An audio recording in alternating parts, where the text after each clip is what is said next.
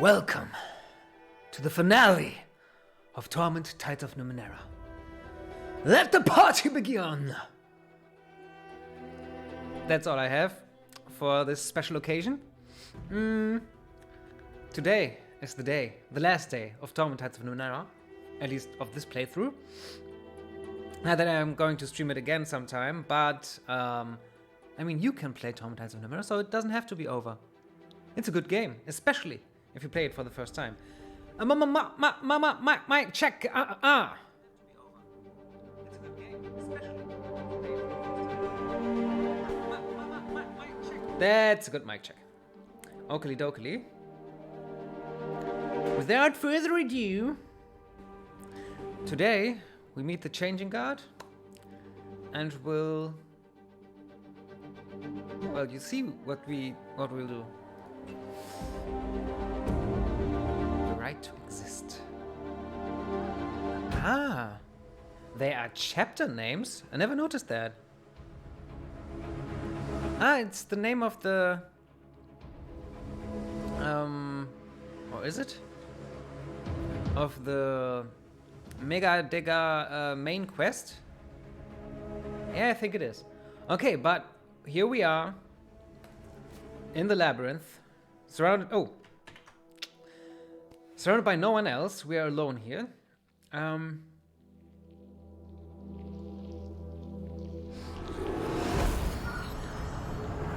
we are. We are the last cast off. I don't think there will come a time just before we end the game that we will read throughout all of this codex. Well, you don't have to read because I will read it out, but you see what I see. We are tier 6. Okay. We have okay. We have okay. Anything we can use here? We can use the bronze sphere. We don't need it because we only played with our 3. We don't know them, but An? I thought An is the name of the little god that Rin kept with her, the stone. I don't know. I'm all over the place. I know. Oh, I had 300 milliliters of coffee half an hour ago. So yeah, maybe I'm a little hyper. You see? Okay, let's just play the game, shall we? Hi, ghostly woman. Again. We know all that. Okay, what do you have to say about all this? Waits here for you as it has all along, looking more and more like it was born here, in your mind. Can we talk about you, says, its eyes contracting. You sense very faintly that this is a regretful but firm, not now. Come with me.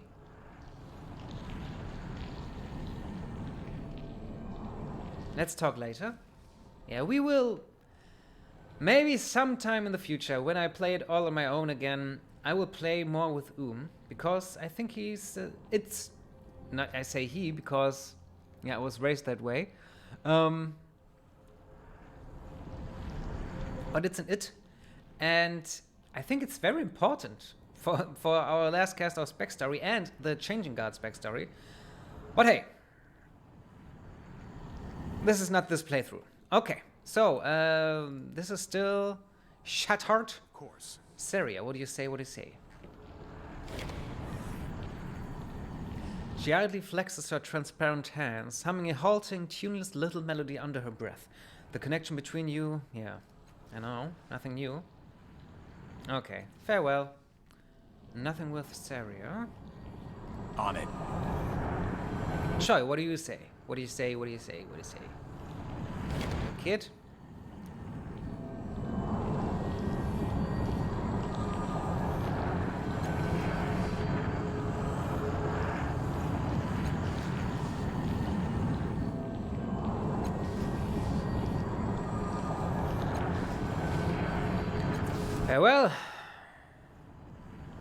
We have these two.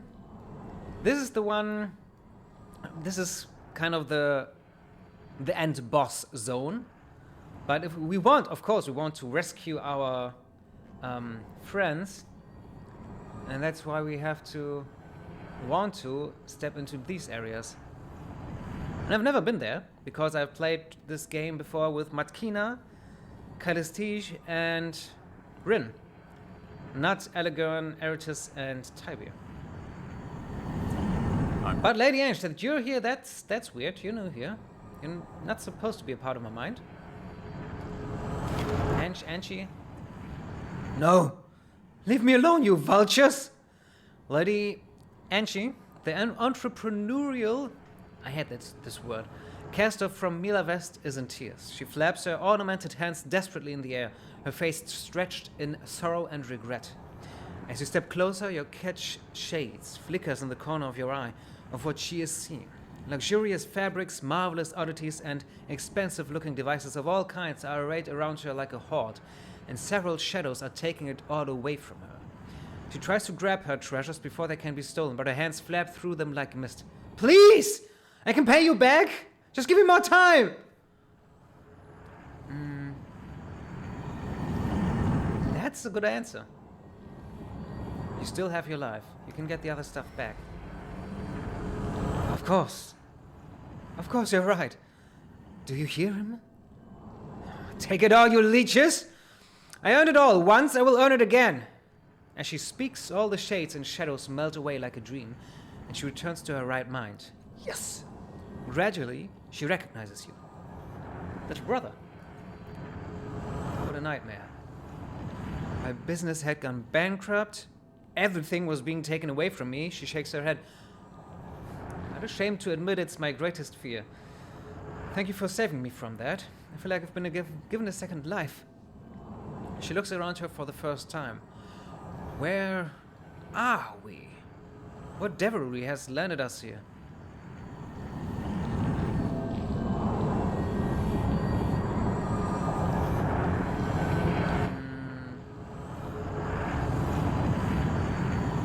In my mind, that's not really correct from what we've learned from the ghostly woman. It's not. Well, 1 and 2 both are correct.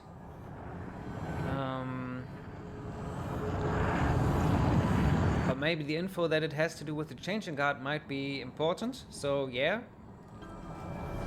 I knew it was the Silver Tide because my mind. Oh, is that so? She gets an odd glint in her eye. A mental landscape, perhaps. And you and I were able to dismiss those visions with mere belief. I wonder if... She holds out one bejeweled hand and focuses on it intently. Suddenly, 2 vibrating crystal shards appear in the air above her hand, orbiting each other and emitting a sharp wooden scent. Ha! I love this item. I import them from Harev, you know. They do nothing except add to decor, but I can sell them for far more than most oddities. She grabs the crystals and puts them into her pocket. It would seem this place lets me do more than shoo away shadows, yes?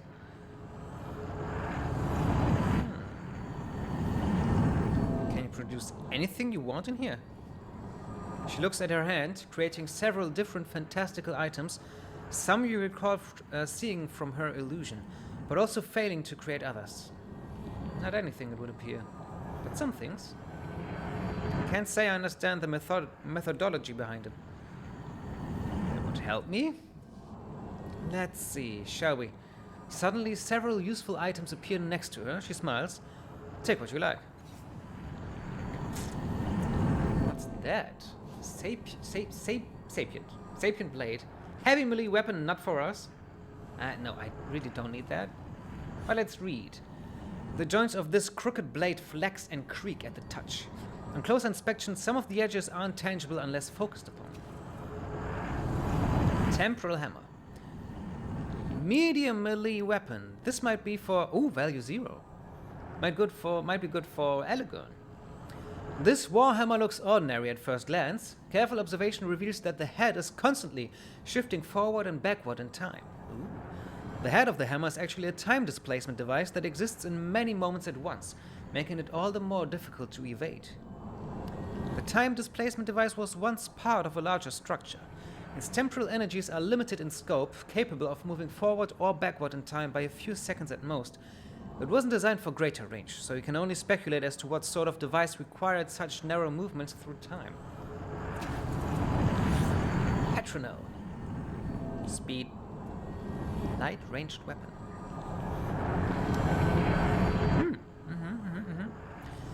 The surprisingly heavy projectile weapon possesses a very wide grip and is uncomfortable for a human hand to wield. When the user places a finger upon the trigger, concealed lights flicker across the weapon's surface like flames. Firing this weapon causes an increase in body temperature, and the smell of wood smoke emanates from the user's body, though it doesn't cause any lasting harm. Ah, so this might be the one that she just... the first item that she made. Coffin Blade. Oh, this might be something for Eretus. The cruel blade of this two-handed sword is a massive black stone chunk, studded with semi-sentient spikes across its upper edge. The spikes shiver with hunger, and when you touch one of the spikes with your finger, it wriggles eagerly, as if trying to detach and dig into your flesh. When the spikes hit a target just the right way, a number of them fly off and burrow into anyone within range. Whenever you use the weapon this way, a demonic-sounding screeching fills your ears. Ooh-hoo-hoo. Gladiator's Will. +1 forever? Oh, active until next sleep. Still? This appears to be a collar made from a well-worn and blood-soaked piece of brown leather. It is fitted with a dull, rusted iron ring in the center, and thrums with a palpable sense of both rage and anguish. It provides the wearer with a surge of might in a moment of desperation. Upon use, the ring stops thrumming and is forever still and quiet. Too bad. Can I... yeah... should I sell something here? This really isn't... maybe... but... it's a waste of an action when you can attack things, so sell that. Yeah, fork it. Okay, Lady Anchi Batchy.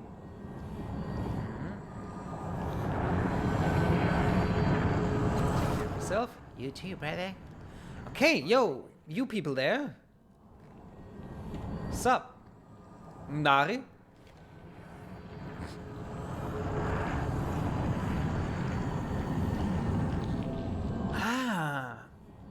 Oh, I've never talked to them before. I guess they have been in my mind for quite a while. Yes, they are. They have been. But wasn't Arn also the stone from Rin's stone? Let me just see what Rin's Torment, Numenera, Rin. Wasn't its name Arn as well?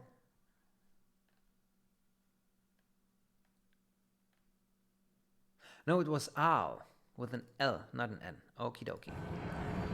The ghosts of the Katina are here, coalesced and more solid than before. You look around the labyrinth and you can feel questing tendrils of thought emanating from the spirits as the machine intelligence assesses its new home. It senses your regard and one of the ghosts speaks. Come, speak with us. We would share our gifts. Talk to him. We thank you for the space. We shall endeavor to be fruitful tenants of your mind, to remain safely out of your way, unless you require our assistance. How are you holding up? My failure, my suffering has diminished. Hold up. The mind is a peaceful place. I would not have expected that. How are you holding up? How you're okay? How? My passengers will be remembered and honored thanks to you. Yeah, okay. What have you observed in the labyrinth? Are you aware this is a shared space? Your mind is not the only builder. I feel other presences on occasion, but they withdraw before I can ascertain their truth. I will continue to monitor for them. It does not appear that you were the primary architect of this space either. Functionally speaking, some of these structures could only have been erected or imagined by a mind that is not yours. I hope I do not give offense.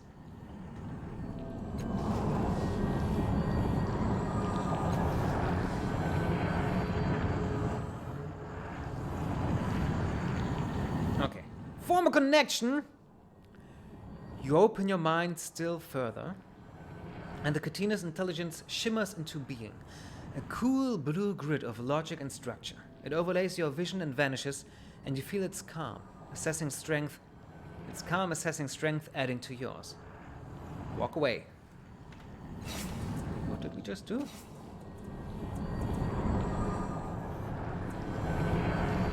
Yeah, why not? Nice. Nice and Stein. Beauty. So this is you. Does it matter if I talk to one of the others? It does not. Walk away. Okie dokie. Let's just get... Well... Let's save and just see if there's anything else in the other areas. And if not, let's get our friends and continue with the game. Wasser ist Leben, water is life. Was los, Digga? Prostata.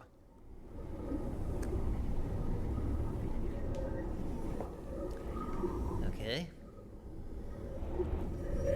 Nothing really, nothing new. Maybe, just maybe. All right. Maybe something new would happen?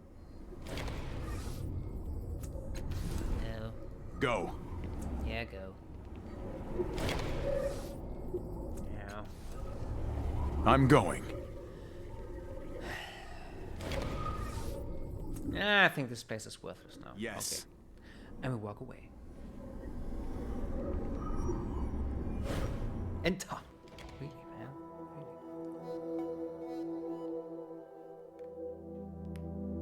Really. Boom. And now we enter these two places, which I guess will also be exactly as empty as the ones we just visited. Just visited. Yeah, I have to apologize. I did have coffee, like I said, and that's why I might not be okay, there's literally nothing here. Yes. On my top game.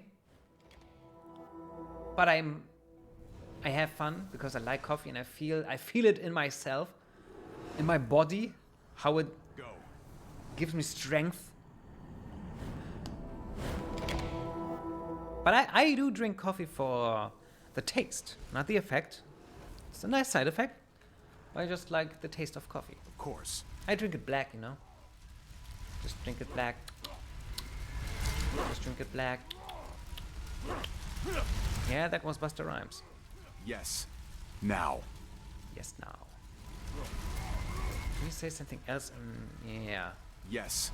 Now. Now, yes. I'm still bloom juiced, aren't I? Yes, I am. Why not? Okay, so which one of our friends, our companions, are we going to visit first? And, well, which portal belongs to which NPC?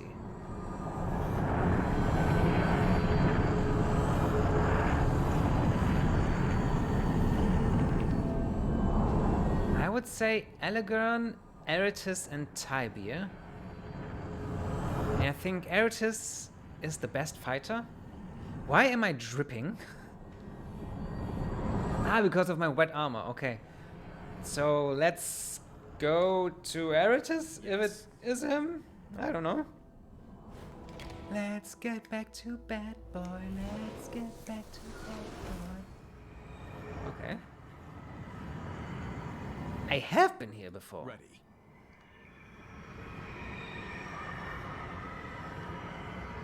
Kina? What are you doing here? It would take immense strength to create homes from these slabs of rock. You remember now, these are the homes of Cone Village, from the mare Matkina gave you. Ah, yeah, we did do that. If you remember that, that's the one where Markina told us what happened here. The rug and jar are mundane but not generic. This place was not built from your memories, but you know you've seen these before. Okay, so yeah, when we found Markina at first, she gave us a mare so we could help. Tasha's mare. Ah, that's why Tasha's here. Ah! Okay. On it. Oh, so you don't see me? I'll get back to you later then. Oh, Elegern is here. I'm going. Oh, so this is Elegern's. What does he have to do with Colne Village? Don't tell me it was... Fine. Colne Village? That All right. was his village. Elegern is quite the mysterious, quiet man. So we've never really known what... No, we do know what his village is. I thought we did. These hovels are markedly different from the stone homes below, as if they were from a different village. Yeah, okay. So it's not Colne. Okay.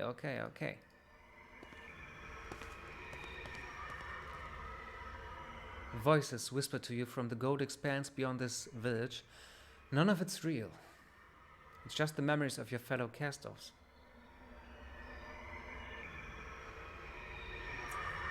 Okay, Yes. Elegern. Here I am, helping you. As you approach, you see Elegern trapped in a repeating loop of tortured time. The shadow of a black metal frame looms behind him, and a flood of night-black monsters pours from it, red in eye and tooth. Shadowy villagers lurch and scream as the monsters fasten onto them. Their faces come clear for a moment, agony and fear their defining traits.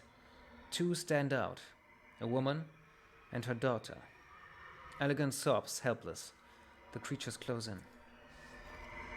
You know the truth of what you see here, that the creatures that assail Elegern's family are not destroying them. The beasts are copying the villagers, transmuting them into data that will be patterned into Elegern's arms. Maybe reminding him of the truth will set him free of his suffering. Leave him to his torment? No, man. He has been with us since day one. So, no, Elegern. The monsters didn't destroy your village, Elegern. We will find the code that will set them free. Reason creeps onto his face and the numb horror recedes. The blackness that spurs from the frame is gone. He lays a hand on a tattoo and pulls it halfway from his skin. I know you.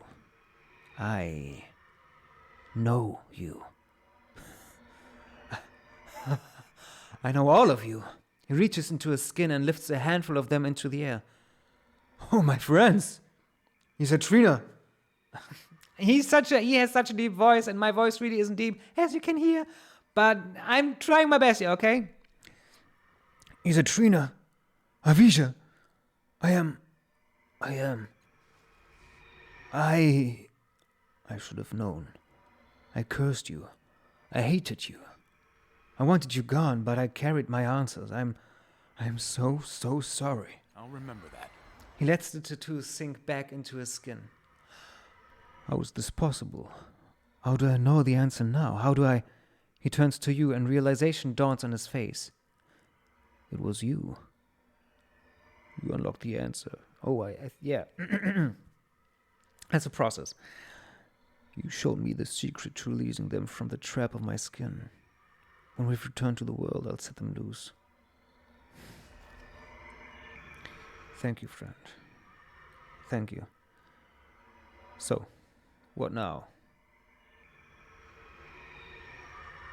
Want to join me? Gladly. He claps you on the shoulder. I think that's the nicest thing Elegern has ever done. Ooh, he's not good. But I think a level up might change that. So, skill. Can I make you... No, you can't. Healing? Well, he is our healer, you could say.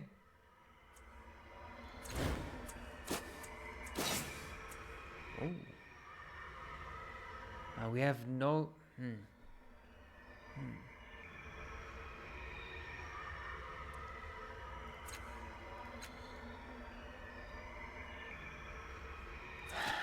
Yeah, let's do that.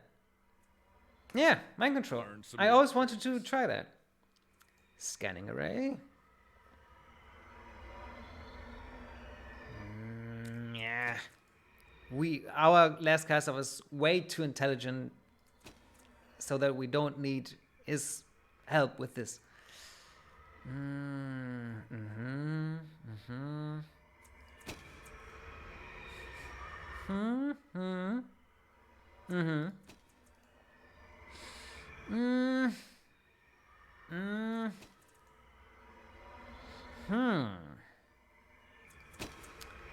Max effort on attacks. I already have 6, so... And we don't have... Let's choose the brawler. Oh! Let's choose both if we can. Yeah, why not? Give me more, give me more, give me more. Britney Spears, ladies and gentlemen. Does this do anything here?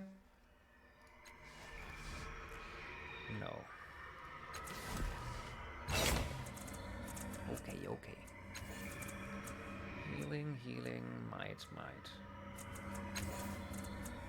I don't need might, so yeah, you take might. Both of them.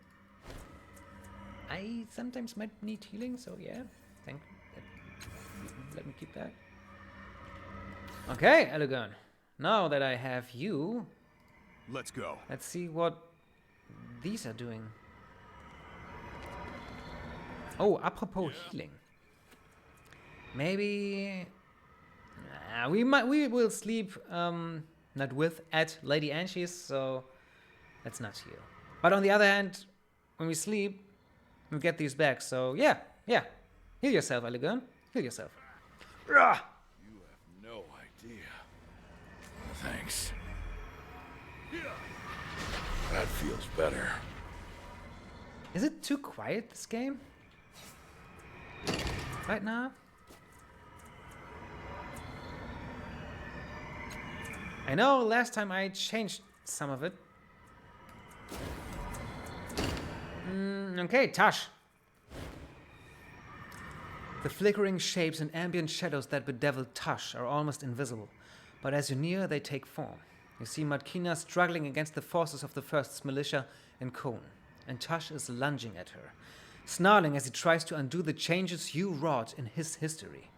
He struggles against the constraints you placed on him when you inhabited his body. He snarls and spits as you violate his life and choice. He is alive with defiance and humiliation. Humiliation.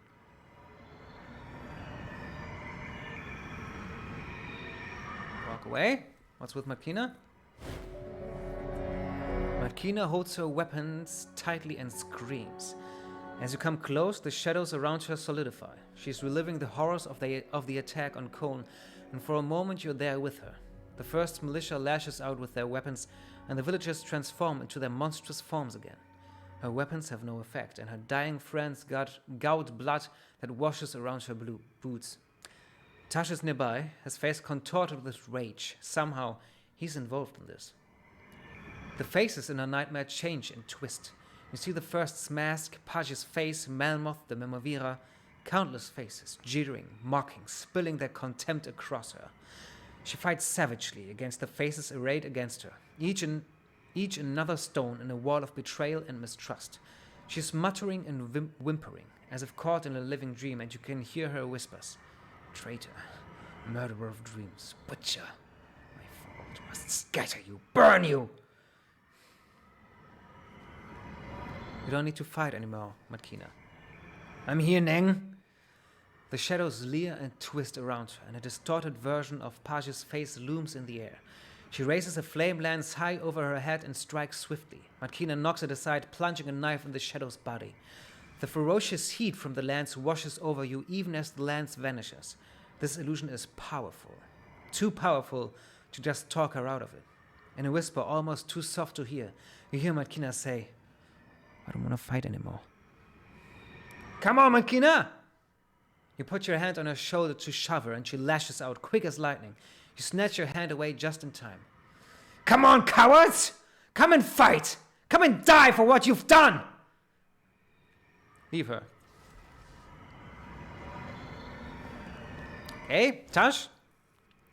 Well, this isn't real Tash, it's just an illusion. Too easy. Too easy.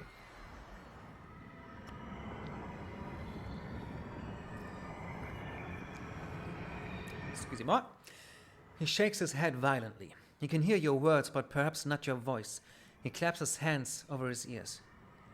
I reject this illusion. I reject it. This is my past. This is not real. The shadows fade. The voice is dull and dim. He looks up at you, wonder dawning in his eyes. Yes. Yes. I'm free. He stands straight, and the fabric of his body begins to fray. He wraps his arms around himself, becoming insubstantial.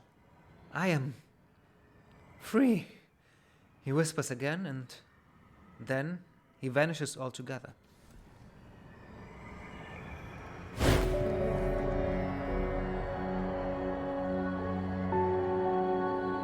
Tash is gone. Tash is gone. I killed him. I'm sure of it. So why is he still here? She's only barely aware of your words, not enough to change what she sees. Her torment is particularly strong, and the knowledge you need to free her isn't here. You'll have to search elsewhere in the labyrinth to find a way to help her. Leave her. Oh, maybe this thing? I'm going. Gone, going, gone, everything's gone. Jack Johnson, I think. Yeah, I think. You look up. The stone figure looks down, holding a circular symbol in its hands. Hair, or perhaps tendrils, curl from the edges of the hood that covers most of the statue's angular face. Abstract patterns race along the folds and wrinkles of the figure's robes. Examine it as a whole. It's not immediately apparent to the statue portrayed. Perhaps this was a major figure in another Kastov's life and found its way here somehow. You may never know.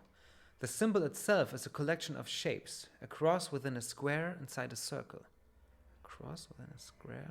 Oh, a square inside a circle. Oh yeah, I see it.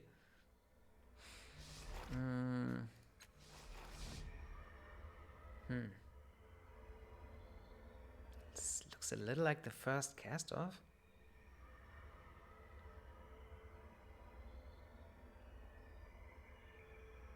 Try to pull it free. You tug at the symbol. It might be your imagination or the light, but it looked like the statue's fingers tensed around the borders of the icon in its hands. Are they from outside in? Touch the circle? You brush your hand against the circle and a vision enfolds you in its arms, showing you a ghostly woman's face. The same ghostly woman you met in the calm of your mind. Anguish fades from her, then the translucent light. Before long, her face is flesh once more. You release the circle and the vision fades. Touch the square. You lay your hand upon the square and the vision falls upon you, showing you a single figure kneeling at the peak of a jagged pile of bones. You cannot tell if it is man or woman, but the cast of tattoo is clearly visible. All you can hear are the whispered words. Thank you. Thank you. Thank you. The cross. A vision cracks open your mind, showing you a billowing, towering creature, screaming with 1,000 mouths. She is devouring herself. She is the Avenger, targeted for revenge, and she is dying. Hold the symbol free. You lay both hands upon the symbol, pull, and a vision unfolds before your eyes. You tower over the world, crossing it with great invisible strides. Faces blur beneath you, a sea of them. But all of them have one thing in common. No cast of tattoos. You and your siblings are nowhere to be seen.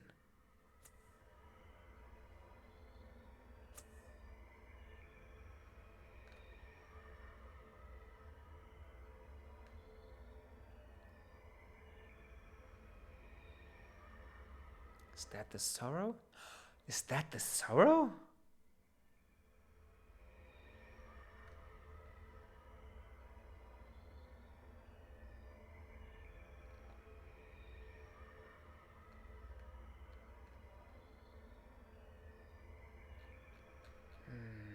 I don't know.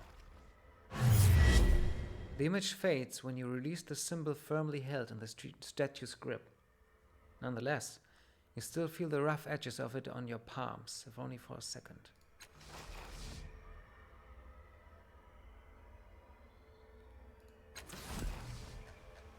That might be...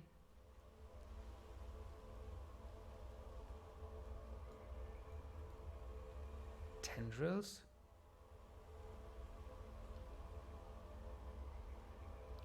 I think that might be the sorrow. It should be, because we know how the first cast of looks like, and Yes. this would explain why we don't know how the sorrow looks like. Can we help Makina now? I guess we can, but I don't think the statue helped us with it. I'm going. Let's get out of here.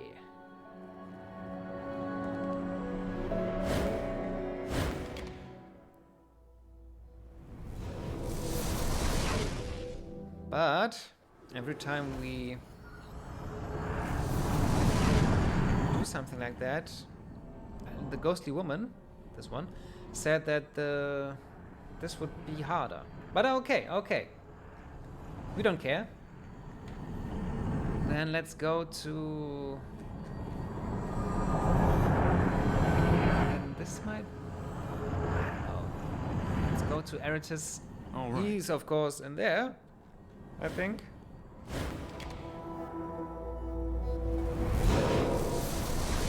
Maybe not. Ooh. Save again. All right.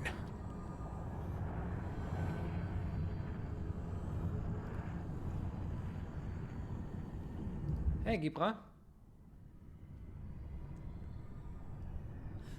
Do you know the way to Bielandra Park?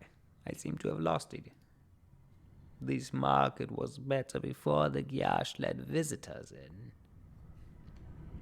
Fimpi? Go. Weird name, but okay. The water emerging from these tubes tastes like time. Strange liquids and even creatures sit in these jars and containers as though for sale. However, they are as immovable as the rock. You've got it.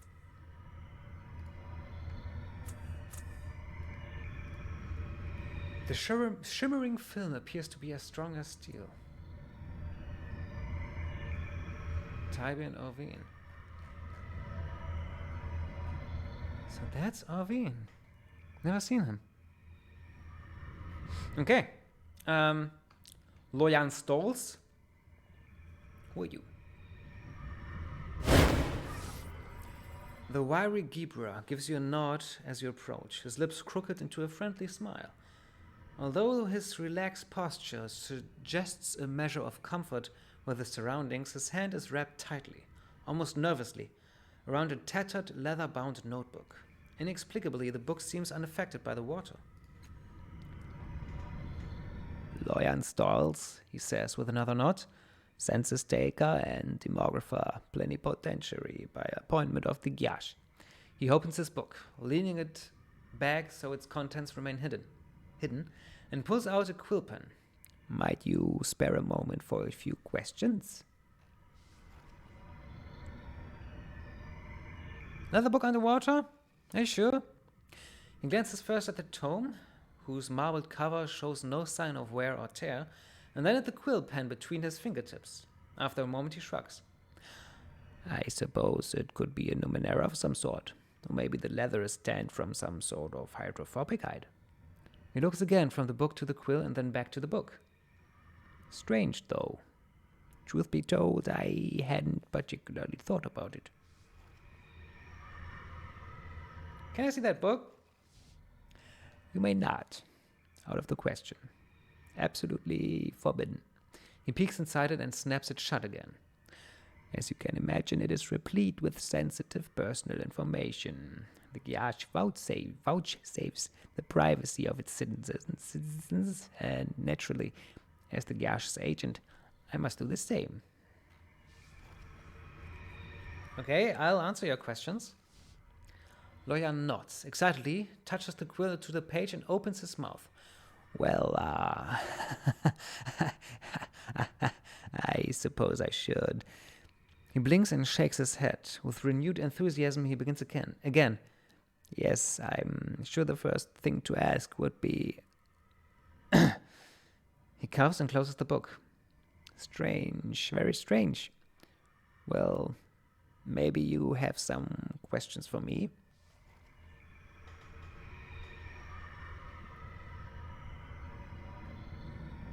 Let me look at it. I'm too smart for all of ya. Oh, all right. But I need you to give it back to me right as soon as you're done. He hands you the book. Far from being full of personal information, it is overwhelmingly empty. There are only 5 pages that aren't blank. Each is a solid color. Indigo, blue, gold, silver, and red. In the center of each is your familiar tattoo, like a deletion, an absence of color. Still, something about them draws your attention. These are the colors of the tides. We like the gold tide, or the blue tide even more. There is a time to question and a time to obey. As a soldier, you know the difference. As a friend, even. Does he really mean to put her trust in this pendant? Or pedant? His study is adorned with trophies and accolades. A particularly large one commends its recipient for solving a complex fraud permeating the entire operation of the caravanserai. Vanity. The very organization of the room, not a clutter but a catalogue, is a shrine to self-love. As an officer, you disappear behind your ribbons, you obliterate yourself. This puzzle breaker has done exactly the opposite. Obedience. The order is given. Your job is to secure the services of a brilliant mind for whom no conundrum has proven insoluble. To ask, to wonder, to ponder. Those are tasks for another. Let the endless battle end. Let the dying stop. She, I guess, must be... okay, one of the first cast-offs people, or the first cast-off herself.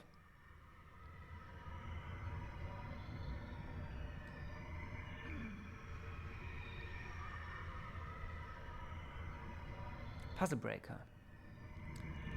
Wasn't Mazov the puzzle breaker? I know about a puzzle breaker. Okay, continue. These are cast-off memories. There's some familiarity to them, but that's nothing new in this place. Blue again? Something else? Nay.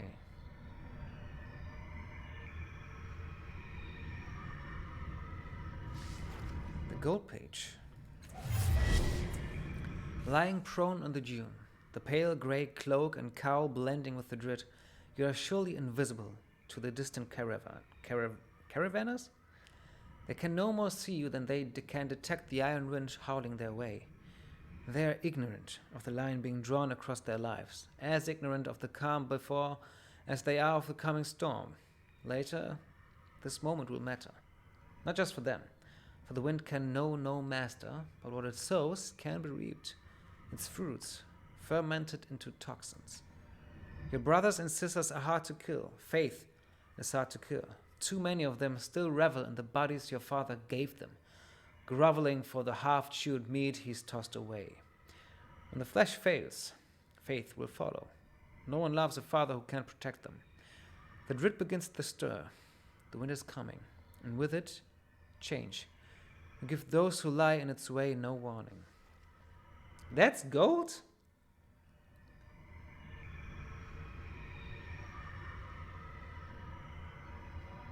Okay.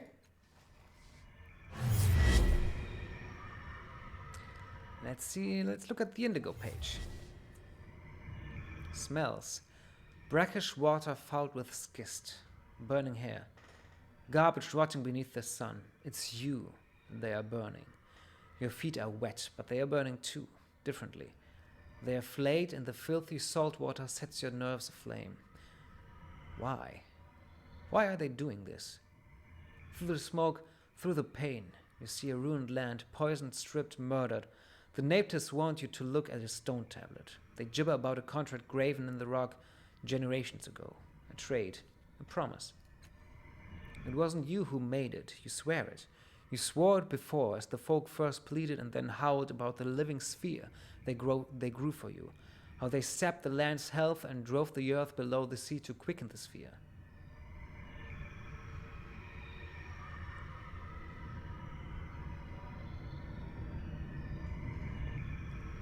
Mrajolios, maybe?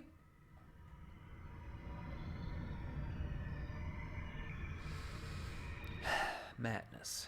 Pain and madness. Your entire life. Pain and madness and fire and a few hours and nothing else. Then it would all end.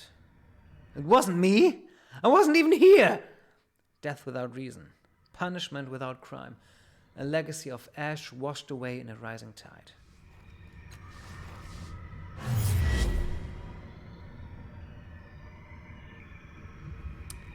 Pee break!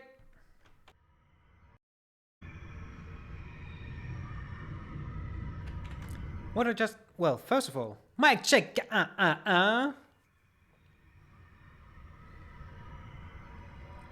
just... Well, first of all, mic check! Lagging behind quite a lot. I just remembered I wanted to load a previous save game so I could... Hold that, what? Went fast now, Twitch app. To see if we could talk to the observant spec about Sheila's hammer. Later we will, but I don't know. Examine the silver page. Across from you is a fellow cast-off, a fellow officer, a fellow gambler. Eyes inscrutable, cards impossible to guess. The other players are broke. Their companies, bonuses and leave, and even material pissed away at the table. Tomorrow some will die for want of shield ciphers, others will live because a captain drew a trump card. Chance. But iterate chance enough, and probabilities become inevitable. And the battle never ends. It's leave you're playing for you and your soldiers. Nearly every company is being sent to Ansau to deal with the Chalcedon's assault, but one lucky band will have a milk run and a good debauching. Not yours, though. The cards in your hand are low. You know your bluff will be called. Tomorrow your grunts will be in the thick of it, and this lark nibber will be playing nursemaid to an Aeon priest. Luck. Dumb luck, grinding behind it all pride and striving. Are these all things we saw in Marecasters before? Well, this was, I think, a prequel to one of the Marecaster stories. Kind of.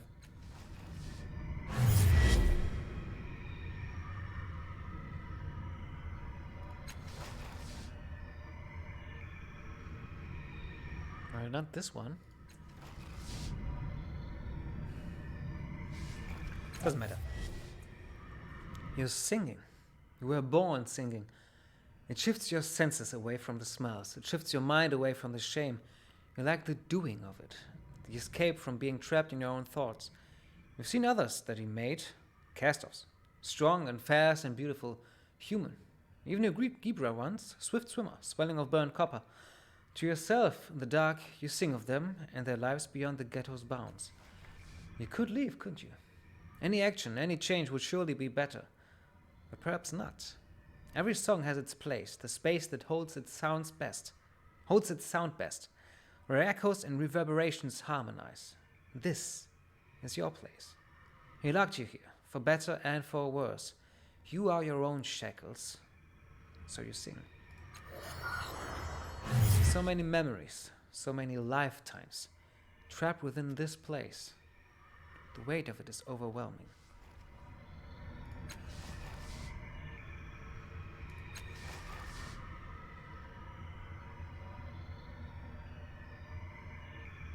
Your book is basically empty. The Gibra's gills flutter in what seems to be an expression of agitation, and he clutches the book to his body. Well, basically, eh? That's an important qualification. Then he shakes his head and groans.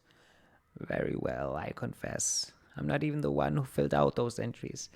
I think they've been here the whole time. The chief demographer will have my scales, I fear, but, truth be told, there just doesn't seem anyone to interview. Odd, isn't it? He shrugs it off.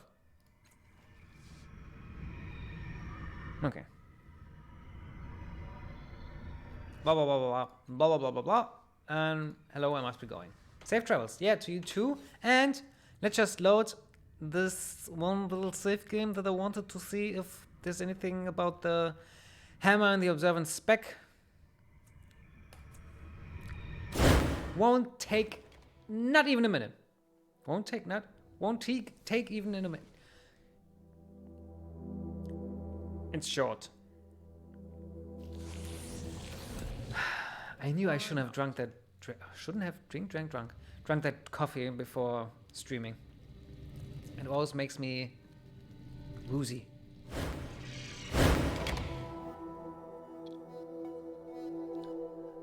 Drunk. Hey, Specko. Fine.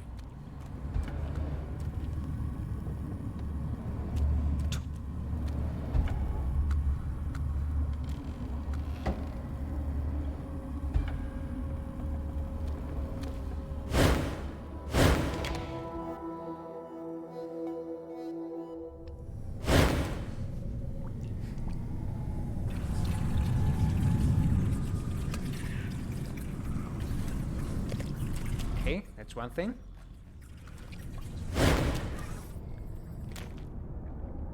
Few return alive and whole from the depths. And here you are. I never doubted you, Castor. I found this hammer. I think it belonged to Cheetah. Ah! Her eyes widen. Yes, it is. But she never would have left it behind. Did you see Sheila? Was she there? Well, yeah. That can't be right. The whisper said she'd come back. The spec's voice is very, very soft, and for the first time you can't hear the chittering of the bloom behind her words. She sways on her feet, trying to steady herself.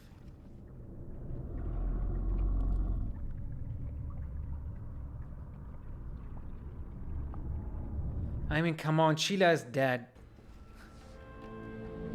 Centuries. I didn't realize. The whispers told me she was alive. Why would they lie to me? What other lies did they tell? Am I the speck? Was there someone else before? Why was the bloom keeping me here? What does it want? She turns to you, eyes pleading for answers. The otherworldly gleam has completely gone out. Who am I?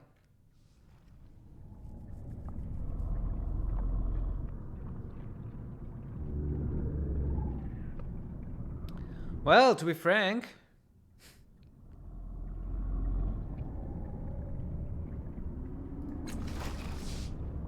she nods slowly. You notice that her eyes are clouded, her movement slower than before. How to restore what I was, without even a clue to guide me. And a body so weak, so weak. No hope, cast off. The speck is growing old before your eyes, her hand trembling, her body stooping. What I lost will never be found. And now the whispers have abandoned me too.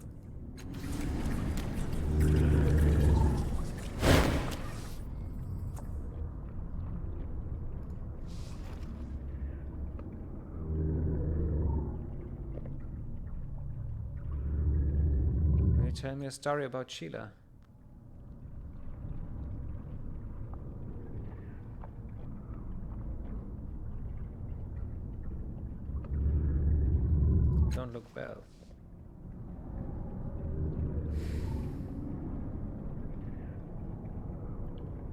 Really don't look well.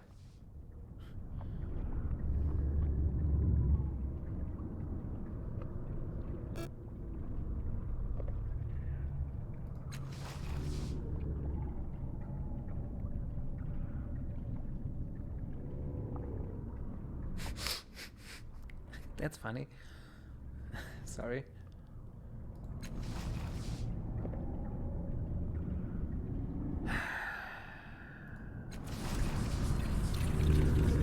Okay, so this is how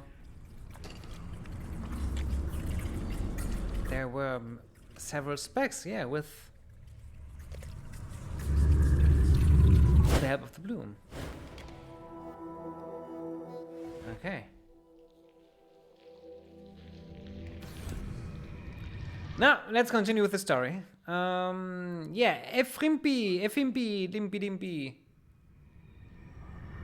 What do you say, what do you say, what do you have, what do you got? What you got? What you got? Hey, Efrimpi. Boom.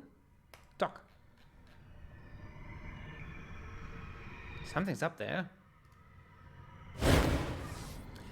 The short, spare, lean-faced Gibra is so wrapped up in his work that he doesn't notice your approach.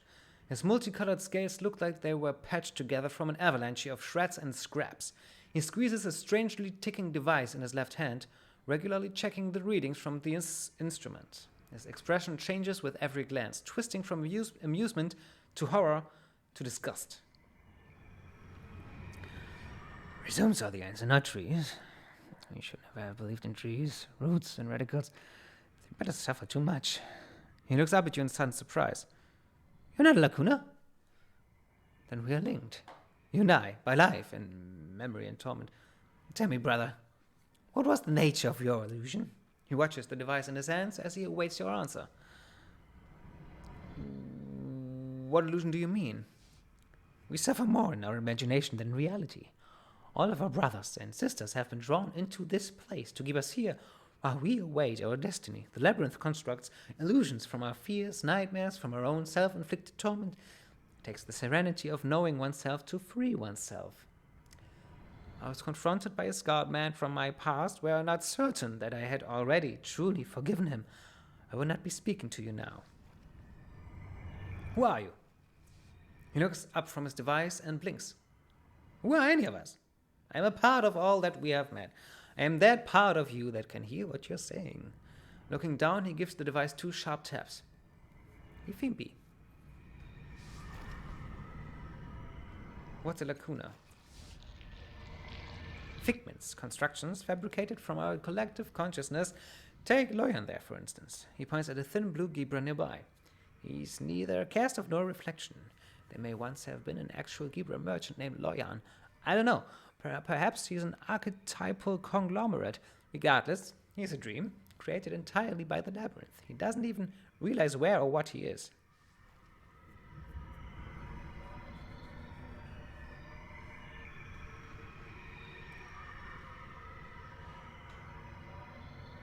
What is that device? Perhaps it is also an illusion. I seek to understand the nature of our shadows. Speaking with the others has been fruitless. So I observe, I measure, I hope. It is the latter that will be my downfall, I am certain. Are you a reflection of someone I've met? Haven't you been listening? I am no reflection, no lacuna, no construct of your imagination. I am just like you, a cast-off, merged by the labyrinth, awaiting a destination. Oh, so he's... Elegant is a reflection, but he's so really, really real. Can you free others from their illusions? All that consists is real, and the plane of consistency is the abolition of all metaphor. Some can free themselves, as I have. Some really need to be told that what they fear is unreal. The rest... He squeezes the ticking device again, it ticks fast, and he scowls. The rest are more difficult. I suspect that if one steps into the metaphor with them, takes their hand and leads them out, they can be freed, but you must understand the nature of their regret. I've been unsuccessful in that so far. That explains why you couldn't break Matkina from her illusion. You have to understand the nature of her regret before you can help her. Maybe studying her illusion again will help.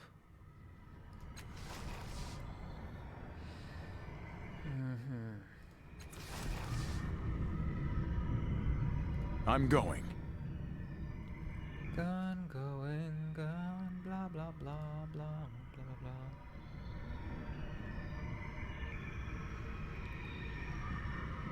blah. My son's never seen an air breather before. Do male air breathers carry the eggs, or is it the female? I can never remember. Another air breather? Come to visit your friend, I suppose. You should have seen the inmate last year. Now that was scary.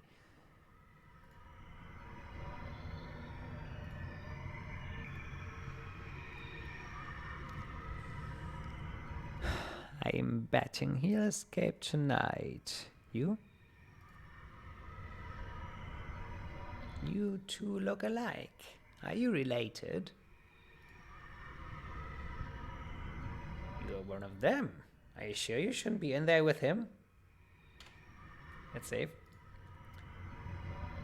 Hey, Brigade. Come on closer. There's plenty of room for all this. Yeah, I can. Okay. So I can bring my kids. You're distracting me from my duty, sir. Hey, Mazov. Sup? Mazov.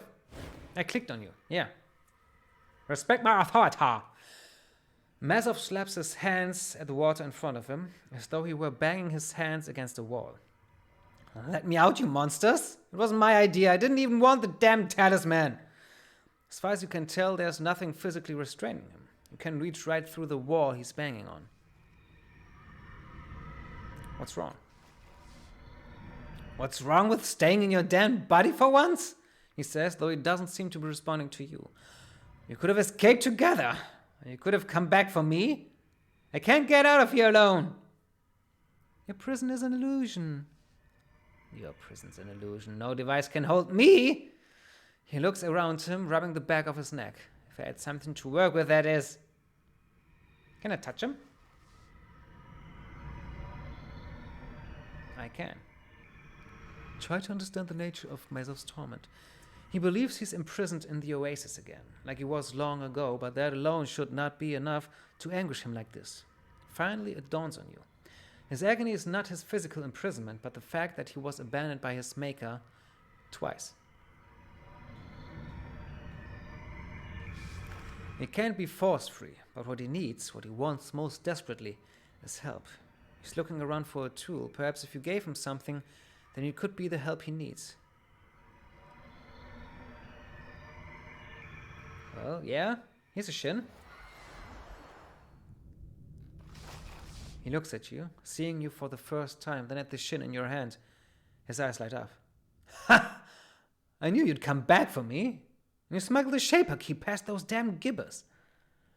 He takes the shin from your hand, then he kneels down and works at some device you can't see. There's an audible click. The gibber around you swim away, and the haunted look drops from Mazov's natural eye. Good evening, Shiroxy! Halloin! This is... So Mazov is the one that we, in one of our first memories we had in this game when we started. I think that has something to do with that. The game was pretty good. Hollow Knight, very good. I have yet to see anything that I don't like about the game. If I had one criticism, and that's very, very small, it's that the colors are very samey. Everything looks very identical so far, but there are other worlds, and I've been into one now, that look differently. So, and that's a really, really small complaint. Hollow Knight, very good game. Ilbrick had fun. He helped me a little with when I had questions, which weren't that many, and the controls are so tight. I really felt 2D platformers, or any platformer for that matter, aren't really. I think I'm not really good at these games, but with Hollow Knight, I felt that, oh, okay, I think I've got it under control. Also, you can heal yourself with your soul power, which you gain by defeating enemies. So that's... I don't have the feeling that every time, every step could be the last one I make, because I can always heal myself. So yeah, I can recommend Hollow Knight, Shiroxy. Yeah.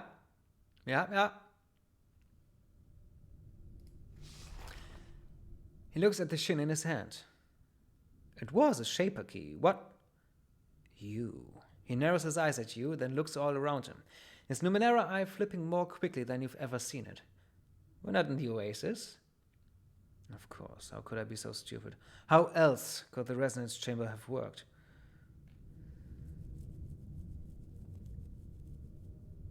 You know what this place is? Not exactly, but I can wager an educated guess. This is a psychic substrate, a kind of mental dimension that connects us to each other. The changing God and every last one of his children. Even with all my knowledge and abilities, there were things about the resonance chamber that were a mystery to me. This answers a lot of them. This is the thing that links us all. The plane of our minds. He looks at you again, eyes suddenly wide and frightened. He's here too, isn't he? He would have to be, if he were alive when the machine was activated. He grips you roughly by the shoulders. You have to stop him. He'll be after the core of this place so he can finish the job. So he can snuff us out and save his own damned self. Ooh! Yeah, it's on my list. It's the thing I heard. The good thing I heard about this game is that it's a little bit maybe like Shantae. It's easy and casual, but still challenging enough that, and a good enough game that it's fun. Yeah. Have you ever played Kingdom Hearts? My best friend, he's a very big fan of the franchise, and okay, yeah, it's on my list as well, of course. But I've never played Kingdom Hearts yet, but I'm looking forward to it. Ooh, is it? Do you have I ever asked that? If not, I wonder why. Do you have, after all the games you've ever played, do you have a top 3, maybe, of games, of video games? Because playing it 4 to 5 times when you were between 15 and 18 sounds like it could be on that list. You know so little?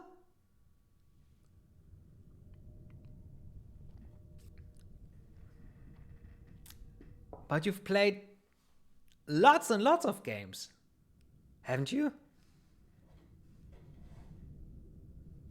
Or do you mean you remember so little? I need your help. Come with me. Yeah. He looks like he's stealing his resolve. Yeah, I will. Let's... He looks down at his feet suddenly. They are fading away. What the hell?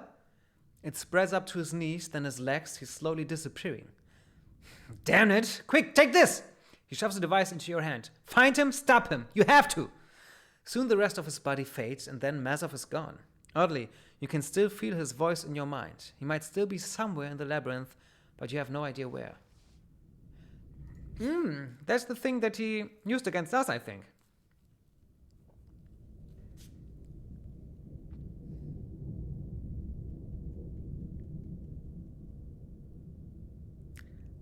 Okay, then from all the games that you have played, you must have top games. Shiroxy. Or if the answer is just too complicated to be written in English, be my guest. Let's talk Deutsch. Okay. I don't know much since your stream. When I started the chronological challenge. The chronological challenge. Has a nice ring to it. But from the games, it would be my top 3. And before I waste my time in MMOs,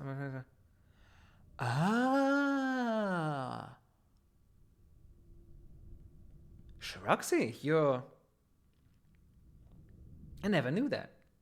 Okay. Okay.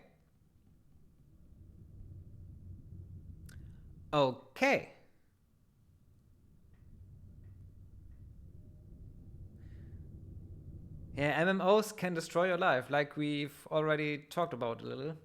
I know. Luckily, I never got to that point. But I know I had a nice summer when I was 14 maybe? 15, 16? Younger? I don't know. And all summer I played World of Warcraft. And I enjoyed it, but I only played it because a friend of mine had paid for it already and didn't want to continue or didn't have the time. And so I used his account to play some of it. But as you get older, the more you see that fetch quests and that MMOs mostly are just a hassle. Fetch quests and ticking off boxes and... Ugh. Yeah, but I think I would have to agree that the 1980 to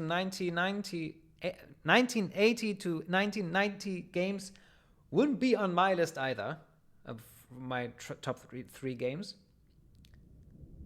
I know top 2, but I would be hesitant for a third. Planescape Torment, Elder Scrolls 3 Morrowind, but I don't know which would be the third one. There are many games that I think, are very good, like Inside or Hollow Knight, but they have to really touch me so I can say that they are one of my top favorite games. And now that I say that, Life is Strange, of course. Yeah, Chloe. I think these are my top 3 games. Even though I think that Life is Strange itself, the gameplay and many parts of it could have been much better, but you get all the feels. RPGs too, and of course I played a lot on PS1, but I really liked. If I someday will play newer RPGs, I will find my RPG. Someday, Shruxy, someday. I hope I will experience that with you.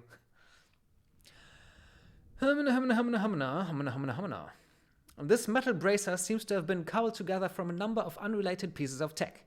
Various wires hang from the unit and a panel of lights turns on with no apparent pattern. Occasionally, a spark shoots off from the device, more surprising than dangerous. A small band of metal on the back reads, "Property of Alrus," in faintly legible letters. When used, this bracer emits an aura of flame that surrounds its wearer. The flame burns anything that comes in contact with him or his weapons. Or her. However, due to its cobbled nature, the bracer also slightly burns its wearer while in use.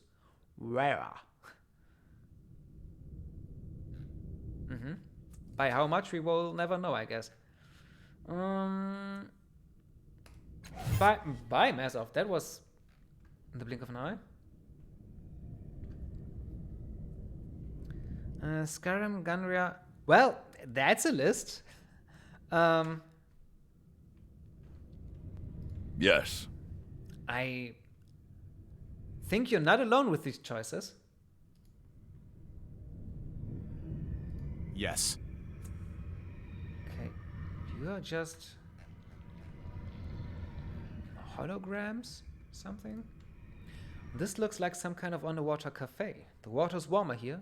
Pleasantly so. Okay, so the baby area. Where the pea gets to.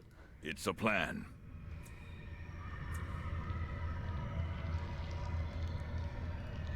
The water pulses with the shimmering of this dark veil, belying the falsity of this underwater fabrication. Okay, Tibia, Oveen. It's time to free you. Hey, Oveen. Whoa. Crackling heat washes over you, and you instinctively shield your eyes. When you move your hand, you are no longer in an underwater marketplace. You stand at the center of a village in flames. Tibia, a bruise blooming on his swollen cheek, tries to touch the back of the large man facing away from him. His hands go through the man as if he weren't there. Come with me, Orvine. You don't need to stay here. We can leave this place behind us and never come back. Orvine turns. Fresh blood spreads around the wounds in his white chest, and his face is heavy with sorrow. You never learned. It was never about the lying or the cheating. I would have forgiven all of that, fool that I was. His eyes rove over the burning huts that only the three of you can see. They needed us. They hired us to protect them, and you sold them out.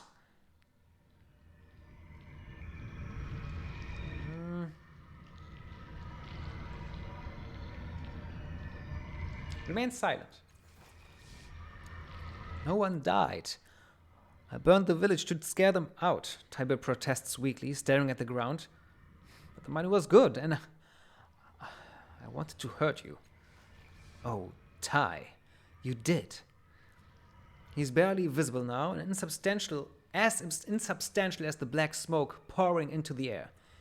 You taught me to see things the way you did, that the world wasn't kind and that it broke kind men. He lifts his eyes. But it was you that broke me.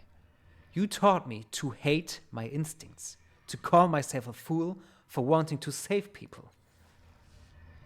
But you weren't, Tibia says, clutching at Orvine again. This time he nearly catches hold before his fingers sink through his lover's arm, like a man trying to hold on to fog. You taught me what a good man was. I didn't listen, but I heard. He lowers his head. That's why I never went looking for you. I couldn't stand breaking your heart again. Orvine reaches out and cups Tibia's face, holding it with hands growing solid. My heart was always stronger than you thought, he says softly. And he faces you, waiting. Ooh.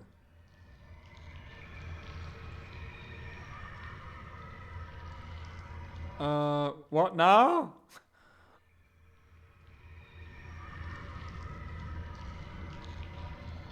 Was Orvine a cast-off? No, he wasn't. What? No, he wasn't.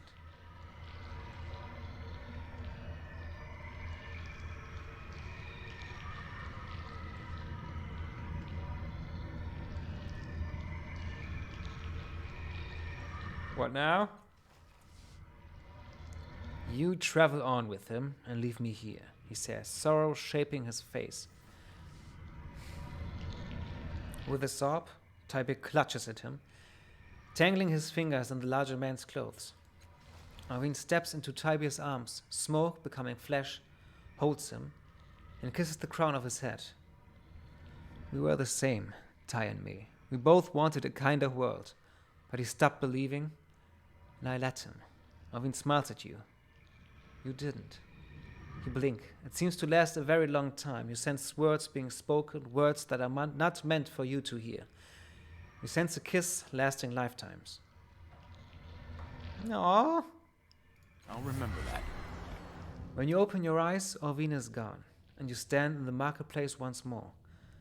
Tibia rubs reddened eyes with a slow shaking hand. Light glitters off the two rings there. Ready to go when you are, he says quietly. Tibia's linked rings. Oh, cutie. Tibia. Tibia wears these two plain tarnished rings on one finger. They seem to fit together, even though one is much larger than the other. I think... Oh, that's a good question. That's a very good question.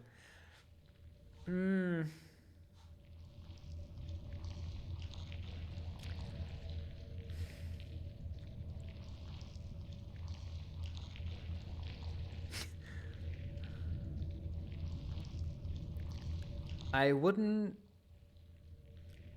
say that they never could, but I think that part of why I like these games is not only about those games themselves, but about when I played them, in which circumstances, with which age, with whom. For example, Life is Strange I played with Cutie Cat, and that, I think, made it very special. And some things you can just not repeat. For example, Morrowind was just a game that I played. I started 15 years before I finished it, and it was too complicated for me. And I tried to, I uninstalled it and installed it again, and always had these phases where I played Morrowind but never really got it until I did and played through it.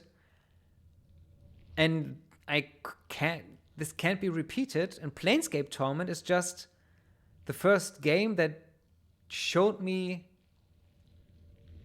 what kind of setting and weird world I like. But on the other hand, Life is Strange was pretty new to me. I mean, I played it for my I played it recently, I would say, just maybe 2 years ago. And so, yeah, I think they might change. For example, Inside, which I streamed, the puzzle platformer, I would also say is one of my favorite games, and maybe under the top 5.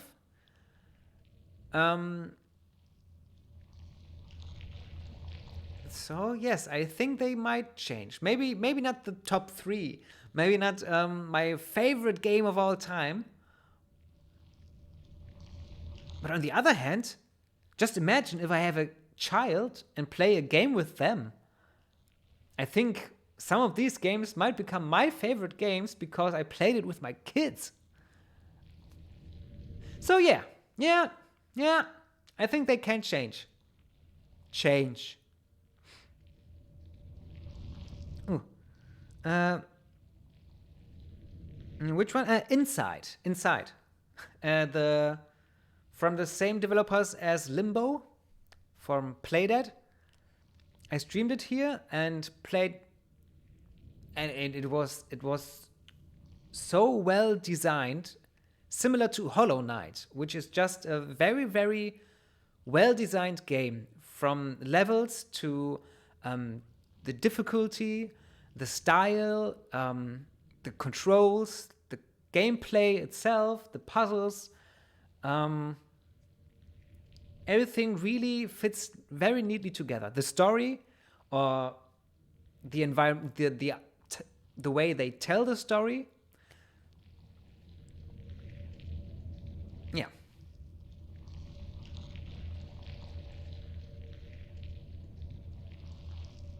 Now.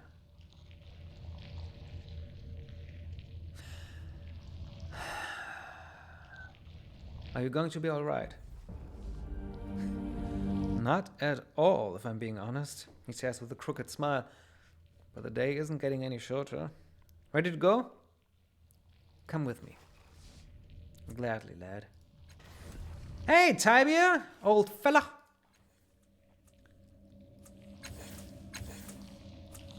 Can I do anything for you? You have this Fleetfoot Mac. Intellect. When do you use intellect? Gimme.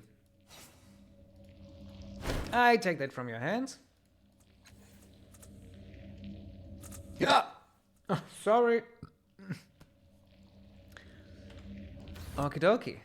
Hey, Tibia, welcome back. On my way. Oh, that's the P station. So, what is these? Why not? Why not?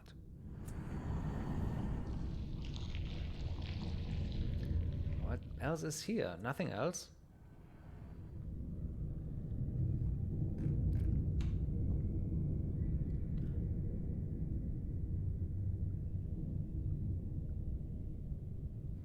I just want... I went blank there for a second because this is so colorful. And I just wanted to ask Shiroxy, what's your favorite color? But then I thought I have asked that before, and I think it was similar to my favorite colors, yellow and green. No, it was Ilberic, who also liked green. You don't have any? Ah. Okay, then excuse me. I'm still not sure if I should play shooter. You mean a first-person shooter or any kind of shooter? Like third-person shooters similar to Grand Theft Auto, for example? Or Max Payne? An obelisk thrusts from the platform like a horn, or a claw, or a tongue. Its party-colored surface has a shimmer to it and a slick texture. Not quite mineral, but not quite organic either. The garish appearance belies something ancient, even wise, that seems to radiate from the obelisk, as if it were here at the beginning, or close to it, yet retained its youthful energy. 4 runes are carved into it, symbols of a civilization that predated the truth. Truth is the language spoken throughout the Ninth World. Examine the obelisk itself.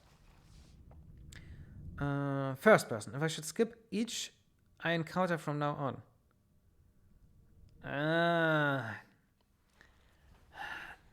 Well, I would say you should give it a try, because shooters are just a lot of fun, in my opinion. And aren't you mostly a PC gamer? So I think you did play a shooter. You played Hexen.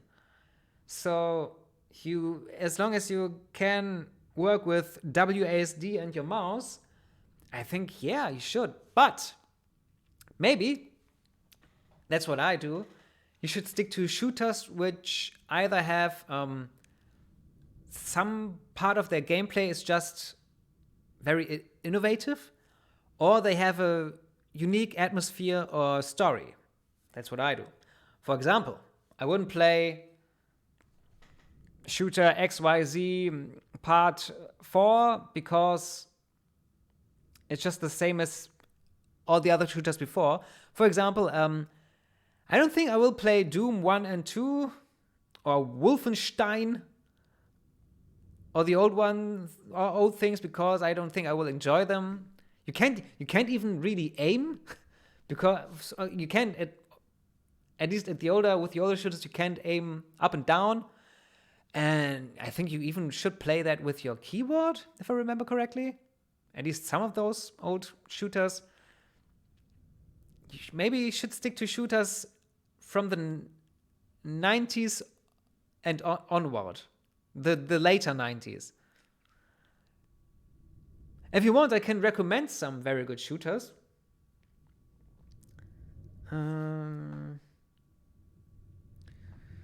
We'll start 92 to 93. Hexen is different. Why? Yeah, you should. That, of course, you can't be sure which have a story, but I think if I get this information by either watching a YouTube review or reading the store description or the reviews, the Steam and GOG reviews, wherever I buy that game, and then I know, okay, is it for me? Is it not for me?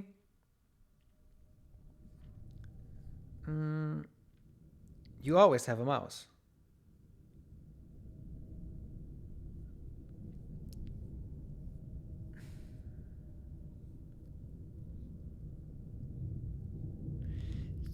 Maybe, but I think, didn't you also play very, very early shooters just with your keyboard? Because you didn't really need the mouse, or you could play them with your keyboard better than with your mouse because you couldn't aim up and down. So why would you need a mouse if you can use your arrow keys? Yeah, maybe the later 90s. That's what I would say, because the retro shooters aren't for me either. Because they lack a certain design that I like in shooters. For example, many of them are just shoot with no AI whatsoever with your enemies. I like enemies that are at least a little intelligent. Sometimes I play something like Serious Sam or Painkiller, but this is not the kind of shooter that I like. I do like, for example, Stalker was, in my opinion, a very good shooter, and there are also others that I do like because of how the enemies react. For example, the first Far Cry, that's a good shooter. It had AI, it had, for that time, a huge open world. It had vehicles, and it was something new. I think you could hide in the grass because there was grass, or behind the trees, and it was a good gameplay then. I can remember one. They lack story most often. Yeah, they do. That's true. And play each shooter on easy, because I think I'm really bad. That's how I started.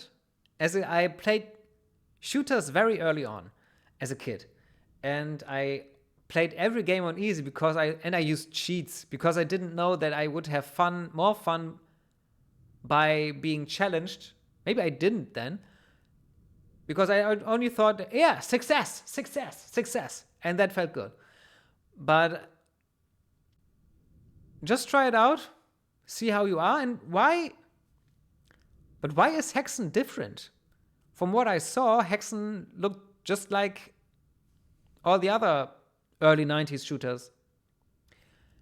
And while you think about that, let's make another pee break.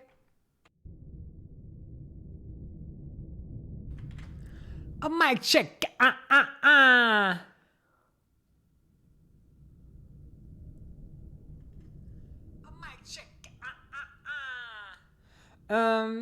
Fantasy setting. Okay.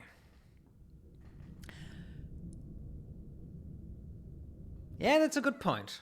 Most, especially the early shooters, are science fiction, action, horror, war shooters. And most of them still are, I think. But maybe try Heroes of Might and Magic. Or there are newer shooters. Isn't there Lichdom Battle Mage? Or something similar, it was called. There are wizard shooters, for example. Where you're a witch or wizard. My favorite genres. Yeah.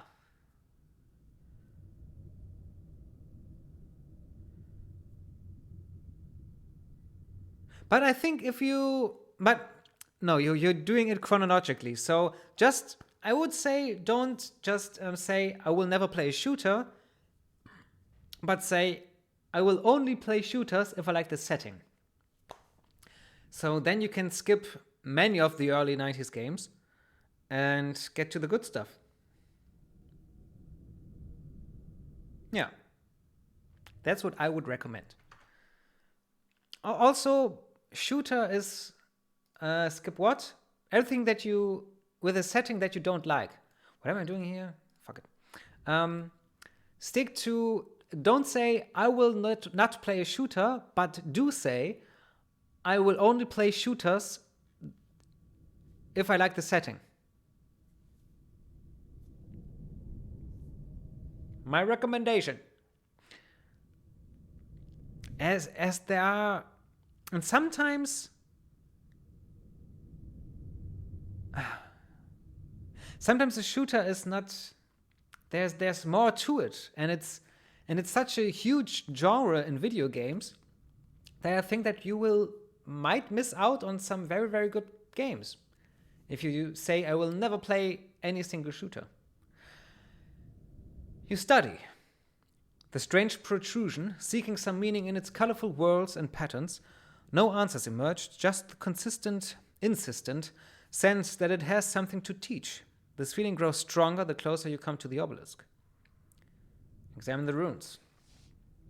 They are simple shapes, something like a heavy quadruped in profile, a serpentine double curve, a two-tined comb, and right-angled corner.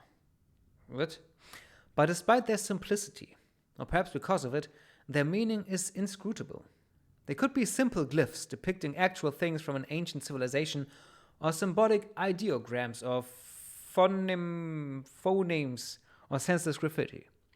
They could be a warning or an invitation, a name or an epitaph.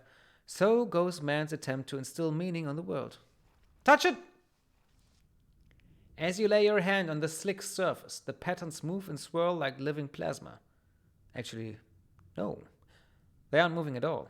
It was merely a hallucination of some kind. You ever sense that this has happened before? This and more. A memory shifts and contorts through your mind like the colors on the obelisk. It's just a matter of catching hold of it. Try to capture the memory, of course I can. A broad smile spreads across your face as you feel the wisdom welling out from the stone. The two Gibra beside you, who helped scrap centuries of encrustation from the stone, sense nothing. From your satchel you take a fleshy living artifact and graft it with various devices and crystals.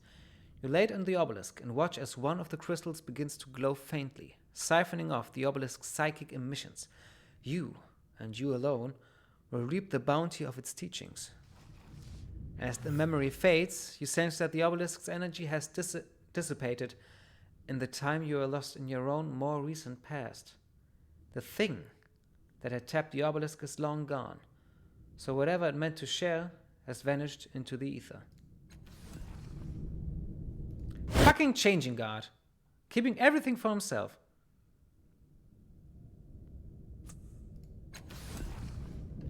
Maybe we'll All right. later get to somewhere that we can reap it again?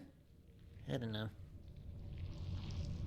But what do you think about third-person shooters? Is that something you're as hesitant about as with first-person shooters? If Fimpy says you're not real, just a figment of a collective imagination. The Gibra shrugs. As you can imagine, we census takers receive all manner of appreciations.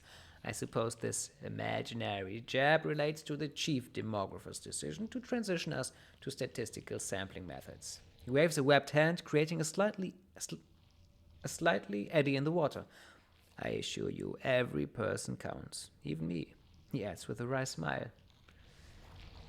Your census taker with an empty book that miraculously stays dry underwater.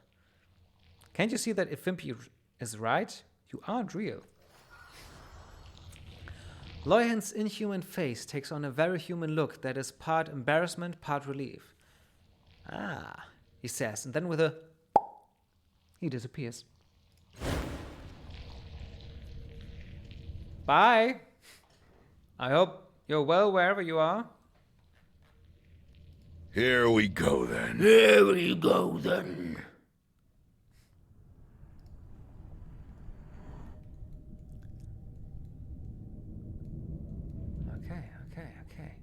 Fimpy, now, are you happy now? I killed Loyhan, who didn't exist in the first place, but still. Flump. Didn't I click on you? Clickety-click. And the Gibra looks up from his device, fear obvious on his face. The illusion. No. I broke free from... and recognizes you, regaining his composure. Ah, welcome back, brother. Did you think I was part of your illusion? He fidgets with the device in his hands for several moments before answering. Perhaps. You remind me of him, yes? He looks up at the sky, or what passes for sky in this watery fathom. This place... it is not good to stay here. Not good at all. Farewell. Okay. Now we've got Tibia, so let's go to Aratus. The one I thought I would get first, but now it's the last one, but who cares?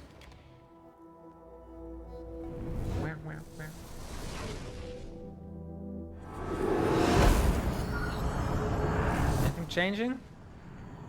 Everything changes. Okay. Then let's see. Go we here to Eritis. I mean, it should be there.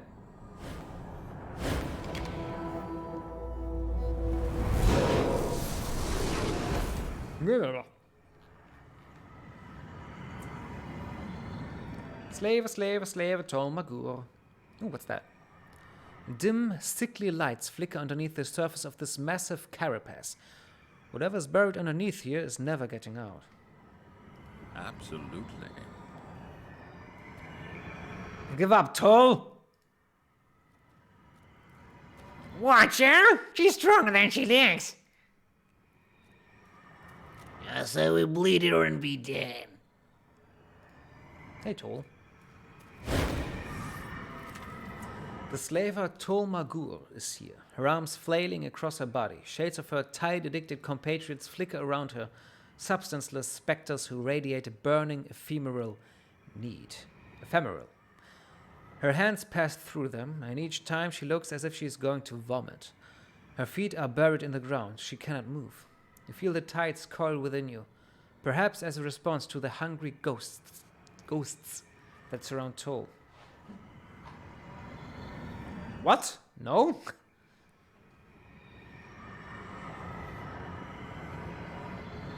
Those shades aren't real. You can free yourself. Shroxy, did you hear me? What's your opinion on third-person shooters? Are you as hesitant about them as with first-person shooters? Did I say first person in the first sentence as well? I mean third person. Third versus first. She struggles and screams against the need of her erstwhile minions, but somehow your words penetrate the barrier of her fear. She opens her eyes and sees you. She reaches out a hand to you, and a spark of energy flashes between your fingertips. With it, awareness comes to her eyes. I mean like Tomb Raider, not top down, but over the shoulder, you could say. The shades fade away from around her, and she mouths silent gratitude. She rests her weary head on the floor of the labyrinth and sinks into the ground, leaving no trace behind. Bye, Tol.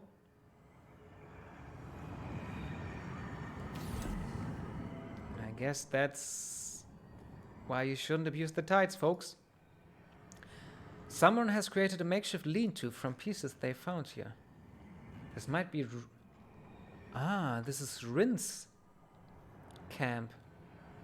So that's why Tol Magur was also here. Change the camera always from first person. Oh, no! I would say there are more first-person shooters than third-person shooters, and that you can change the perspective has come up only recently, I would say, with so many games, or with more games. Most first-person shooters I've ever played are strictly first-person shooters.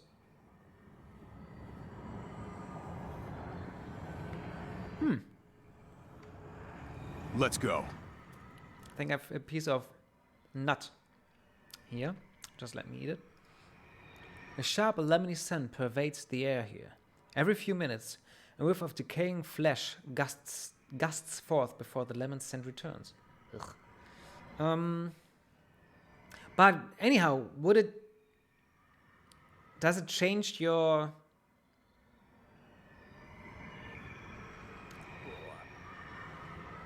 Would you rather play a third or a first-person shooter? No, it wouldn't change. Okay.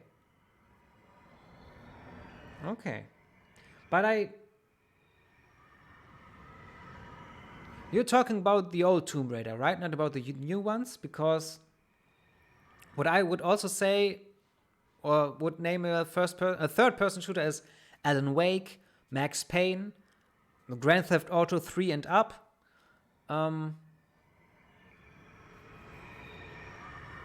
But now that you're saying that there's no difference for you, I think that's all the answer I wanted. Oh, yes, okay. Of course.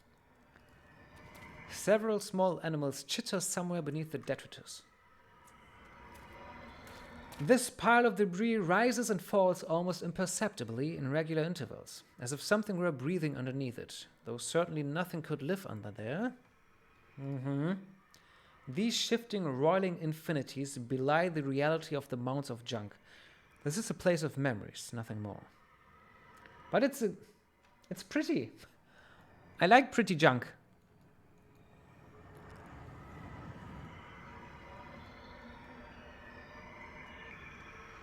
Okay, Mr. Philethus. What's your deal?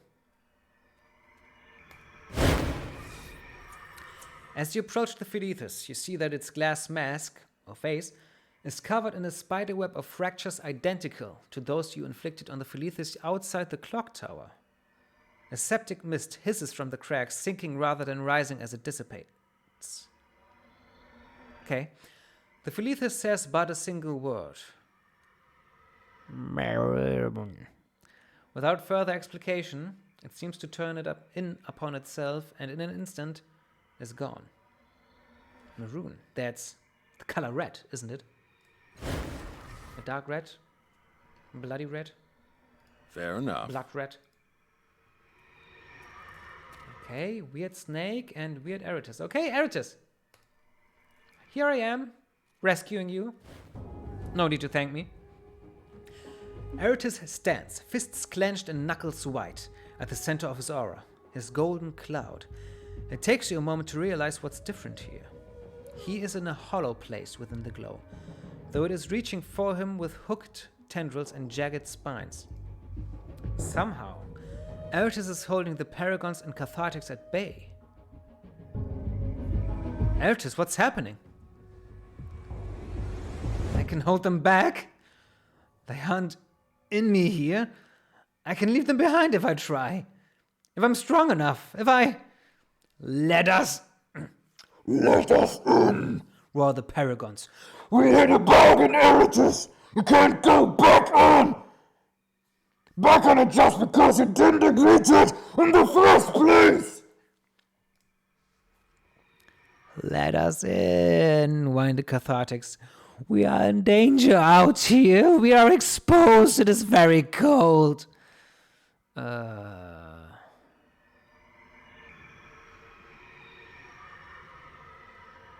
Leave him alone! Your voice echoes, and the audience recoils at the sound. Eratus' space within the aura grows. Oh, good. Let us into him again! The audience pleads. Let us make it strong! Weak, Without us, he will be useless to you! He will be normal! fragile, Weak! pathetic. Okay, tile affinity, no problem. Following the wordless urges of your instincts, you plunge your hands into the golden cloud. Bloody, crisscrossing lines race over your knuckles and up your arms, but the audience has no taste for you. You can sense its horror and disgust at being touched like this. With a grunt, you tear the cloud away from your companion. The audience screams as one. Oh, glory! You punish our error! A tiny star flares at the center of the golden cloud in your hands. Another. And soon, a ripple of spider-webbing flame races outwards as the nano-demons rupture one by one. The flames don't hurt, they tingle. At last, smoke rises from your empty hands and unburned skin. Making a note. You turn back to Eratus. He's transparent, fading. He's no longer a hero, a fighter, or a champion.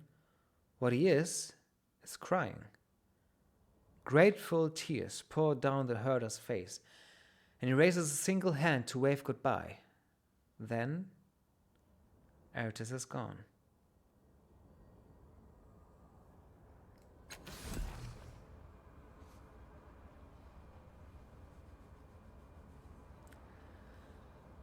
Well,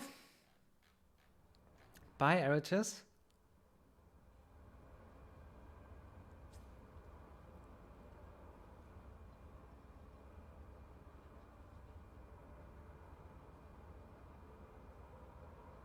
Yeah, okay.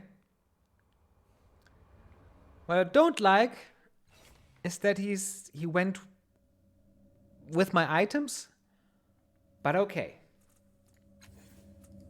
I guess that's the price you have to pay if you want to be the good guy.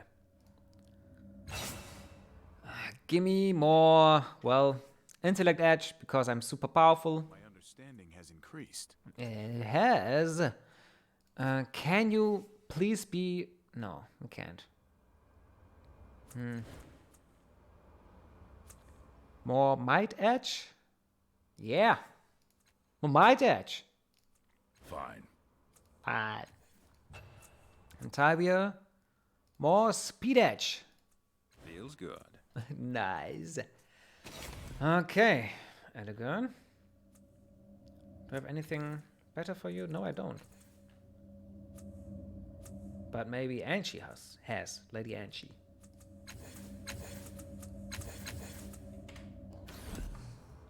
Fine. Hello, snake. Wrapped around an aging stone pillar is a plated creature unlike anything you've ever seen. It hisses at the air, but its eyes, rows of them, like a spider's, are fixed on you, glittering. It's just a statue, but your body trembles to look at it. Didn't you also play Half-Life, Shiroxy? And didn't you like it? I don't know why I thought about... I think I thought about face grabbers, or how are they called? Face huggers. Because eyes, rows of them like a spider's. I think that's why. Okay, it wants something more than just flesh. There's a strong feeling of malevolent intelligence surrounding this statue that you can't explain. Even more worrying, however, is the sense of familiarity you get while looking at it. The creature doesn't fit any kind of classification in the Ninth World, and it appears too intelligent to be one of the created Numenera. This thing is a visitant from some more distant world, or possibly another reality altogether.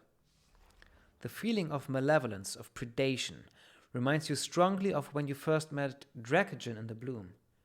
You don't understand why this creature would remind you of that man, however. Maybe that is Dracogen. Do the eyes follow me? The eyes remained fixed at the space you were standing before. Perhaps you just happened to notice them when you were standing in the right with slow and deliberate care. The eyes swivel in their stone sockets and fix on you again. Why familiar? Several memories strike you all at once. Not memories of your own past life, but those of your siblings. You see yourself prostrate before a creature exactly like this statue, but larger and more menacing. You're in tears, terrified. The creature stretches out a claw and some invisible force crushes your chest. A flash. Light from the creature's many eyes sears through your retina into your brain. You fall on the floor, aware but unable to move. In another memory, you storm through a burning village in search of some artifact. The memory races forward and you present that artifact to the creature. Another flash. You are kneeling before the creature. It speaks in your mind. Rise, my servant. Today, you are no longer cast off. I am. Rise, my servant. Today, you're no longer cast off. You are Dracogen, and you will henceforth speak in my name and carry out my will in this world. The memories flee. You're left trembling. This thing is Dracogen, the real Dracogen, not the man.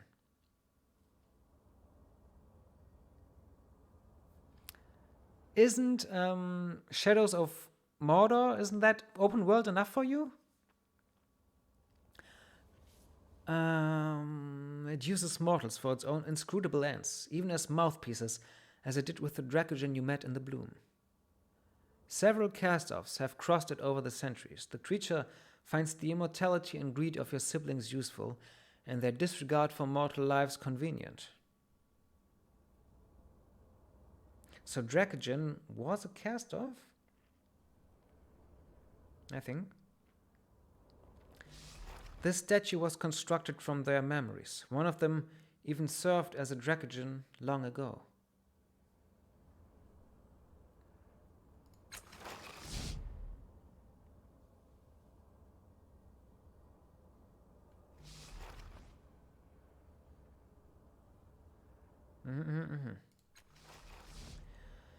You reach out to touch the scaled surface. The statue doesn't move, and you hear nothing beyond the sound of your breath. And yet, you feel something watching you from beyond this place. A sudden heat bakes the palm of your hand. Something tells you that touching the statue is a bad idea. Okay. So you mean an open world Lord of the Rings RPG? There are MMOs, aren't there? But, MMOs.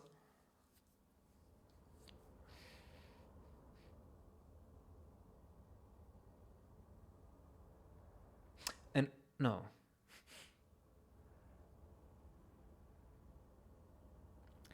Maybe sometime in the future. Another topic. I asked you some minutes ago, you also did play Half-Life, didn't you? Concerning the shooter topic again, and coming back to it.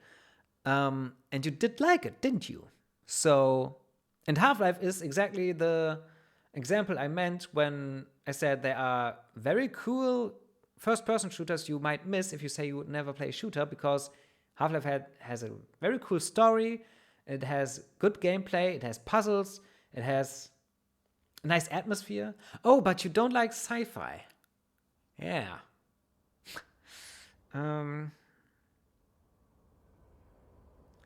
Will the new HP be open world? I think it will be. I have no idea, to be frank.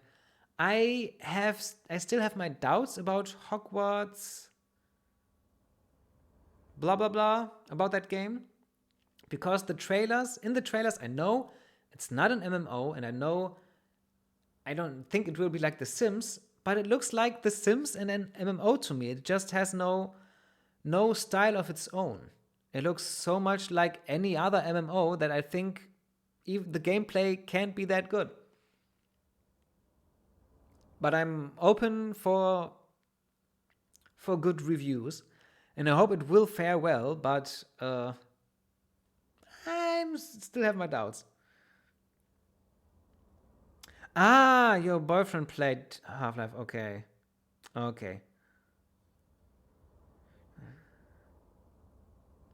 No, I'm. To your first question, so happy about it. I'm just not impressed yet. Since I read Harry Potter, I have always been looking forward to a game that is an open world Hogwarts with exploration and mysteries and secrets and real characters. But from what I've seen, this game doesn't seem to be it. And that's why I let myself be surprised. And the last game I bought immediately was this one. I backed it I don't think it was Kickstarter, but it was on the web page of this game. And I don't buy any games immediately. So, no, it wouldn't have been different for the Harry Potter game, and wouldn't be different for any other game else. Any other game. Even if it's your favorite book series, will you spend enough money? Yeah, I did. You remember. Okay. I did. And yeah, even then, there is no game that I will play or buy immediately, because I know, because I don't know, because I will play other games before that, and And also, some games will then have the Game of the Year edition several months or years later, and then that's less expensive, and it gets patched, the game. Maybe it gets new features for free, and maybe there will be some mods that will even improve it further. So even if it wasn't about the price, it would still be about games today often taking a while until they are as good as they can be. Let your hand fall. And touch it. You just saved.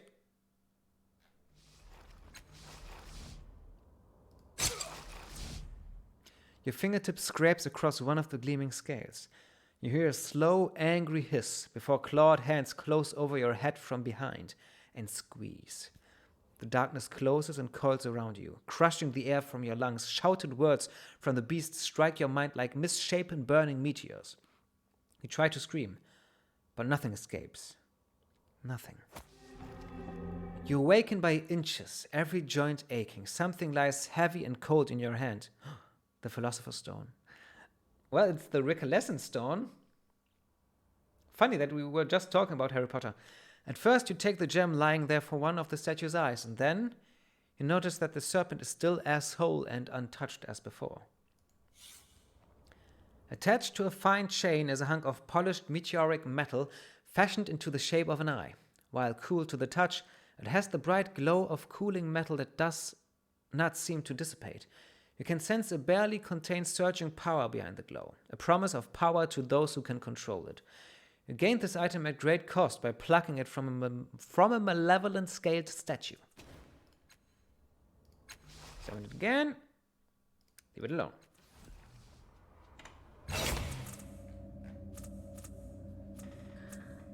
Sorry. Unusable type. Yeah, what doesn't he have then? +3 health. Great instances. Yeah, I will stick to this ornament. Yeah. And 5 armor, 5 resistance. That, on the other hand,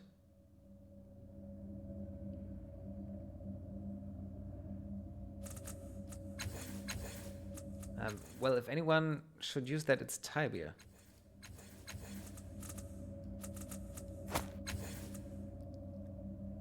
Four resistance, 5 resistance. Fuck the damage. Yeah, it's yours.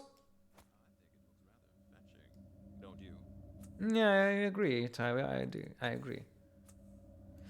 Okie dokie. Now, this I think wasn't. Yeah, this was the last Yes. Now. world to explore here. Okay, now let's talk to Lady Angie, rest, and meet our maker, quite literally. Go. Oh no! Before let's go to Matkina before that.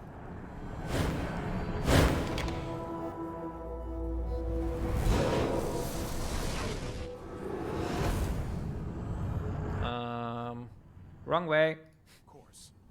Of course.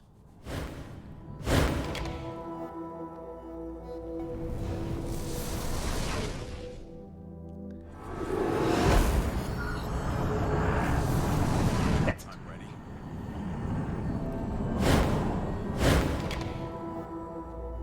Was asleep.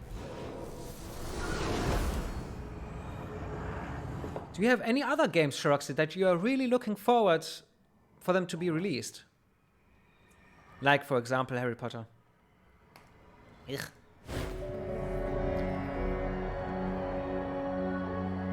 Let's understand how we can help her. Her illusion is more powerful than it should be. She's aware of you, but just barely. What she needs is to stop fighting. And the only way she's going to do that is if she believes her enemies are dead. Perhaps you need to become one of her enemies. Get close and let her kill you. You step forward, arms outstretched. She sees you and attacks, driving her knife into your gut. She's too tortured to hit any vitals, but it still hurts.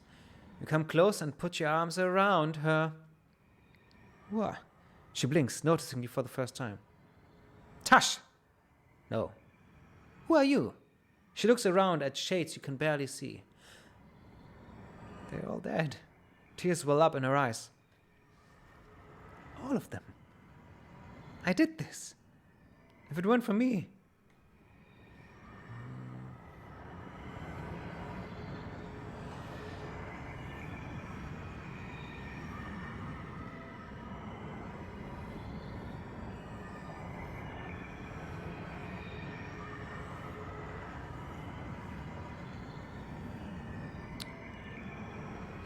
It's a dream.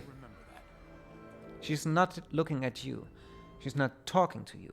But then her head snaps back and she sees you for the first time. What are you doing? What are you doing here? She steps out of your arms and quickly sheaths her weapon. By back 3. That's embarrassing. I suppose I owe you gratitude for getting me out of there. You don't owe me anything, Matkina. You're my friend. Her eyes widen for the briefest moment. I'll hold you to that, shall I? Forget all about that pouch of shins I lifted off you earlier? All right. No! Maybe Elden Ring. Ah, so he's a Dark Souls friend. Fan? I mean, a huge fan, like many of the Dark Souls players. Got a plan in mind?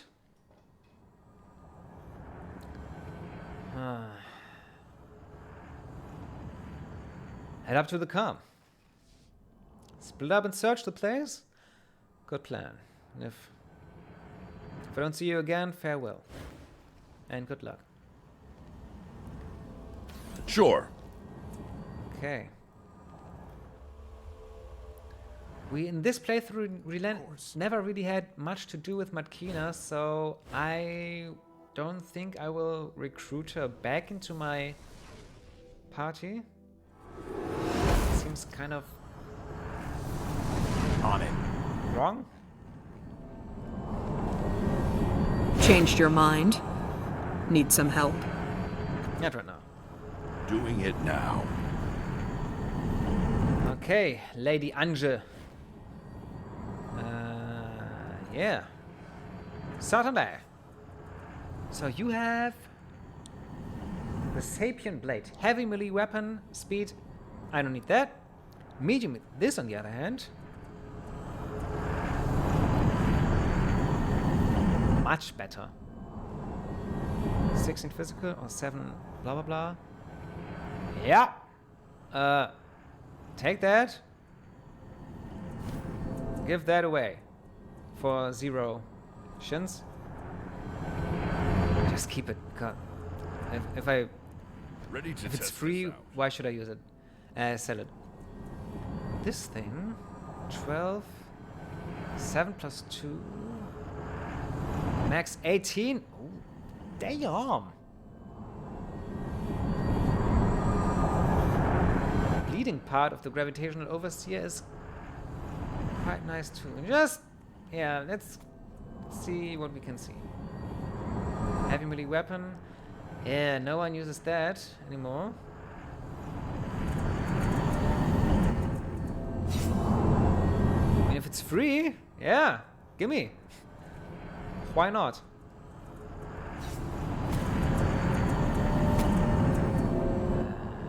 The rush.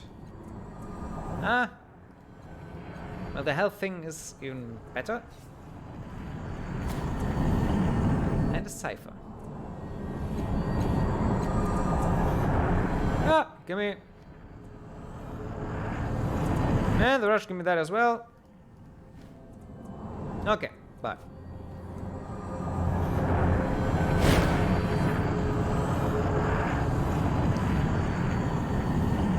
Could we rest, please?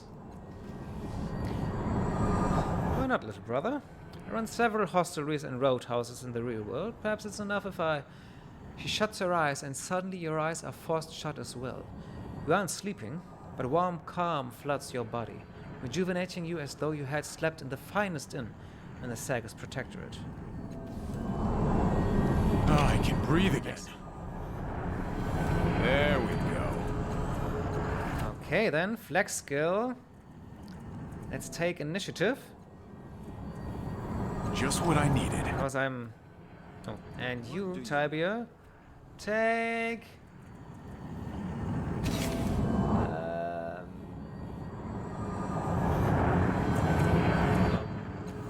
Mystical.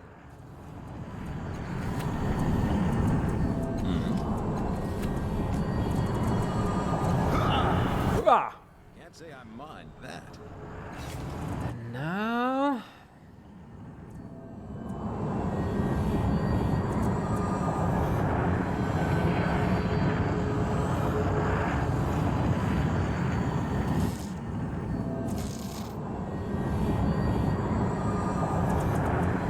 but intellect weapons I can use much better, so we will stick to them. You now have a very cool hammer. I hope you can act with it.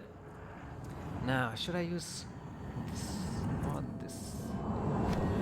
Let's take this.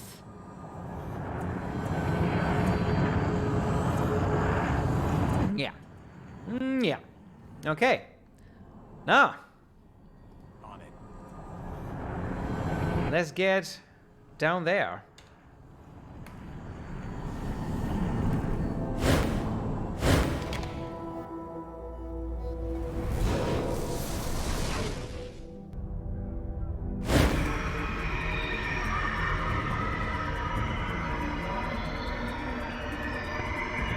Destroy them. Erase them in the name of our sire.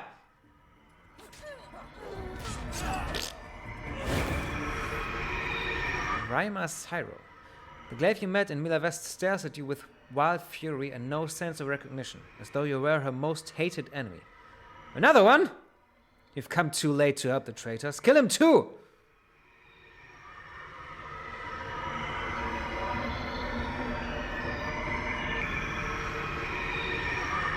None of this is real, Raima. Deceitful as the first itself. My mind is clear and I see you for the avaricious liar you are. Take him out, brothers. Well, this looks interesting. All right. As you approach the crystals, their facets twinkle in the moonlight. Slow pulses of aquamarine light radiate from the center. The pattern's even repetition instilling a remarkable sense of clarity. The fabrications of the labyrinth become crystal clear the closer you come to the crystals. What's more, you can feel the weight of energy inside the crystals trying to escape. There's power here, if you can release it. Oh, smashing. Ugh. I wish I had...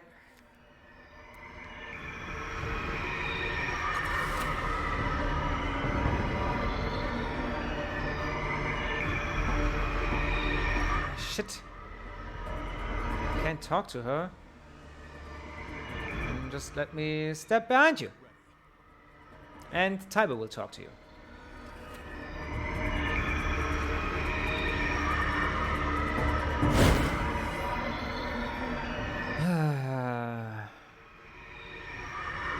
It's all an illusion. Haha, yeah, Tibia. Good of you, good of you. She squints for a few seconds. You... Oh. You're trying to trick me, aren't you? Pell test? What's a pell test?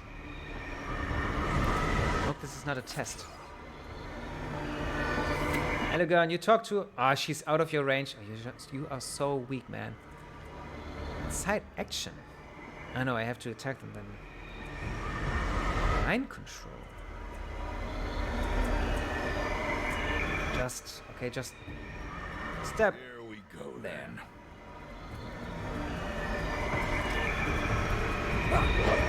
Snap out of it, Raima. Snap out of it. Oof, da. Yeah, that's hobbled, all right. Come on, Reimer. Let's talk about this. Her manic glare once again locks on you as you approach, but this time her eyes narrow. Doubt is picking away at her rage.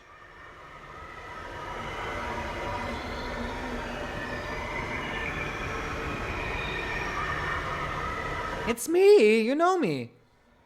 A grimace crosses Reimer's face, and for a moment you think you failed. Then her shoulders droop and her eyes become clear. What happened? She looks around, recognizing you and what's going on around her. I see.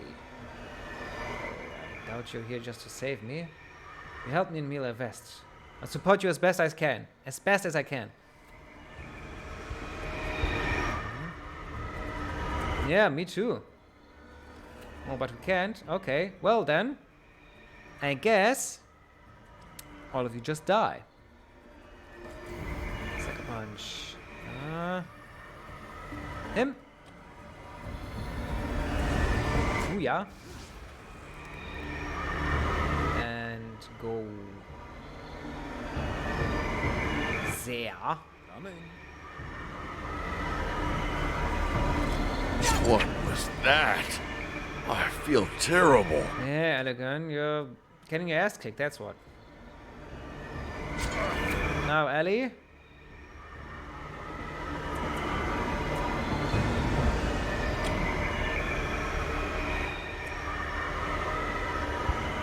Yeah, kill him. Who's next? Who's next?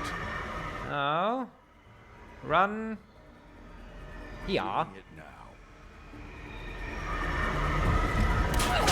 Oh yeah, she's helped me. Right. This cast off is sucker punching the shit out of him with a nice little weapon. Boom, baby. Tibia is doing the same with Natural. him. Yeah. Yeah. Down you go.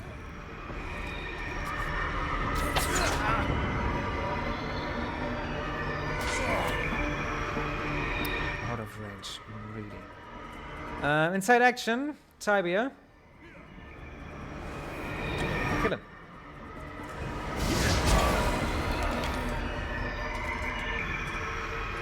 Yeah, rhyme up. Go ahead. Oh, she is going ahead. Loot. Looty blooty.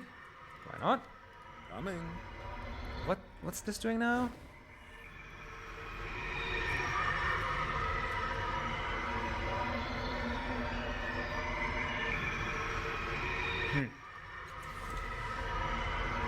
Right. Let me just see what it does.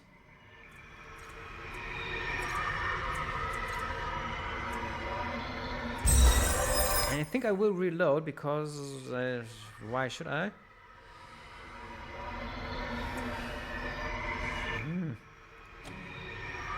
Let's just see what it does.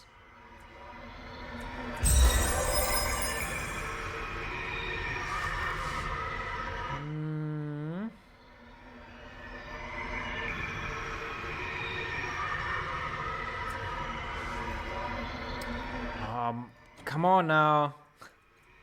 Destroy.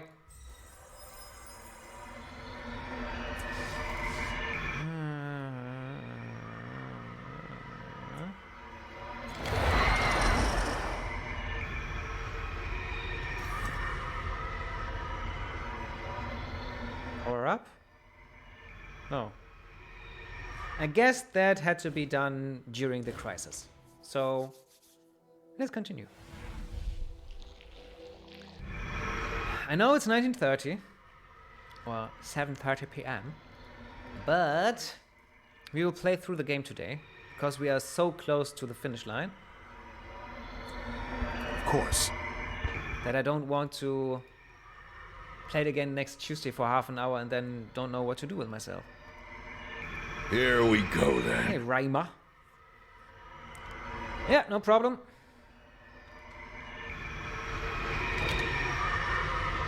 If the agents of our coward sire, hold the line. Remember the Nano's fate and avoid the pylons. Okay, talk to him. Luckily, I have taken initiative as my flex skill. I think it was quite smart. You're not an agent of the Creator. I remember you. From Mila West. As he speaks, the illusion falters, losing its grip. He looks around at the battle around him. This isn't the endless battle. What's wrong with all of them? He doesn't wait for your answer. It doesn't matter. I'll help you any way I can. Yeah, okay. Let's do that. Of course. This strange machine vibrates, humming almost below the register you can hear. Every few seconds, the air around it ripples and an arc of energy spits across the space between this pylon and the enormous tower nearby. A small control panel glows in the side of the machine. Okay, it requires actions. Okay. Tibia, then action this. Don't mind if I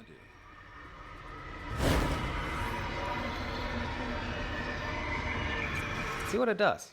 The controls are not hard to figure out. Within moments, the air around the pylon begins to ripple, and an arc of energy connects it to the other machines nearby. The machine's humming increases. As you step away from the controls, the pylon's power begins to fade. The knob you turn to activate is slowly turning back by itself. It's only a matter of time before the pylon power is downing. I also have to activate all of them. Okie dokie. I thought without killing them.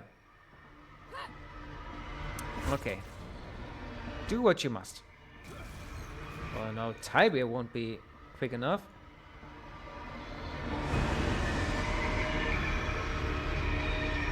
Ah. Okay, Elegant. Yeah, try to reach that thing.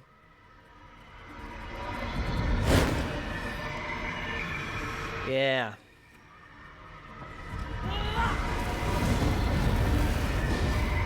Miss. You're so weak, boys. Now, let's do that. And activate the pylon. Yeah. Tibia, activate this pylon again. Now it has to happen all in the same turn, I think. Can I? No. Well, maybe just run away? On my way. Yeah? Why not? Andronus. Was that necessary? And now Elegon is going to, Let's do it. well, not kill you. With all the three pylons activated, the massive tower pounds the air. Every caster caught within the web of its energy, though still under the labyrinth's illusions, suddenly freezes in place. Stasis field! Well, killing them would have been faster, but we are nice, and so, yeah. And we get loot. Yeah, no problem. Oh, but don't tell me you're just standing On my way. just before that thing. Why not? Why are you again here?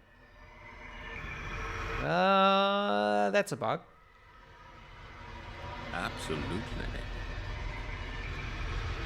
I guess I will never get there. But I think it's just...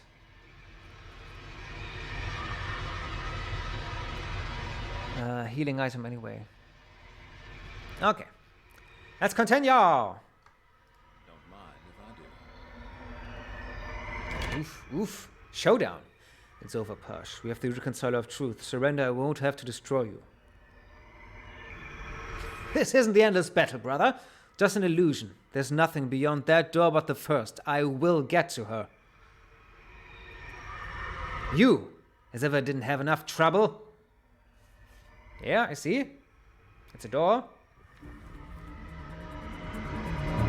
Find a way to open the cave door. Yeah, let's. Run, boy, run. How far can you get?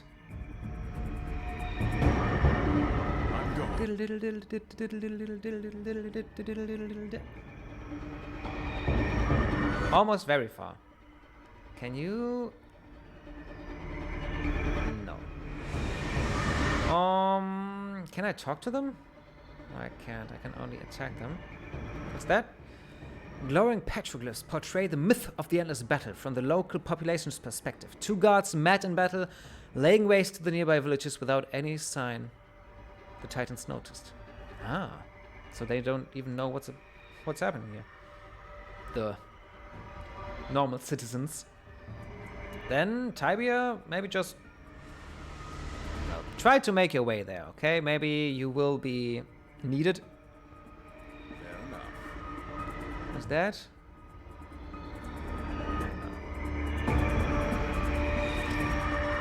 Andrews Santa. Oh! Oh, you're still there! Nice! Outcast. I reckon there's no reconciliation. Boom. Oh, he's dead. Chalcedon is one of the few that has a real picture. Elegant, you're the slowest person I've ever seen.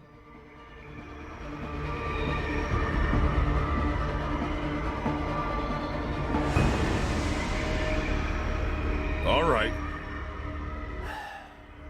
Maybe I would need you. Shielded. Onslaught. 1 damage. I laugh about you. At you. At you. Now, cast off. Do it. Yeah, I thought it would be something like this. Strips of citrine light under transparent casing crisscross the rough-hewn stone door in front of you. They meet in the center, their energy flows merging, binding the door shut tight. Yeah. 95% should be enough. It is enough. Wriggling your fingers under the edge of the strong-glass, you manage to yank the covering free of the door. As soon as it is disconnected, the nearly unbreakable material crumbles to dust. The stream of flaxen light continues flowing unbroken, holding the door closed. Searing heat emanates from the exposed beam. Tibia, now it's your turn. You do the same. Oh, yeah, and turn. Tibia. Abso-fucking-lutely. The cyclopean stones of the door continue glowing with yellow hashes.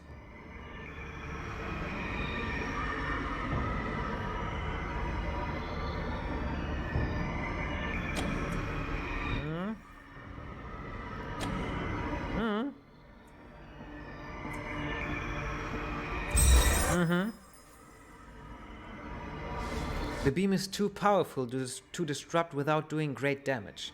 However, it has no apparent source. Somehow, the beam is feeding upon itself. Rather than disrupt it, you deflect part of it away with a piece of metal. A smaller beam shoots up into the sky and gradually the beam loses power. Ah! The energy sputters and flares, then dies. Underneath is a heavy but crude mechanical lock. Okay, Elegant, your turn. You get to the lock, but I don't think... Oh. Yeah. There was...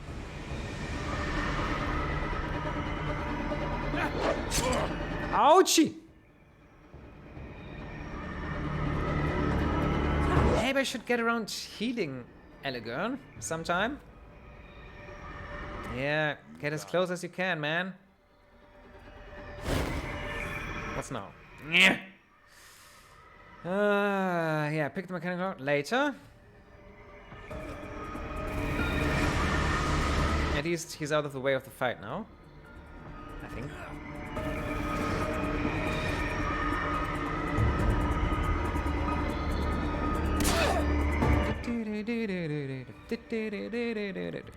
Pick the mechanical lock, man.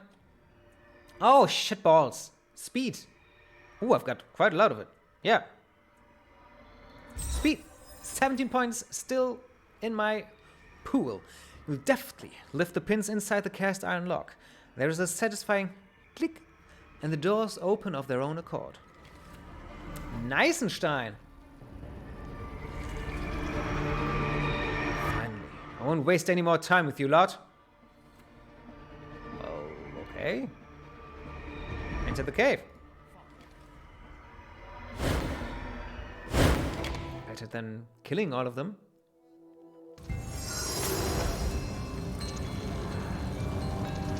Ooh! These mushrooms are reacting to the pulses of the rings. A sharp citrus scent fills the air each time their spores burst forth. Intense cold rolls over you with each burst of light. Presumably, this machine was something of your sire's, constructed from cast-off memories.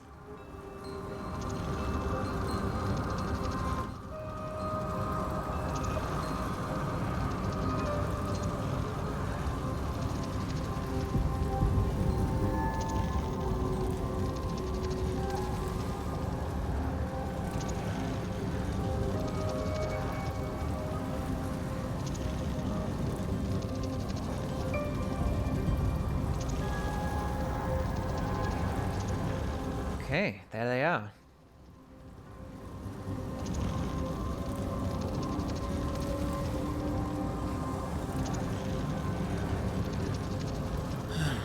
This is time better spent pantsless and drinking. Feel the room, okay, Tibia? This is not the time to say that.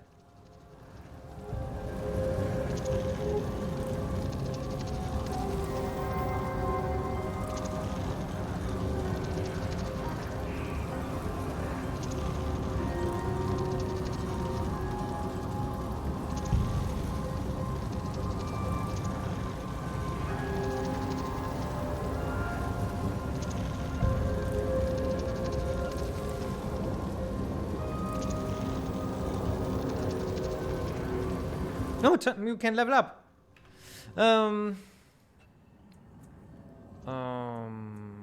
Extra effort. Yep.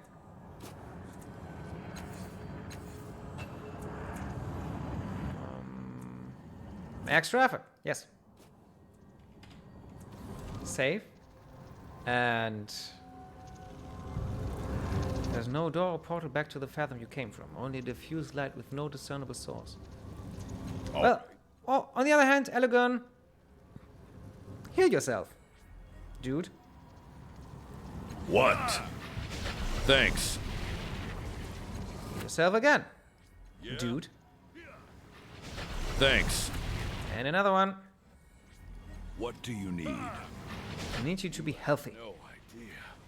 Yeah, I do. Thanks. I have it here. 43 of 62. And one more time. Don't push me. Don't be such a bitch. Okay. First, changing last off, cast off. You have walked into the middle of an argument. Neither of the speakers acknowledges your presence. Their concentration is fully engaged with the other. One of them looks like Andronus, the caster from Mila West, but he carries himself very differently. Confident, haughty. This must be Andronus before he was cast off. The other is the first cast off as you saw in the Memavira's fortress, but noticeably less scarred and beaten. A younger version. No, Marilil, Andronus, or rather the Changing God says, I gave you my reasons, and I have had enough of explaining myself to you. Her eyes burn through the blank stare of her porcelain mask. I've aided you in your researches, uncovered secrets of the tides you never knew, would never have figured on your own. I'm twice the thinker you are. You're an accident. I won't deny the advantages your awareness provides, but do not deign to suggest we are anything like equals.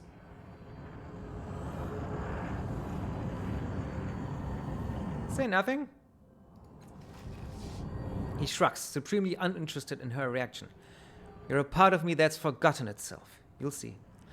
When I gather you back, all of you, and restore my daughter, then everything will be clear. You'll have that new body. Mine. But right now, Meridel, you're interrupting me. You're distracting me from my work. Her voice heavy with frustration, fraught and pleading. They call you a god, but your divinity is a joke. You lied to me. You never intended to get me a new body, did you? You were going to let me help you as long as you needed, and then you were going to cast me aside, just like you cast my body aside when you were done with it. And for what? Pee break!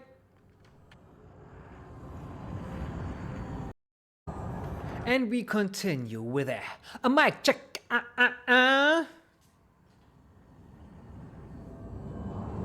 we continue with a mic check. Okay.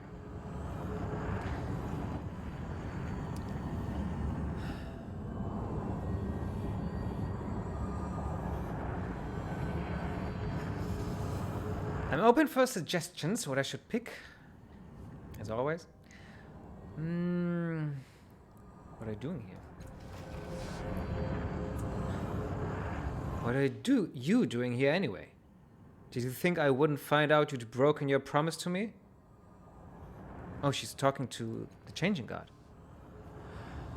Oh, Marilel. Have you come to tell me about the followers you've gained? Come to implore me to change my mind? Did you think to threaten me? I can't stand by while you withhold the power for us to rejuvenate ourselves. I'm not withholding it. There's no reason for you to seek rebirth as I have done. When my technology is perfected, you will be reunited with me.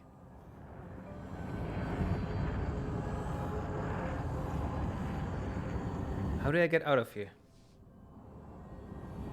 How do I get out of here? Talking to you is pointless. You know the way out as well as I do, Marilil. You can leave at any time. Leave? No, A confused look passes over her face as if she isn't sure why she said that. No, I'm not leaving. Not until you give me what I want. Stop arguing, this isn't real. Stop arguing! This isn't real. It can't be. You were a father to me. But I see now that what you... My mojo isn't there today to... Folks, I'm sorry. For what you really are. You are a narcissist. You have forgotten the fear of death. You have forgotten the face of your father. He falls silent, retreating deep into a reflective stillness. At last he says, I haven't forgotten the fear of death. I live with it every day, with the reminder of what it has taken from me. Don't you realize that everything I do is in service of gaining it back? It's not just for me. What do you think you are to me anyway? We're your children, all of us, and we're looking to you for guidance and help. We want to be your allies, but you keep setting us aside, and now you're withholding something that could save our lives. Now you're speaking for the rest of them, eh? Making yourself first among equals? Well, I've said this before, but apparently it wasn't clear to you. So, I will clarify, and you can relay these words to the others. His voice is as cold as a dead star. I have but one daughter. You are not she. You have a daughter? You have a daughter, right here. The one you're talking about has been dead for centuries, but I am flesh and blood. I am alive and begging for your help to stay that way. The look of empathy and compassion has disappeared from his face. You're not my daughter. You're a creation. You're a shell. Do you feel shame when you discard your old clothes? Do you feel pity when a doll burns? He points at her face. I feel as much connection to you as I do that mask. I don't hate you, Marilil. I don't despise you. But you need to look at this from my perspective. All of this equipment, all of the cast-offs, they're all just byproducts of what I began long ago. I must finish what I started. How will you finish what you started? She whispers. The sorrow hunts us because of what you've done. I know that, gods. He rubs his fingers angrily over his head. The sorrow is an unfortunate byproduct of my work. You know that. So my solution is simple. I'm going to find a way to bring you all back into myself. My mind will be whole again, and whatever evil the sorrow thinks I've done will be put to rest. It will leave us alone forever. Not us. You. If you suck us into your head, we will no longer exist. I won't let you. We'll find another way. He laughs, not scornfully, but as if she said something genuinely hilarious. How? How will you find a solution that has eluded me? By definition, you cannot.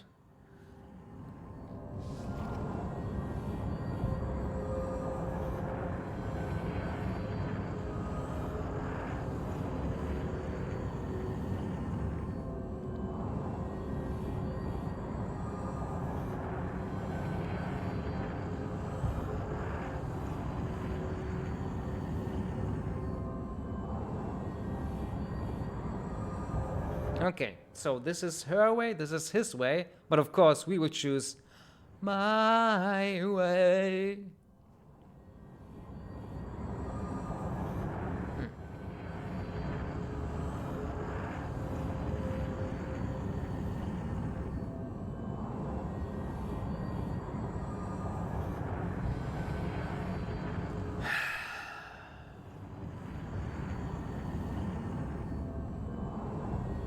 Yeah, I think I can. I remember 2 more screens, levels, situations that come up after this, if I'm correct. So yeah, I will finish today.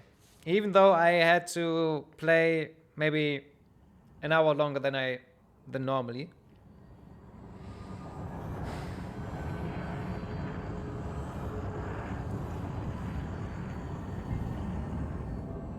I mean, the changing guard is kind of right.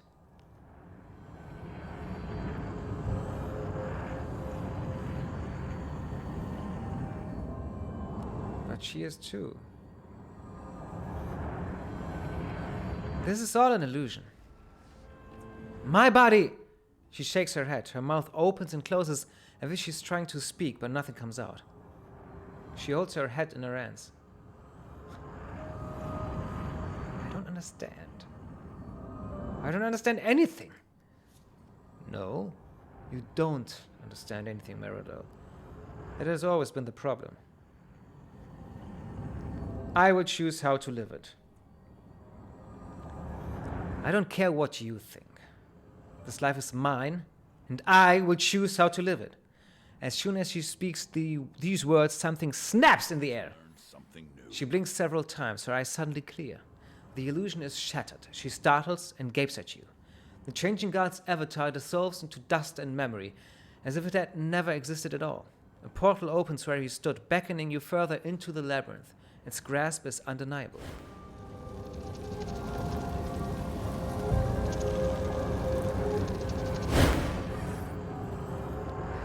She crosses her arms and regards you quietly for a moment. Why did you choose to save me from that? I said what I thought was the truth. Is that so? She puts her hand to her chin, considering. Doesn't matter. Nothing has changed. Then she turns abruptly and strides to the portal. Without turning around, she says, "Thank you." Then in the brief flicker of light, she's gone.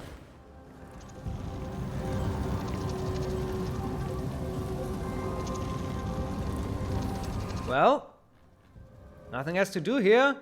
Oh, except leveling up. Leveling up.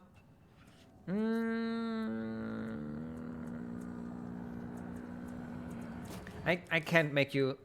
No, I can't make you faster. Shitballs, but okay. More might? Might be good.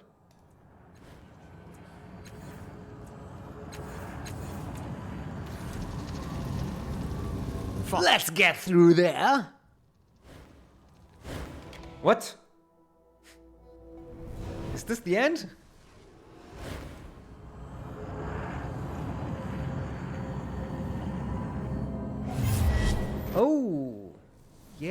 right.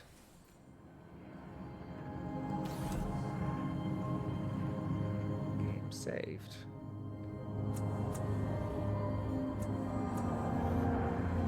The portal out of this fathom lies just out of reach. You'll have to find some way to get to it. Yeah, then let's find the way. The dominating image on this panel is a map of the room. 5 platforms in a circle around the central platform. It looks like controls to raise the floors, connecting the various platforms.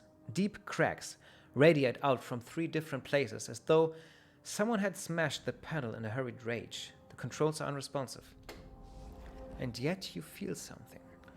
The floors are like those in the deep fathom, where you first awoke after your fatal fall. The platforms, as well as this control panel, are mental constructs like everything else here, that should respond to your will if you just exert it. Command them to rise!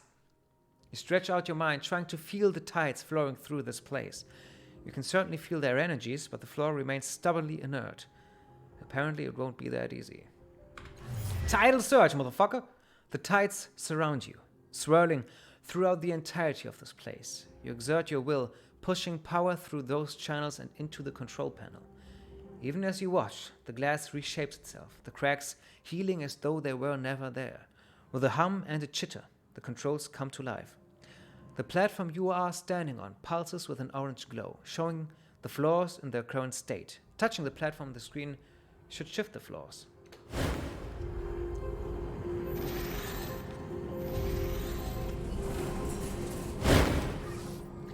A familiar voice echoes from the depths below. You're still here, then. I had hoped the labyrinth would trap your mind as well, but apparently I made your body too well. You're too late, though. Even if you repaired that entire fathom, I'm at the labyrinth's final defenses. By the time you reach me, I'll have broken through the door. Go ahead, solve your puzzles, it won't matter. In a little while, you'll be nothing more than a whiff of nostalgia in my mind. The voice fades to nothing. Go.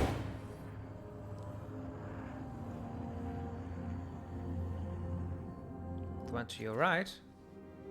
Sure enough. Is this my right?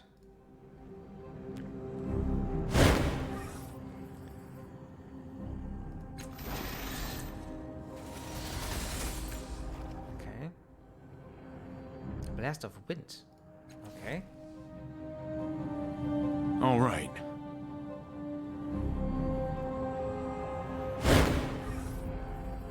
The map on this control panel is fully functional. The platform you're standing on pulses with an orange glow, showing the floors in their current state. Touching the platform on the screen should shift the floors. There's an extra image here that was not visible on the other panels. A human figure and dotted outline. It flickers erratically, as though something were wrong with it. Click it. As you place your hand on it, something activates within the panel. Not just this panel, but every panel in the room. The circular stations on every platform glow, and the image of the human figure begins to pulse regularly, as though waiting for input. Tiny needles puncture your fingers. There's a flash from the circular synth plate next to the panel, and a finger-long blade in its center starts spinning and humming around its axis. As it spins, it projects a 3-dimensional image very similar to yourself. Your own body flickers in and out of phase. The blade spins faster, brighter. Your body's flickering accelerates until finally the blade dissolves, and standing on the platform is a fully grown human that looks remarkably like you.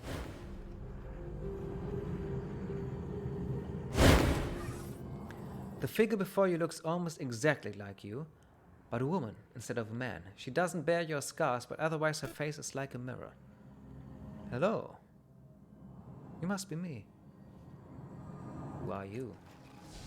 Well, I'm a short-lived version of you. She looks you up and down. Basically, our creator used these cloning stations to rapidly prototype different body types and features before deciding on a final shell for his consciousness, which is a cool way of saying that the player chooses the gender of their avatar. She looks at the control panel. These look different from the controls I remember. Looks like I'm stuck on the most recent settings. She flashes you a smile. Not that that's a bad thing, of course. I'm sure you won't mind. Again.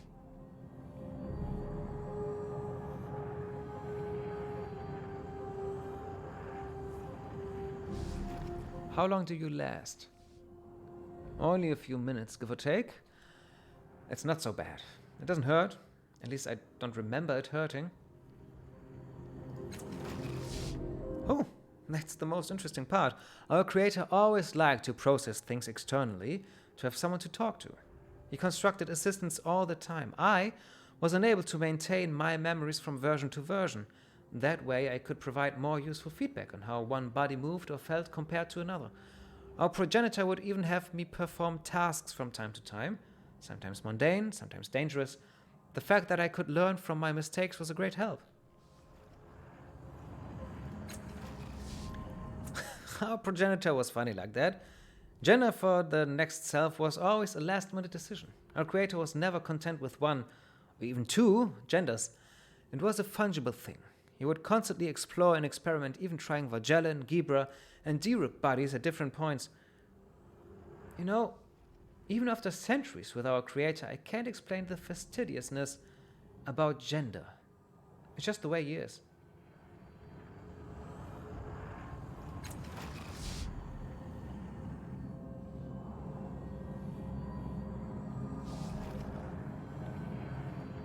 Do you know what that place is? This place is. I thought it was the cloning laboratory where prototype bodies were tested, but this doesn't look right at all. Where's the floor, the walls? All the equipment is here, but it's like a nightmare version of the laboratory I know. As if somebody described the lab to a visitant that didn't quite understand it all, and then that visitant tried to recreate it. I don't know.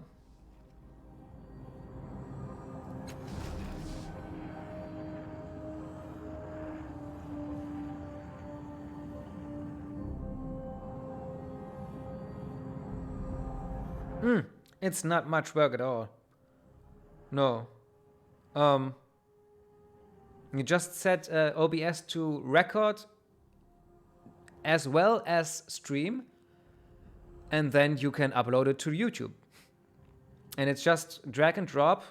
Of course, you can, or maybe want to type a title, say when this video was created, put in a playlist, and you can make it complicated.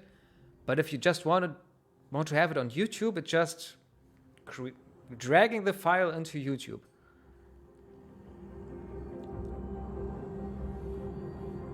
Yeah. That's all there is to it. And you can cut out the pauses with AVI demux, AVE demux, and that's what I use. But maybe you don't even have breaks and don't need that. But if you do,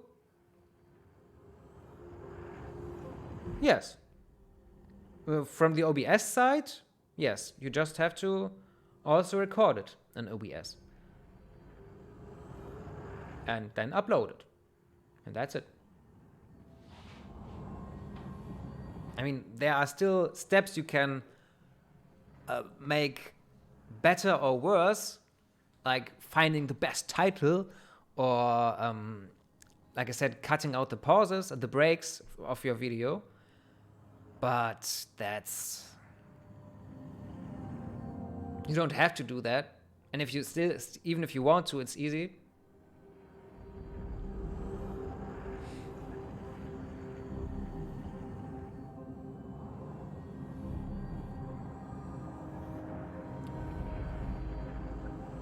Ah, but you...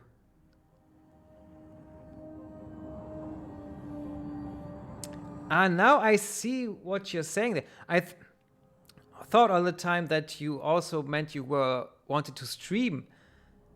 But no, you just want to record it. Then you don't even have to stream. No, you can just click on record and it records. And everything's fine.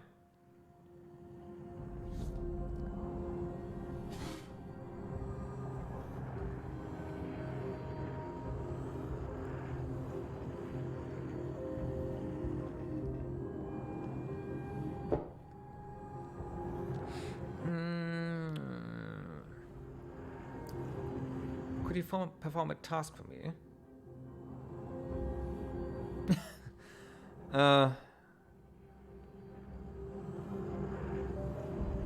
Yeah, I get that. You don't have people there live that point fingers and laugh at you. And if you make mistakes, you could edit them out. I get that. Yeah, many people feel that way, I think.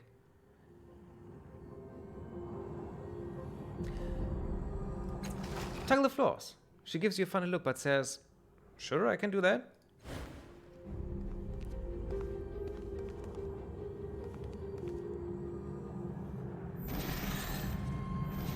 Whoopsie.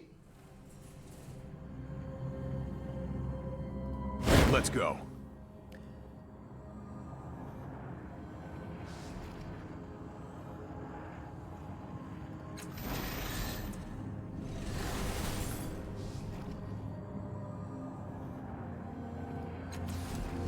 Shit. Let's go. I think no, leave it. Now go there On my way. and press the button. Yes. Shouldn't that be everything?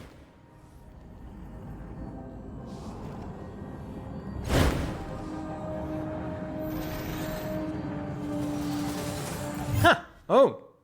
Oh! Fuck you!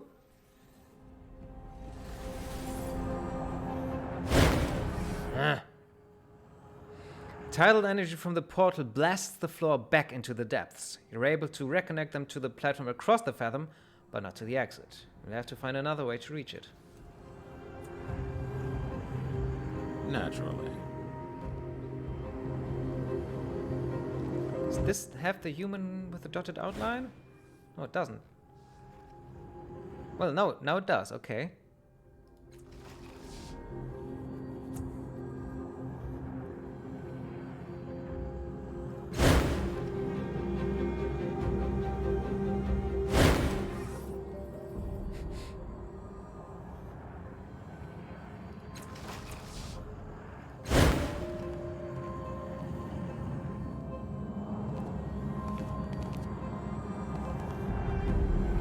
I'm still experimenting. I don't know what the perfect solution is here.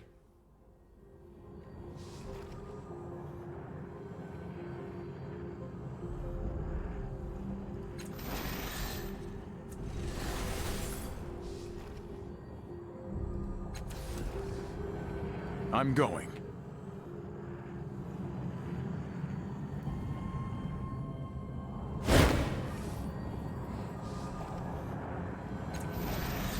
Let me try something. Fair enough. I think this might be the one we are supposed to reach.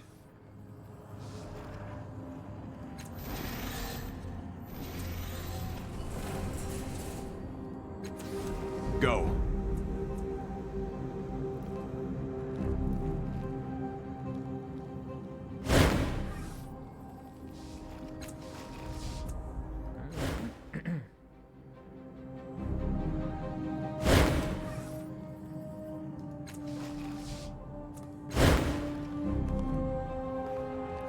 Now we should reach the sarcophagus thing in the middle.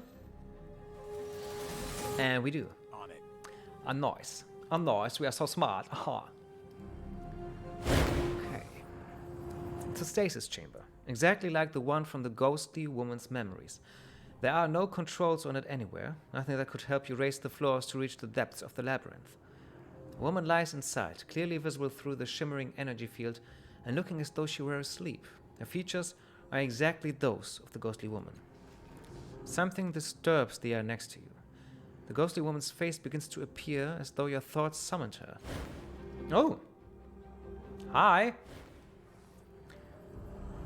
You did summon me, she says, intuiting your thoughts. I can discern your memories more clearly than the others, even more clearly than my own. She looks sadly down into the chamber. But I remember now. This is who I was. The daughter of the changing guard. Dum dum dum! He was the father who tried to save me after the siege of the Tabat. He discovered how to transfer consciousness, my consciousness, into a new body, hoping it would save me, but it didn't. My sickness followed me in my mind, so he put me in there. He tried to find a cure for me, and when that failed, he tried to bring me back from death itself. He thought I was unconscious in there, but I remember. The memories are fragmented, but they are there. I was aware of everything, and with so many new memories flooding my mind, I'm able to fill in the gaps I didn't know.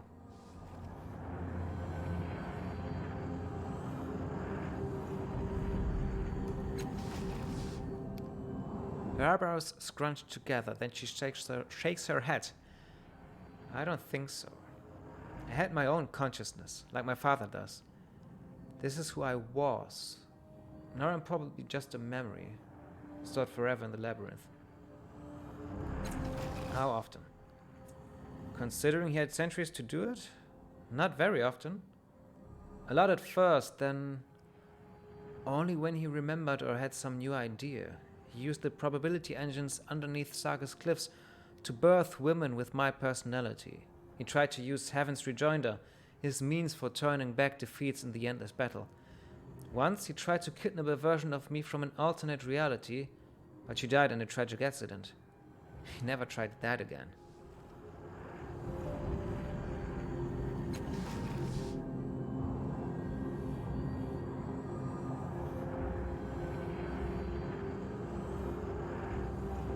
That might be the mirror? The engines? Okay. How much do you remember? I can't tell you in time measurements. I only know I was in the tank until the Sorrow attacked us. My father fled, saving himself. Maybe he figured he could bring me back even without my body. It's the kind of thing he would assume.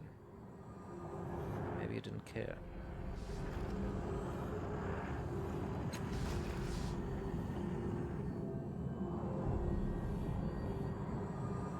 Is the fathom constructed from your memories? She looks around her, taking it all in for the first time. I don't recognize... No, wait. Yes, it's all twisted and disordered, like in a nightmare, but yes, I think these are my memories.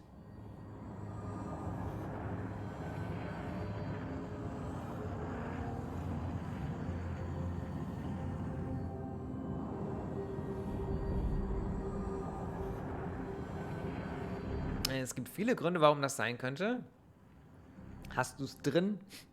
Wird der Ton angezeigt da wenigstens? Hast du es auf Mute gestellt?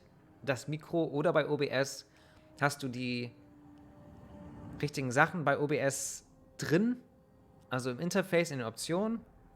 Okay, das ist schon mal der erste Step.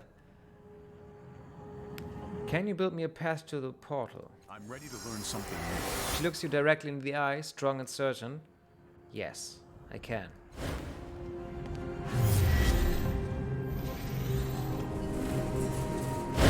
Everything connected. Okay.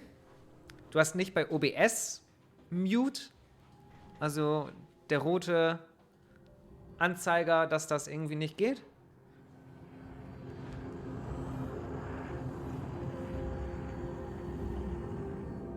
Oder hast du vielleicht in den Optionen unter Audio ein anderes Device ausgewählt als das, wo es woanders erkannt wird? Sehe ich nicht. Okay. Sonst guck doch auch mal bei... Siehst du nicht? Also dieser Lautsprecher, dieses Lautsprecher-Icon unter dem Mic-Ding könnte rot sein, so wie es bei mir jetzt ist. Und jetzt habe ich es wieder an. An und wieder aus.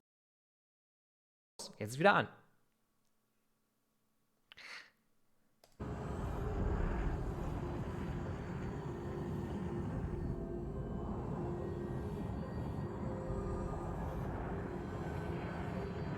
Ach, funktioniert's jetzt? Ah, okay. Ja, kann manchmal passieren. Immer diese Mikros.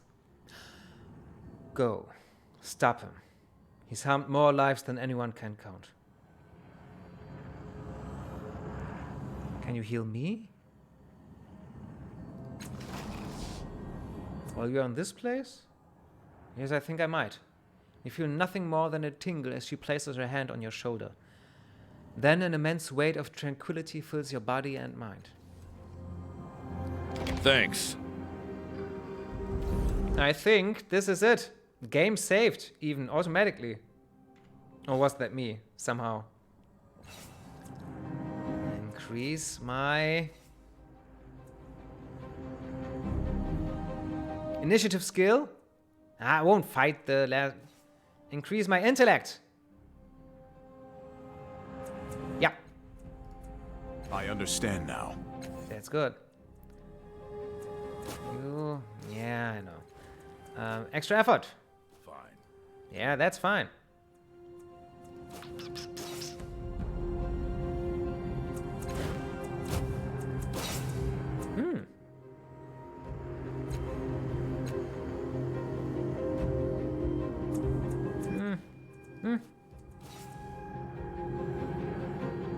Okay. Ah, do it with speed. That'll do fine. Why do I have 20 and he 10 speed, even though I gave him everything in speed? Almost everything. I'm just too powerful. Okie dokie, okie dokie. Oakley dokely, Oogla banana.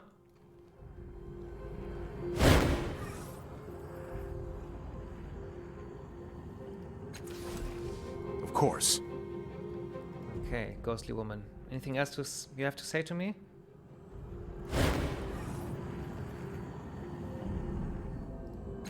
I will not dally, but I will give myself more in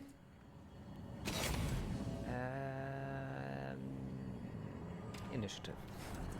Maybe there will be a fight. I don't think so, but maybe.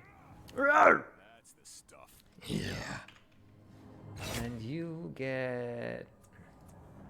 It's mystical. Yeah, you get mystical. Yeah? Yeah. All right. All right. All right.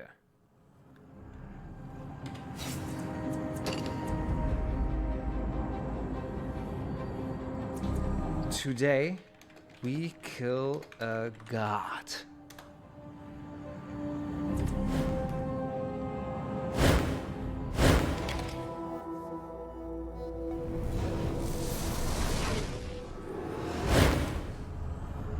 I'll remember that. Yes. This massive door leads to the resonance, but it is barred by a sturdy brass cage. Go. The light around the door's frame dims and flares like a roaring fire in a high wind. As you approach, the bars of the door shudder and bend. It wants to let you in. Coming! I am drawn into the door itself. That's okay. A world revolves far below you. A sunset in scarlet flaring on the horizon. To the east, deep indigo shadows fall, painting the planet with darkness. The faintest shimmer of a force screen distorts your vision, and the exhalation of the station pushes warm, moist air across your skin. With a shock, you realize that the view before you is almost identical to the world you saw as you fell to the earth, just slightly higher. You hold an intricately filigreed metal staff. Its carvings slither under your fingers, as if it were alive. This is what happened just before we fell to the earth, by the way. You are in a great hall that is more like an organic space than a constructed room. Machinery literally sprouts from the floors and walls, with no signs of where the synthetic metal gives way to the substrata from which it has grown. Though humid, the hall feels clean and fresh, healthy and vibrant, full of promise. A holographic map of the moon hovers at the back wall near a small glowing pod. A voice speaks, as if from the air itself. Are you certain this procedure will give you final control of the cast-offs? If you're mistaken, the chamber may fail, or worse, detonate with you inside. The voice is familiar, but you can't quite put your finger on its identity. What are you talking about? You had me run the calculations, remember? I told you that there was a slight chance it might explode with you inside, though the chances were vanishingly slim, and come on, it was only the other day. I realize you've a lot on your mind right now, but we need to focus. We've been trying to get this right for years, centuries. The resonance chamber is ready in Sagas. We just need to make sure this body will work as a catalyst.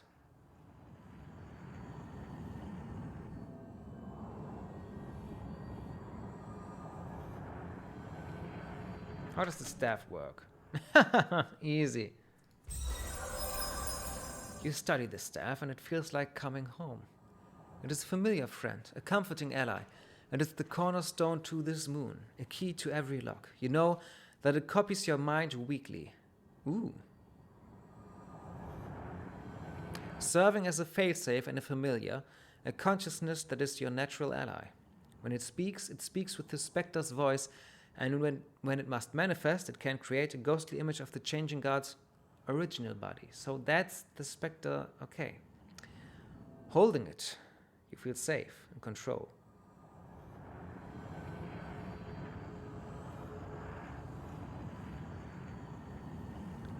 Remind me how the process works. We're going to run the final assessment on this body, complete scans, review, tile adjustment if necessary.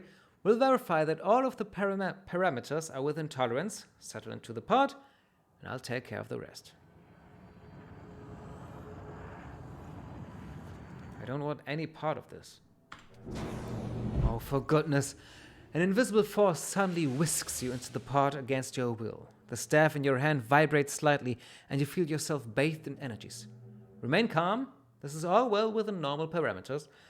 The minor explosion that follows, however, surely is not. Sudden klaxons blare. I guess that's the sound here. I don't know what a klaxon is. The nearby, I don't know what platelets are either, but they do vibrate furiously, and the deactivated construct's arm begins to spark and flare. Get out! The Sorrow is going to destroy you! Your nemesis manifests in the Great Hall. Its form is tenuous, wispy, as it congeals. It gains solidity in fits and starts. The moon's internal defenses are slowing it, but they will not be enough to keep it out. As you watch, the Sorrow shrugs itself past another line of defenses, jerking itself toward a more terrible reality. Its focus snaps toward you. It coils and writhes, desperate to wipe you from existence. Get to another body? We can always make a new catalyst. Go!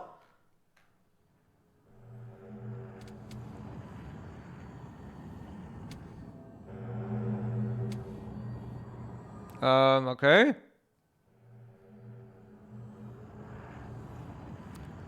Examine the construct. What construct?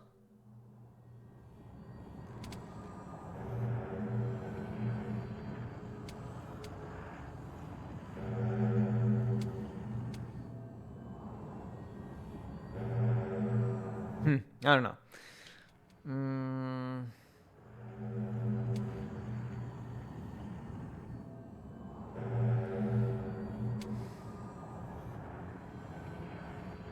Well, I think, on the other hand, why should we? This is our past that we are now changing here. So should we do exactly what happened, or try to make it better? I don't know what platelets are, but let me try this. You take hold of one of the discs. Your fingers sink into its spongy material, and with a slight twist of your wrist, you detach it from the column of energy that holds it. It hums and cycles in a pitch that makes your eyes shudder. With each cycle, the disc shifts your vision, changing the colors you perceive. The tides churn within you as you hold it, and may have some effect on the Sorrow.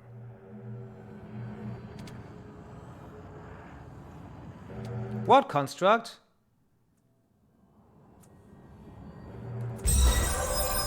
The construct itself is beyond repair, but a quick study reveals that each of the construct's limbs were designed for independent power. So even though most of the construct is quiescent, its spiked, powered hand is not. Working quickly, you detach it from the construct's frame. It will be a suitable gauntlet. The powers that course through it might serve to delay the Sorrow's advance. Where to? It's a multi-level projection. Its orientation and layout is prepared in a way that is naturally pleasing to your eye, and you trace the route to a nearby escape cocoon without difficulty. You'll have to remember the layout of the halls, but the map is clear enough that you think you can remember the route. You feel the moon shudder, then you feel it tear. The alarms in the great hall have begun to strobe, the lights flicker. The moon's moist air suddenly shrieks past you. The sorrow has breached its walls. The hallway branches with countless offshoots piercing the winding passages of the moon. You know that your escape lies down one of these routes. Your study of the map puts you in good stead here. You count down the passages, and every landmark you expect arrives when you expect it. As you race through the halls, you see a small slot in the wall. It holds a firm green gel that you know contains some kind of memory. Yeah, gel. You press your forehead to the gel. It soaks into your skin, leaving behind a dry viridian paste. You are constructing the staff you hold. The specter speaks over your shoulder. This is strange, isn't it? Knowing that I'm watching you make my home, that I'm going to be updated in a week with your experiences, that my consciousness will fill this moon, and thus so will you in an unbroken, indefinite chain? I don't hold any illusions about the sanctity of consciousness, but then you know that already. This conversation is turning us into a solipsist. We've been called worse. Keep running! You pound into the bay, the doors shutting behind you. Your breath comes hot in your chest. You double over to catch your breath. Several cocoons are arrayed along the outer wall. You'll need to activate one, and it will spin its webbing around you. The smart membrane is tough, heat-resistant, and it will transfer the entirety of the kinetic force away from you at the moment of impact. You see an injection of some sort, but it's across the bay. You might not have time to reach it. Injection? What?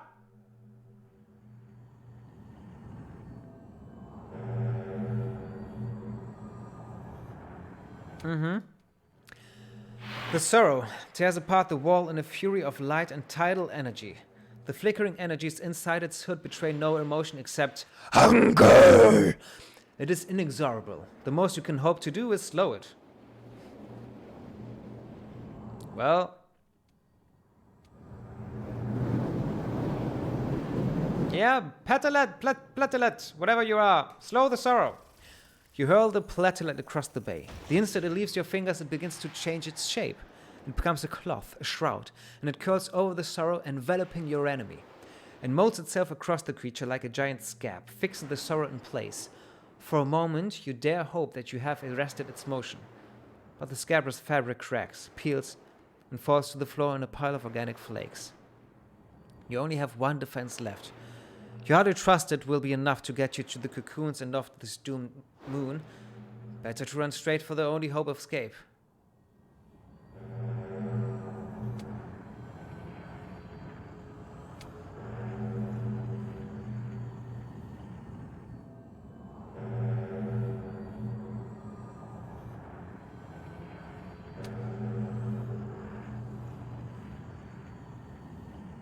Oi. Hi, Q without E. Final stream, but also final level. And I think the screen, last screen before the last screen. Level, no.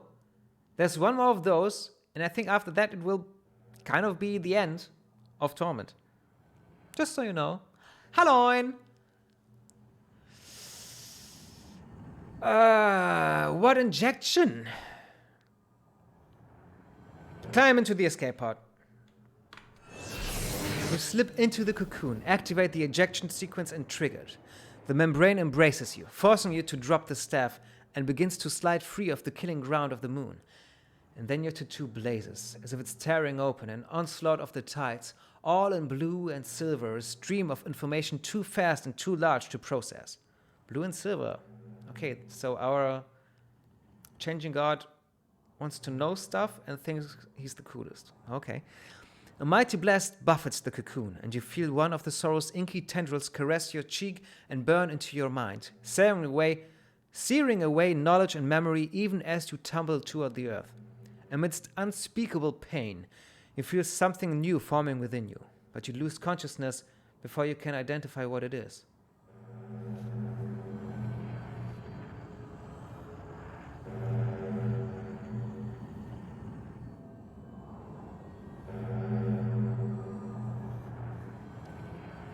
Uh-huh.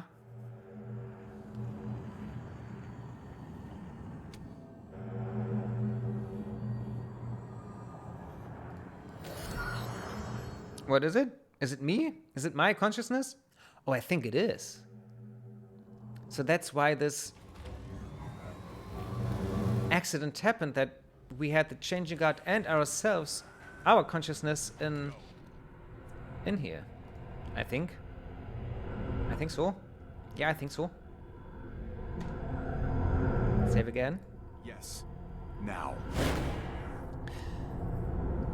Countless scratches and wounds mar the surface of this door. Someone made a great effort to get inside, but to no avail. As you approach, however, the bars of the door shudder and bend. It wants to let you in. Yeah! Phew! You're in a glass dome, several kilometers above the ground. Blue sky fills your vision. Beneath you is a floor of golden metal. A deafening...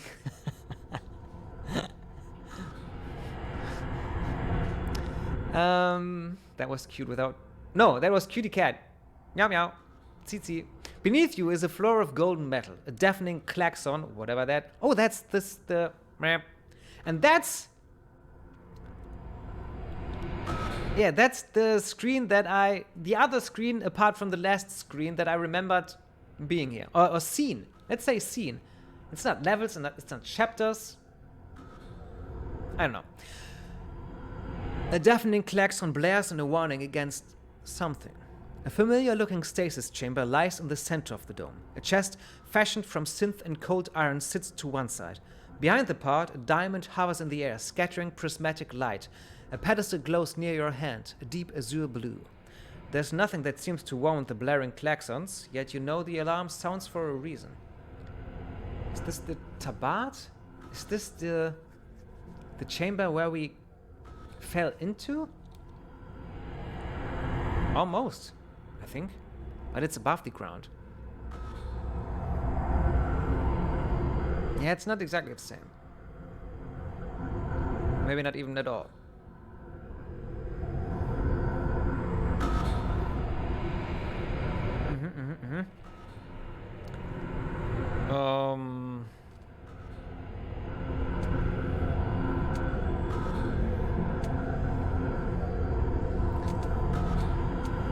Investigate the diamond. As soon as you approach the diamond, the top of it blooms open. An illusory globe appears within. Words and images speed across its surface. A woman's voice speaks directly into your mind. Welcome back. Please state your query. A wave of familiarity slams into you.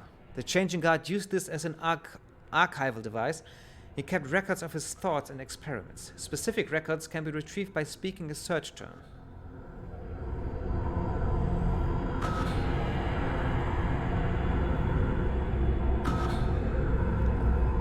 Look into the chamber.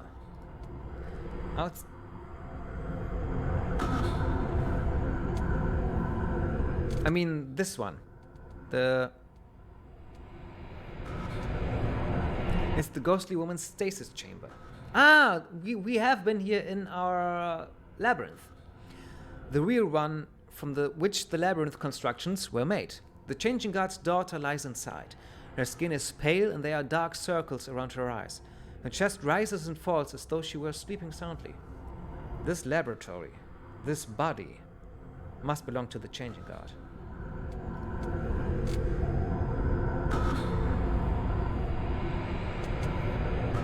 Open the chamber.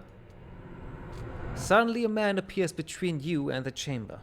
He's not all there. You can see the clouds and vista on the other side of him. His hands are raised in front of him placatingly. Hey, what you doing? If you open that, Mika will die. His mannerisms remind you of the spectre from the labyrinth, though his face, clothing, and voice are not the same. So this is the changing guard? Or what he looked like before? Okay.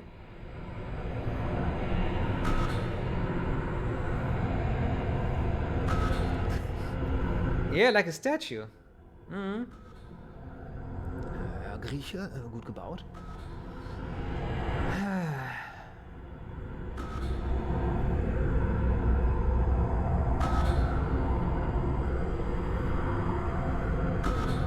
What are you? He gives you an odd look. Now's really not the time to get into this again. I'm an intelligence put in charge of this laboratory, and either created from or overlaid with your knowledge and personality. As your advisor, I refuse to argue about the nature of my existence until we're safely out of this mess.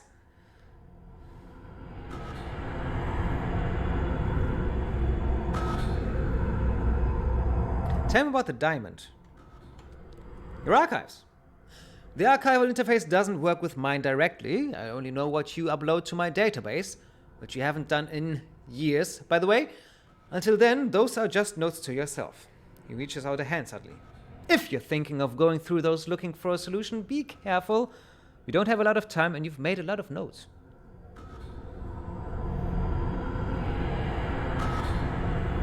Open the chest? Okay, let's open the chest, if you say so. The chest is locked with a keypad bearing 17 strange symbols. I forgot. It was always supposed to be your choices, my voices, but I've been playing all by myself so long that I'm sorry, I didn't ask you what to do. But keep doing that. Choosing the choices. Yeah, if you want to choose everything, you can. The chest is locked with a keypad bearing 17 strange symbols. You're about to lose hope when you realize you know which symbols to press to unlock the chest. You enter the correct code before the memory can slip away. The chest opens with a soft click. The only items of note inside are a wooden shaft with a multicolored crystal tied to one end and a large hemisphere made of azure steel.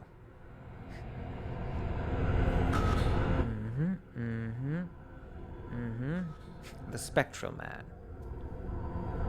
What to do, we queued without E, and anyone else who wants to choose?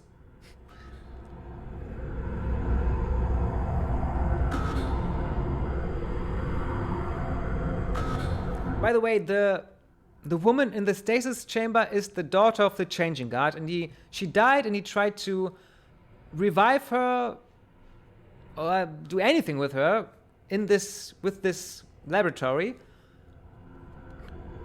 And I think the alarms are there because of the sorrow. That's all that you might not know, but I do know. But the rest is all here. Examine stuff. Okay. Examine the azure steel dome. It's heavy. Too heavy to lift by yourself. Your best guess is that it's a wall projector of some kind. Probably brought up here as a defensive measure for the laboratory. Unfortunately, you can't see any indication of what kind of barrier it would create, nor any way to activate it. Examine the rod with a crystal on the end. There's nothing mystical about the wooden haft, but the shaft, maybe? But the crystal on the end is definitely from a prior world. You think it might be a domination rod. The crystal saps the will of any creature it touches. This won't work against the sorrow. Maybe the Spectral Man can help us put up the azure steel dome thing?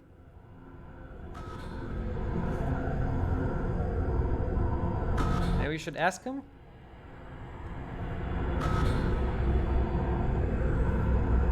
Good idea. Okay.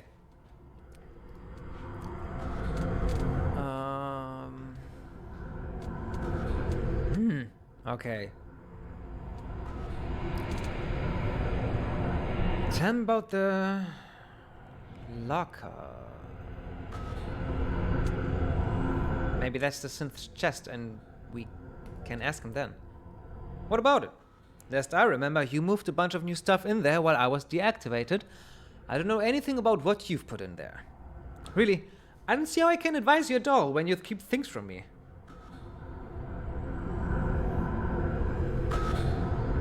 Tell me about the girl in the chamber. You mean Mika? He looks at the chamber. It's difficult to read his expression, but he seems sad. She's no better than she was before. Worse, actually. I hate to say this, but I don't think we can save her. Is he Russian? I don't think there's Russia in here in the Ninth World. No. Why? Did I make a Russian accent by accident? Accent by accident. Go back to the Shinch test. Let's look at the diamond. Maybe this can help us. Wall projector. Previews of several entries flit through your mind. There are scores of results and you can't figure out how they are organized, nor how to quickly ascertain whether an entry will be useful to you or not. It takes time to sift through them for something useful. You will have to be careful what you spend time researching. Finally, you find one that's what you're looking for. A male voice, the voice of the body you are wearing, speaks in your mind. A picture of the azure steel dome from the chest appears on the globe inside the diamond. Your voice says, "Oh, the panel was not easy to find." No. The panel was not easy to find. There are no visible seams anywhere, but it's easy to open once you know it's there. As soon as I found it, I had the transdimensional wall projector moved to the new laboratory. I don't know what exactly destroyed the old location, but I know it was transdimensional in nature. Or maybe we don't know about the sorrow yet. The projector should create a barrier large enough to surround the entire dome, in case whatever it was comes hunting again.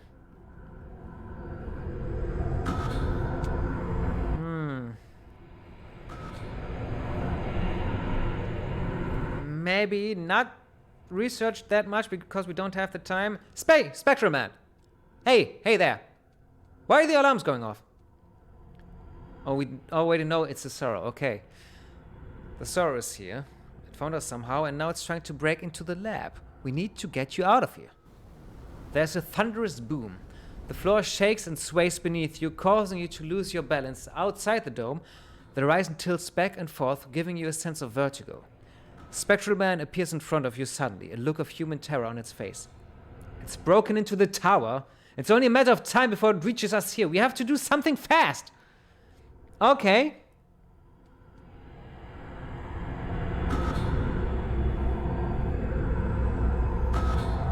I want to try to get Mika out of here.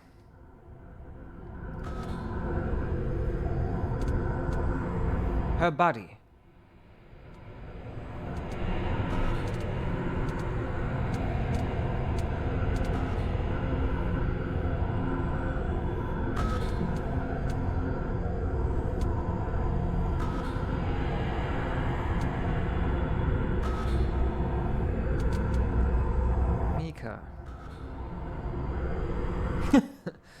Okay. But thank you for letting me know that I am the one to click the buttons. Mika, your voice says Mika's condition has not improved after the consciousness transfer. If anything, it has worsened. I've traced the cause to the weapon I retrieved from the Tabat after their failed siege of Saga's Cliffs. But damned if I know how to undo its effects. I don't understand. I should be able to figure this out. I will figure it out. I just need more data. I've discovered a theoretical process to merge my consciousness with hers, but I just need more data. With luck, I can run experiments in the next few days.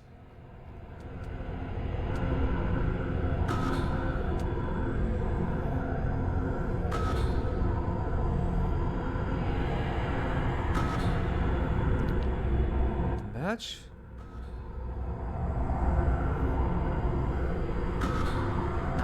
Maybe that's why she's in our mind as well. I think I'll just click through this silly thing here.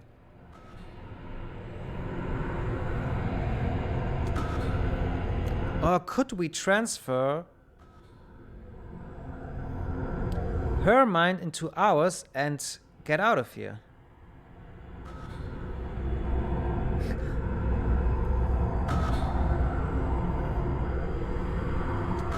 The voice says, the consciousness transfer was a success. I transferred Mika to a new body first, a clone of her original. There appeared to be no ill side effects after several days, so I performed the procedure on myself. I'll be watching both of us carefully over the next few weeks, but thus far I am very hopeful. I'm sure there will be unforeseeable long-term effects, but for the moment, it seems I have found a way to stave off death itself. I cannot imagine any long-term effects that could outweigh that benefit. Suddenly, there's a tremendous popping sound. The air sizzles, causing every hair to stand on end and your entire body to tingle dangerously. The Spectral Man appears in front of you again. It puts its hand on your shoulders, though you feel nothing. It shattered the electrostatic field. If it breaks through the plasma window, we're done for. It looks at the hatch in the ground as though it could see through it. What's your plan? You've got a plan, right?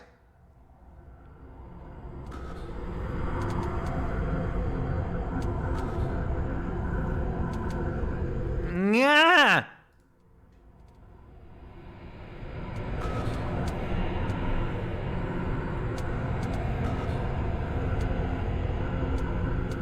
Oh, now we can activate the wall projector. You find the panel mentioned in the archives. Once you know where it is, it slides open easily. You place your hand on the black glass inside. It grows warm at your touch, and there's the smell of a light rain. A low hum murmurs at the edge of your hearing, and the air outside the dome begins to shimmer. The shield appears spherical. You can only hope it will buy you some time against what's coming.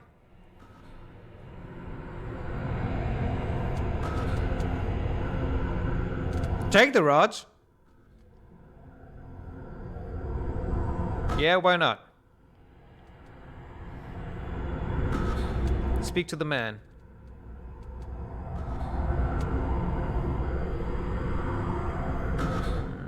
What should we do? I strongly advise you to save yourself, thus saving both of our minds. Unfortunately, that would mean leaving her. He looks at the chamber and frowns. I don't like it any more than you do. The only other options I can think of are to somehow stop the sorrow by force, unlikely, or figure out what it wants. He shakes his translucent head. I don't think we have enough time for either, but maybe you know something I don't. He points to the hovering diamond. Maybe you can find something in your archives to help us. Just be careful what you research in there. We don't have any time to waste.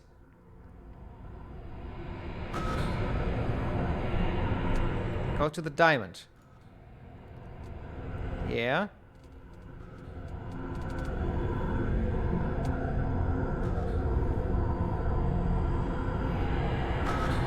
Merge consciousness. There's only a single entry for the query. The same entry from when you create the word Mika. The entry said he would try it in the next few days, but that entry is dated several months ago. If he did try it, he never entered anything about it into the archives. Maybe... Okay. Let's see. We've got no plan. Yeah, you're correct. Domination rod. Okay. Shitballs. Okay, with Spectral Man. Yes. This. You don't remember. I guess that's why you made me. You never tried to merge your consciousness with hers. After researching it for a while, we discovered that doing so would snuff out your personality. You weren't content with me being the only one of us left, so we rejected that option and kept searching for some other way. Do it now! Updated my journal. I'm afraid we can't. We rejected it before we could implement any kind of experiment. We'd need some kind of psychic substrate for your consciousness and hers to reside in simultaneously. Then we'd need a catalyst of some kind to create a resonance that would merge you with her. It's certainly possible given time, but the sorrow's at our doorstep.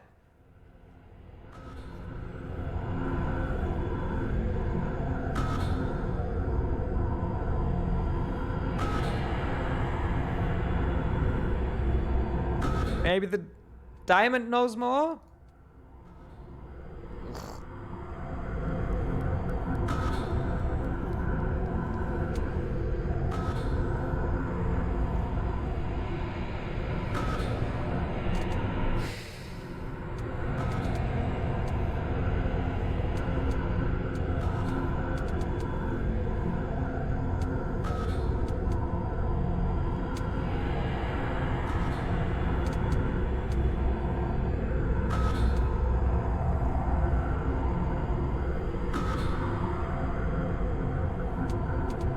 the tides could be this resonance thing that he is talking about? Your voice says the tides have proven to be an extremely fruitful path of exploration. The Tabat don't realize what they have unearthed. Oh, so they saw these trinkets as just more Numenera, but these forces may even have the power to turn back death itself. I certainly hope so for her sake.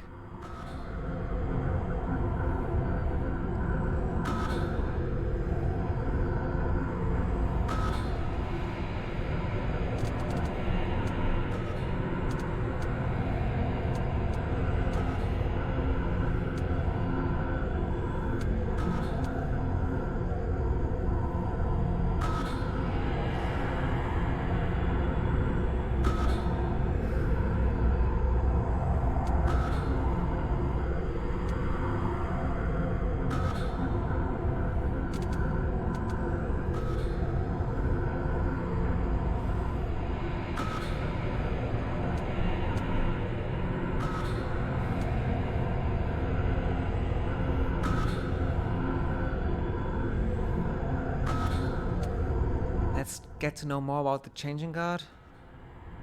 Okay.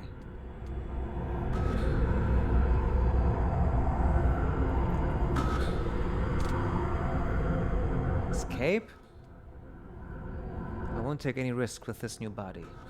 I've initiated a failsafe procedure to transport me away should something happen to me or the laboratory. If any unforeseen danger presents itself, I should be able to escape to a backup location.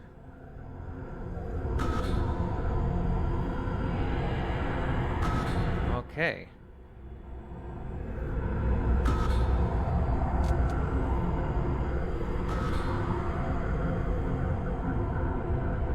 Wait, if we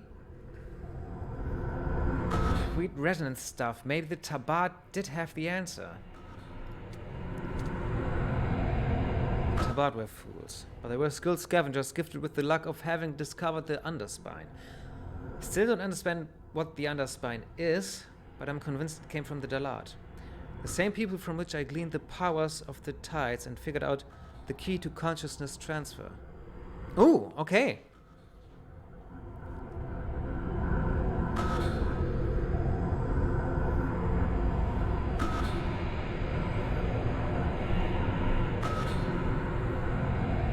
And the Dalat is where came from. Okay. Without the underspine, they are little more than abhumans of above average intelligence. Dalat? Not yet, but I think I'm on my way. Unlock the other entries. Ich denke mal, unlike the other entries, this one is not in your voice, but the female voice that belongs to the archival diamond itself. The Dalat people are believed to have existed long before the Ninth World. Dalat is probably not what they call themselves. Their true name is unknown. They made great use of a force referred to in these archives as the Tides, using them especially to affect individual psyches. The civilization of the Dalat did not decline but was completely wiped out by a creature called the Sorrow.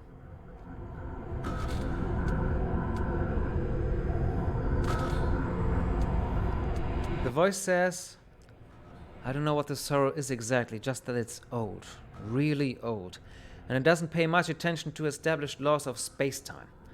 I wonder just how established those laws really are. Anyway, I first came across mention of it in my research of the tides. It appears to have been some kind of guardian against tidal abuse. Evidence suggests it may have been solely responsible for the destruction of one of the prior worlds.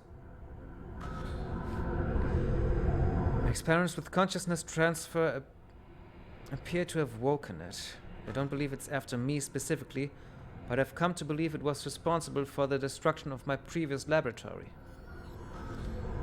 So the Sorrow must have destroyed the Dalat because of how they abused the tides.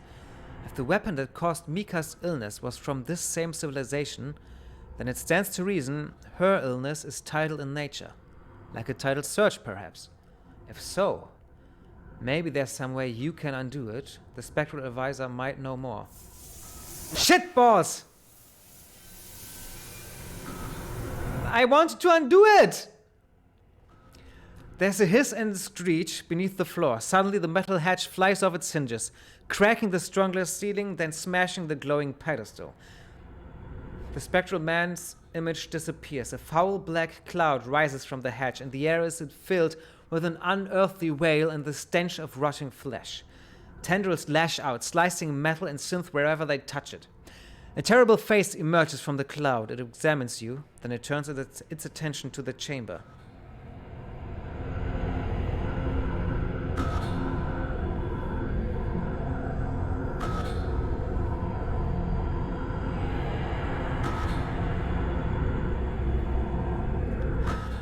We were on the right track. Shitballs.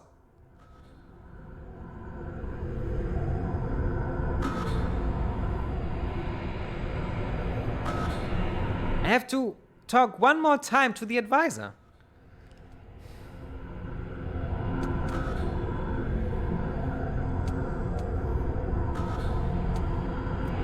Domination rod. Shit. The sorrow turns its horrible attention to you. One of its tendrils darts toward you, slicing through both the strong glass wall and steel floor, and reaches your face, and you feel nothing. The tendril goes right through your body. Realize that the dome is fading away. No, your body is fading away as some device tucks it safely away to another location. The sorrow's unearthly wail becomes a shriek. Though the spectral advisor is gone, you hear his voice in your head. Thank goodness the phaser have kicked in. You'll be safe, though the girl and I are doomed. I'd be easy to recover, but I'm sure you'll... He's cut off as the sorrow's tendrils flay the laboratory all around it in a blind fury. The chest and diamond are cut to ribbons. The chamber disintegrates in a ball of purple flame, and the last thing you see as your mind fades from this body is the face of the young girl, melting and boiling into ash. I'm ready to learn something new.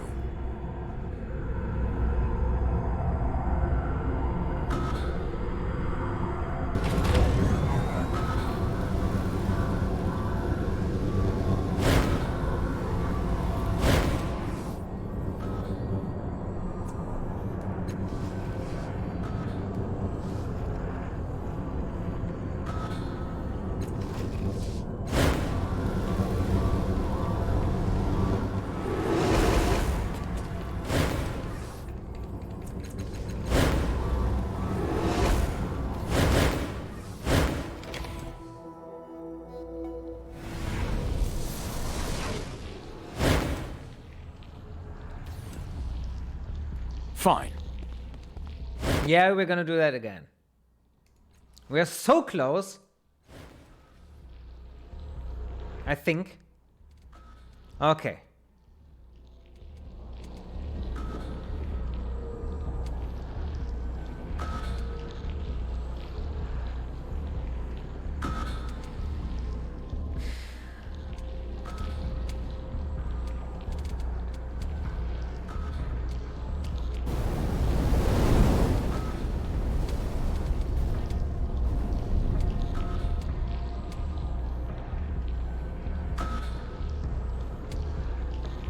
Yes, now there's a good idea. Problem is, it can only teleport one person. The girl, your archives, and your equipment will all be lost. Of course, you can just recreate me from your own consciousness, so it won't be a total loss. Anyway, why do you ask?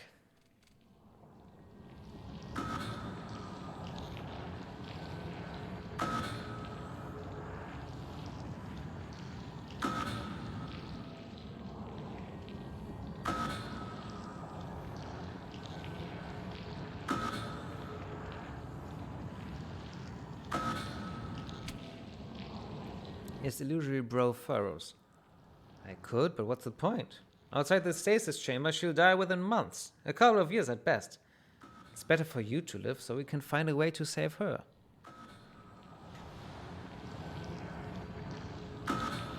Not that I'm thinking this is a good idea, and then it's not, and we make everything just worse.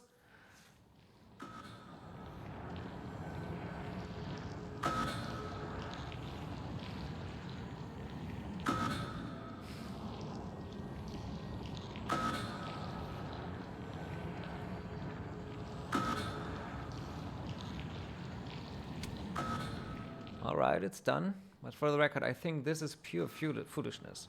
If the sorrow gets here, you're just throwing our life away. Okay, that's okay. Uh-huh. Uh-huh. Mm-hmm. Mm-hmm. Mm-hmm. Mm-hmm. Mm.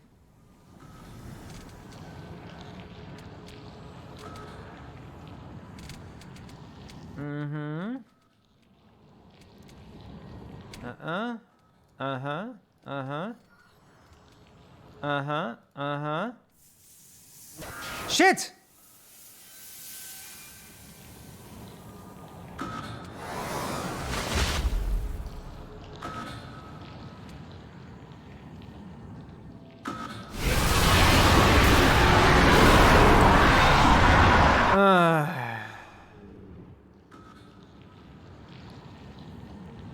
Yeah, I knew he was shitting with us.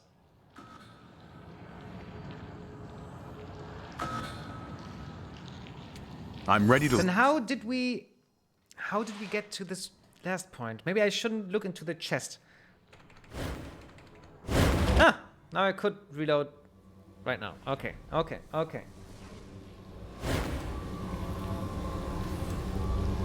I'm just trying to do it because the first time I played it, I couldn't do it either. And I never tried it a second time, and I think I just went with what I reached.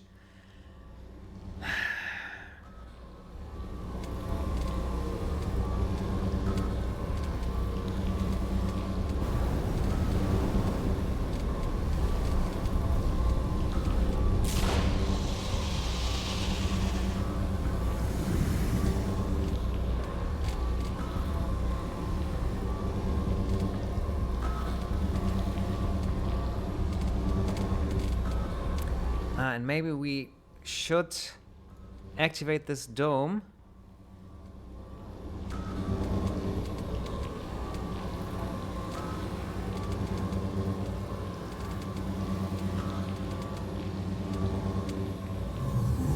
No.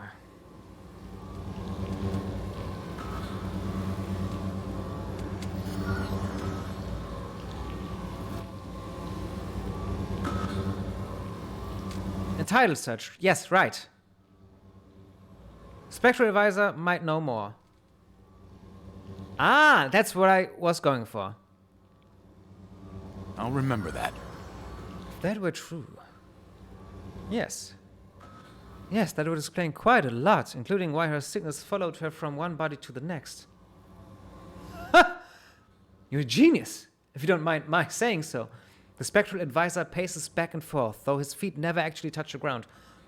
Could an equivalent search undo the effects? No, that would require more power than either of your bodies are capable of generating. No, I really stopped myself from power gaming. Because this game was well designed in this aspect, I thought that even when you fail, still interesting stuff comes up. Sometimes even failure is even more interesting, so... And I've wanted to keep a little of the mystery. That's why I didn't repeat every single thing that I failed at. He stops and looks at you excitedly. But I think you've discovered an exciting path of inquiry. It may take a few years, but the laboratory rumbles and quakes as the sorrow pounds away below. Never mind, we don't have years. In a few minutes, we won't... Never mind, we don't... Yeah, okay.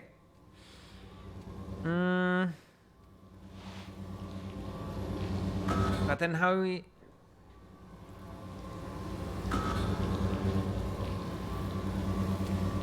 And how do we get out of here?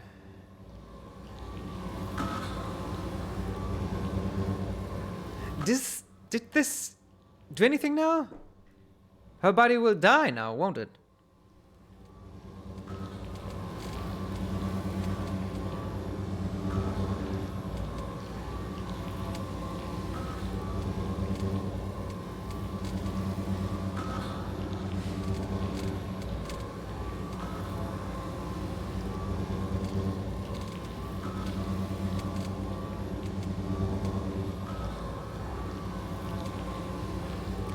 Today marks the 28th anniversary of the siege of Saga's Cliffs. 28 years since her illness began. It was a simple thing to defeat them, to unmoor the city from the present and strip those trapped inside of the Numenera. It has not proven so simple to undo the effects their terror unleashed on us. I still don't know how the ceramine crystal works, nor what it does to its victims. I doubt they knew either, but they were pillagers, not priests. They only knew it was a weapon. I wonder if they knew the extent of its power, how it could destroy the life of a young woman and her father, even chasing them across lives. Yeah.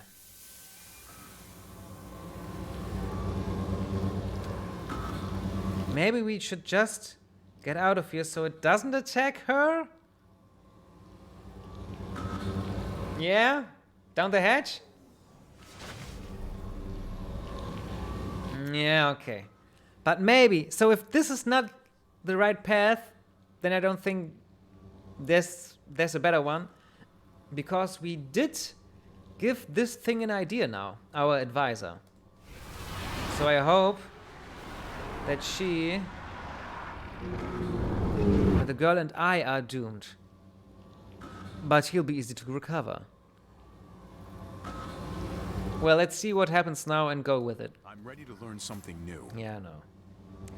Maybe there is none. Maybe that's the lesson that we are supposed to learn here.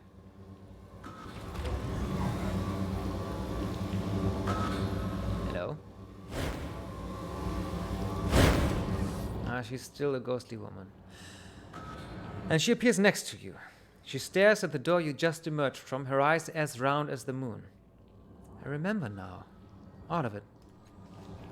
I told you I was aware of everything while I was in that chamber. I remember my father abandoning me. I remember you abandoned me too. After the sorrow destroyed the stasis chamber, I woke up here in the labyrinth. I wasn't aware though, and for a long time, not until you came and started changing things. Okay, that's interesting.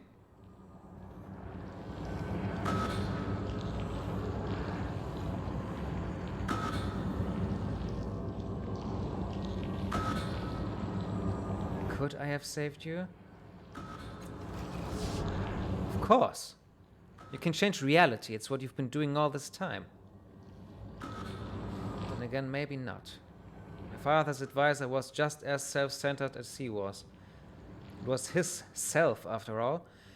He might have teleported you to safety even if you had told him not to. I don't know. Maybe there are some realities you can change. I started changing things. She looks at you. Her eyes are brighter now, full of confidence. You are the last cast-off, the one my father created to witness this place, to command it. You have been changing the labyrinth since you were first born. You are the one who will decide our fate. So just not a memory? No, she says, firm and certain. I'm not a memory, nor a reflection, nor a lacuna. I am Mika, the full consciousness of the changing god's daughter. So what do we do now? A familiar voice cuts through the air, interrupting you both. You don't need to do anything. Dum da dum dum.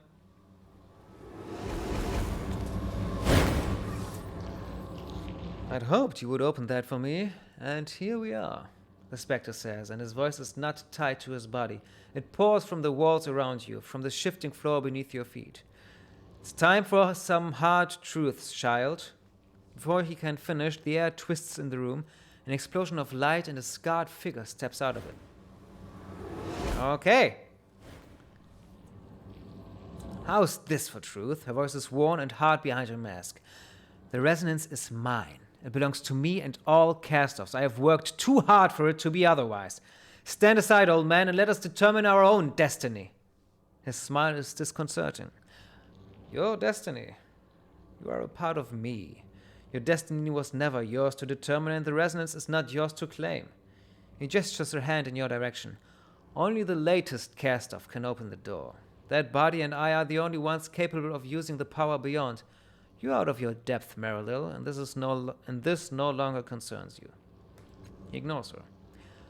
I needed you to open the door, and you've done that. The cage I can handle on my own. His voice presses down on you like a hand, as if trying to drop you to your knees. When I enter the resonance, it will be to return my errant children to my mind where they belong. Leave me to it, and we have no further quarrel. What say you?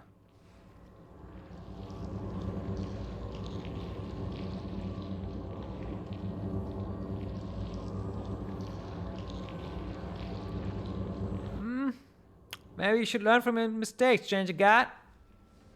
Irritation flashes across his translucent face. I'm not here to debate who I am or what I've done. I'm here to claim what's mine. The ground rumbles menacingly beneath her feet. And what is that exactly? He looks at the ghostly form of the changing God's daughter, as if noticing her for the first time. His surprise is a brief, chill wind whipping across the darkness between you. You're her ghost, the one that haunts me. My daughter's dead, do you hear me? I can't bring her back, no matter how hard I try.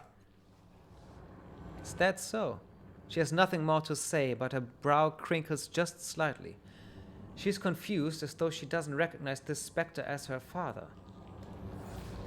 He shakes his head. Enough.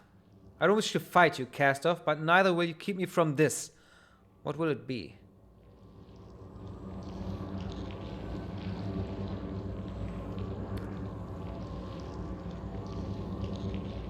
It's the advisor, the specter. Which makes sense.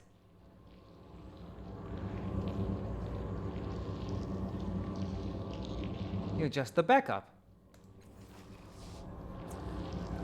Ridiculous, the Chalcedon growls. I've served our sire for centuries. This is him. I'd know the son of a bitch in 100 different bodies. This is our sire, all right? You speak in simple terms, the specter says, arching an eyebrow.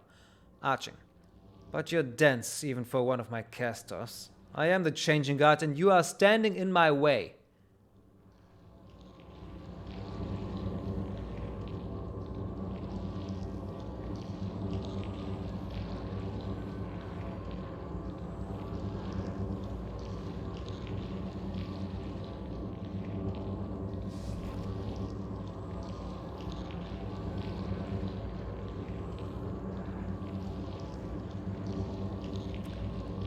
Your daughter doesn't recognize you, man.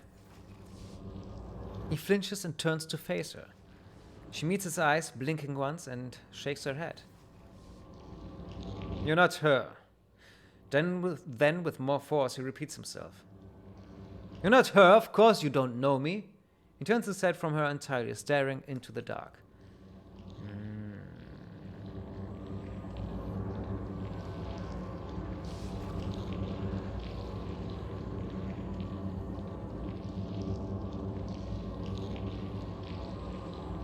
Changing God wouldn't need me.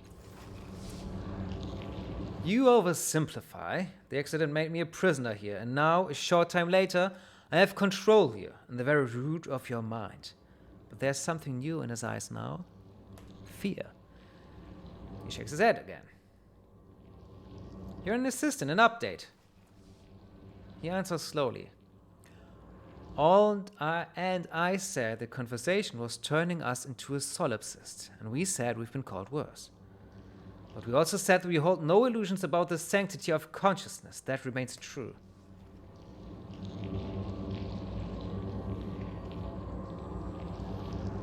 The changing God wouldn't have lost when we fought, and I hope we don't fight now. I've lost plenty of battles, and I'm still alive because I know when to retreat and regroup. Constant victory is a fiction I have no use for.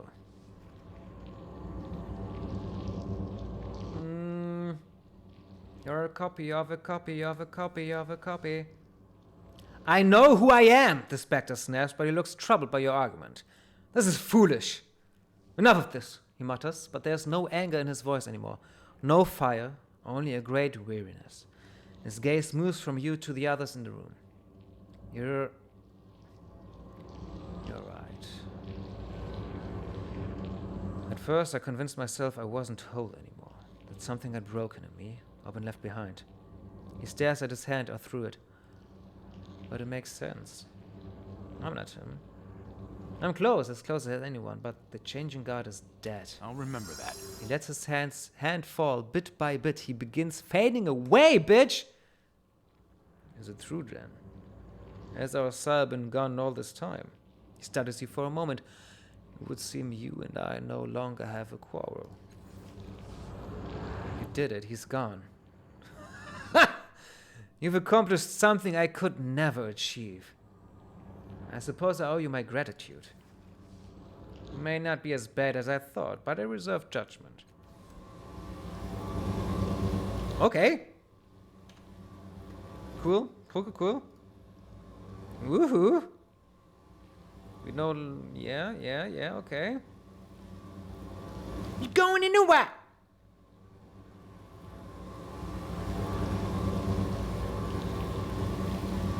Okay. All right. Final battle. Do-do-do-do. Do-do-do-do-do.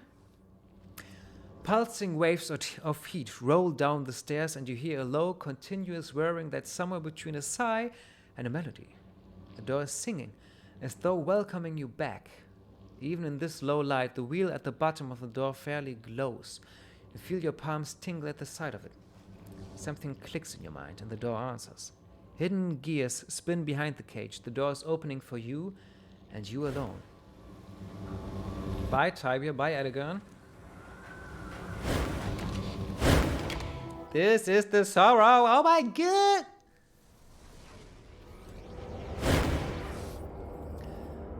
The sorrow is here in its full power, wearing the unquieted psyches of its victims like a tattered cloak. Filaments of light and energy leak from it, strange colors that correspond to no tides you know. Its tendrils flutter and flap in an unseen breeze.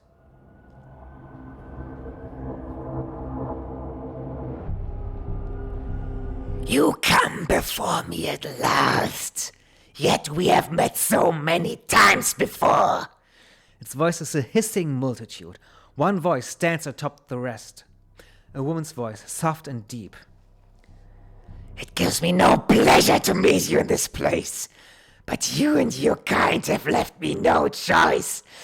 Everybody you sire creates abuses those forces you call the tides. They draw energy from those around them. In so doing, you weaken the seals on energy you do not comprehend. You increase the amount of suffering in the world. Every attempt at mitigating that damage has failed. Every step results in misery. You are the first in millennia to hear me speak in an embodied language. You are persistent, tenacious, and durable. And so perhaps words will suffice where destruction has failed.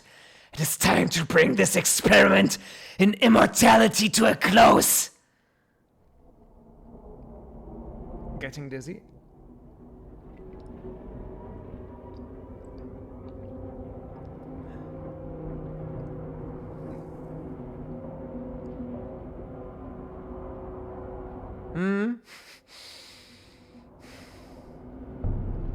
But I saved the best for last.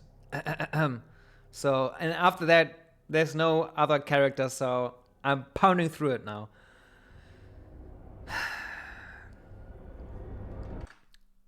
I'm a little orange. Let me just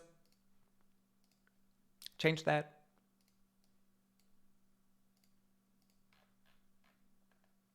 Tartarius.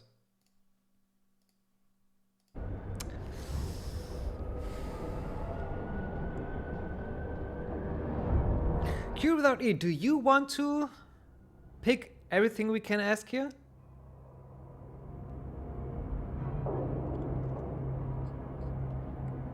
Because I am a little überfragt.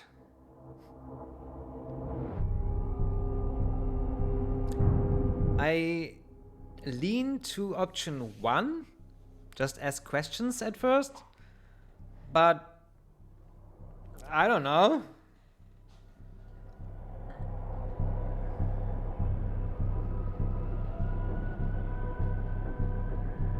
Okay. The time tides themselves do not cause suffering, rather the abuse of them in your bodies. Your kind has wrought torment on the world in the name of endless life. You bring pain, large and small, deliberate and inadvertent. Without you, the endless battle would never have raged. Without you, the children of the endless gate would not have terrorized the world. Betrayals, slaughter, and bloodshed are the hallmarks of a cast-off's wake. Okay, so it's not us directly. Your sister, the slaver Tol Magur, cast her suffering into the child Rin, though the girl had done her no harm. Your sister Makina took her adoptive father's eyes, and though she mourned, she did not change her ways. Even the saintly Adiris brought torment into this world. She thought she drew my attention when she lashed out at me in Milavest. No, she was already marked. In her body, your sire brought the jagged dream to Saga's cliffs to foment strife. Adiris rejected them, but chaos and misery trailed even in her passage through the world. Cast-offs bring pain. I will not ask that again. I'm just trying to stop the abuse of the tides. Are you? We shall see. I know what they say of me. Destroy your civilizations. Death's mistress, soul taker, ender of the circle. Yet I take no pleasure in destruction. My pursuit of your kind has been solely a matter of expedience. But you have come this far. Despite my attempts to stop you, I will give you a last chance at an alternate resolution. When Adiris asked you what one life matters, you replied that it does not, that all make their own lives and their own truths matter. We shall see if you will stand by those words. I have to pee, shitballs! Last break of the game. Pee break, I'm sorry. No getting rounded. I might check. Come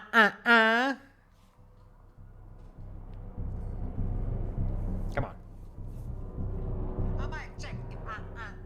Okay. Sorry for that. Even just when it's so suspenseful.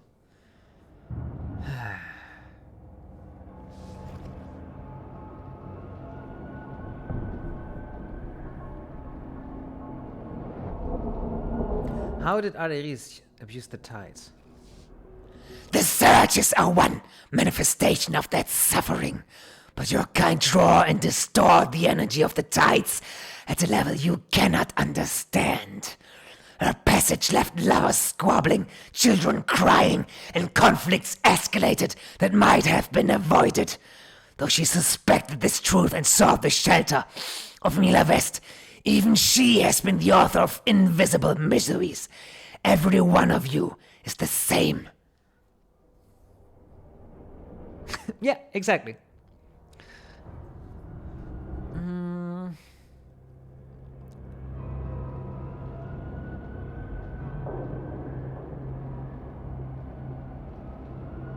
Is the changing god dead? It is late to speak of truths and identities. The one you called the Spectre was the embodiment of the changing god's life and memories. When you convinced him he was dead, that became true enough. All that remains of the changing god, all that he is and was, is here, now, in the labyrinth. What are you? I mean, it's not pretty. I am a guardian, a protector, a legacy of the forgotten people that tasked to watch over that which they failed to defend. What's this place? This place is the central chamber of your collective mind space. It is the resonance, the true expression of what your resonance chamber was but a shadow. In this place you touch the knowledge and strength of every cast-off ever created. Why are you here? When you escaped me on the moon, I placed a piece of myself here as a last resort. I've ridden here in your mind since then, Indeed, I could not have found the moon had you not returned to it in the mare, bringing me along with you. I called myself to myself in that reality, breaching the station's defenses to close the loop of time that brought me here, all to ensure that the power of the resonance is not abused, that your kind does not worsen the world again. So what happens now? It is up to you. The question is, with what purpose have you come?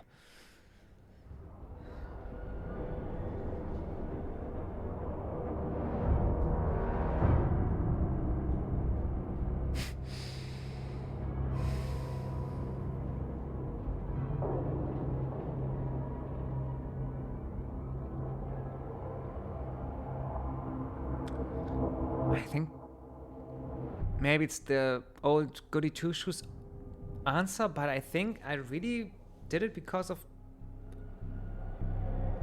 the title abuse. Option 2. This wasn't that important to me. This is a weird answer. Yeah, also, but let's be cool here and play the hero.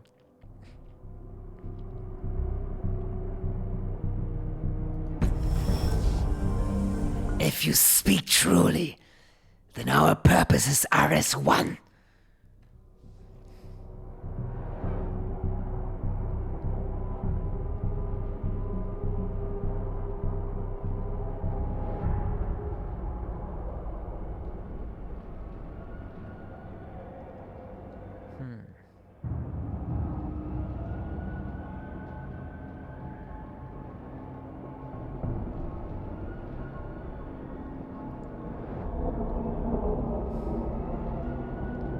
Was the first right? The connection of which she speaks is the labyrinth itself. You would no longer draw power from this place, and my pursuit of you would cease. Your sister's solution would have shattered this place. It would have destroyed the tidal seals that protect the populace from madness. My charter is to guard those seals. Oh, what? Oh, so her solution is not good. Okay, okay. Had her plan actually worked, it would have destroyed the minds of thousands. I could not allow that to occur. Was the change you got right? The sorrow sounds almost thoughtful. Perhaps, for a time, if he could resist making no further cast-offs. But I have trailed him across the centuries, and I know that he could not resist. The lure of new experience is too strong for him to resist. He would awaken me again and again.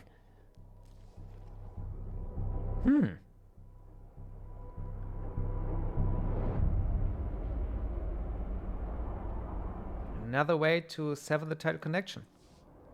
The resonance chamber was a blunt instrument. Alone, it would have shattered and destroyed the labyrinth.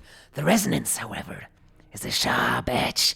It can sever the connection cleanly and without harm, eliminating your kind and the threat you pose to the integrity of the tidal energies. It is the wise choice.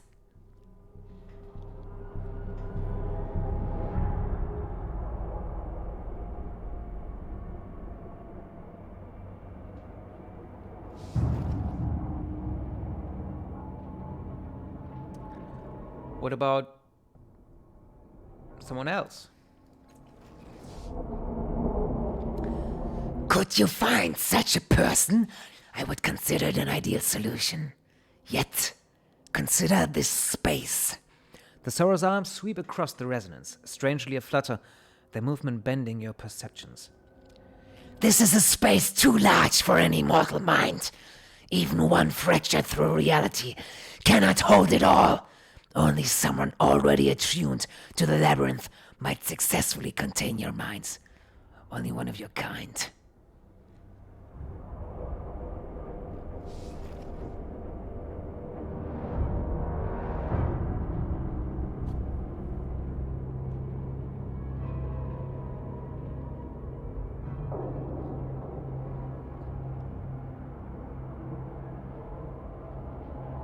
And everything's back the way it was? That possible? It considers your words, teasing out the ramifications. At last it speaks.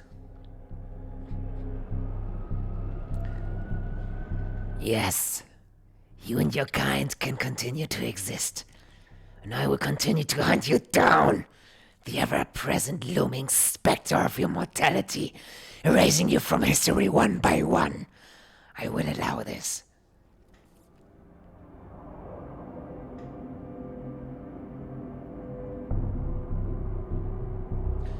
What about Mika? Ooh. What will you oppose? It hesitates as if not sure it should impart this information. The resonance has the power to combine and sever, and to remove the protections over the tides entirely. Doing so will unfetter a truly dangerous force, imperiling the land and the psychic landscape for millennia. I cannot permit this choice, and will resist it with all my strength.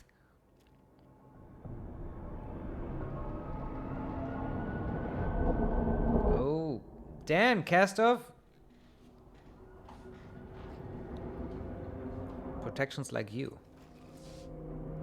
I am a part of those protections, but not the only part. The released tidal force would flow across this territory, devastating the mental landscape. Many would suffer serious damage to their sanity, and others would find travel through the resultant psychic pollution impossible for thousands of years. It draws itself into a more sinister form. This I will not allow.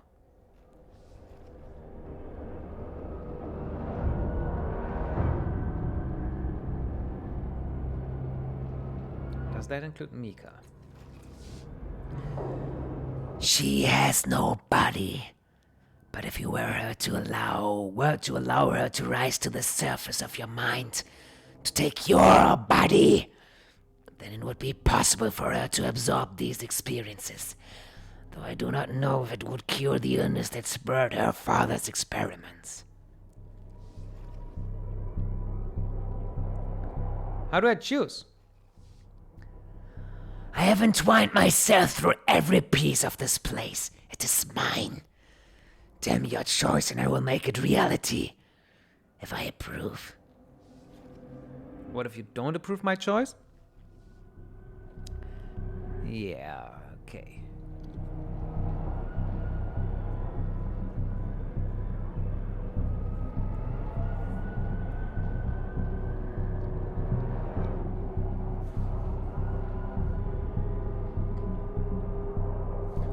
What's that?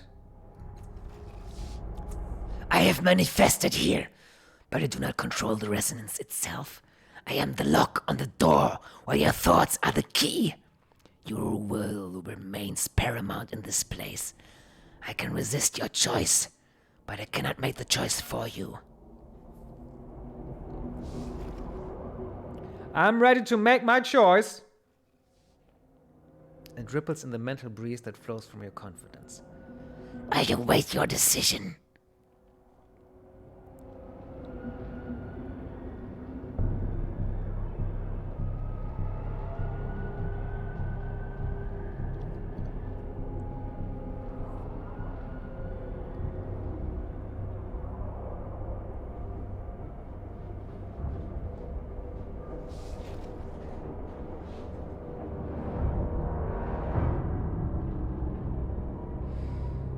Q without E, do you want to choose? I already did it once.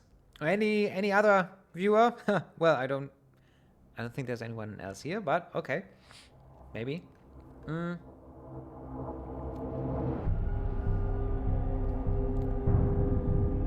I think because I'm such a nice guy, in my first playthrough I chose option 4. But I'm open for suggestions.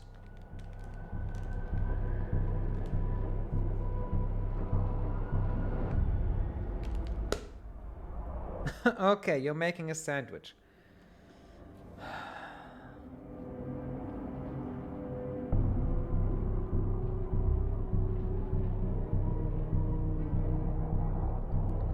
The first, I think, is too bitter to be a good repository.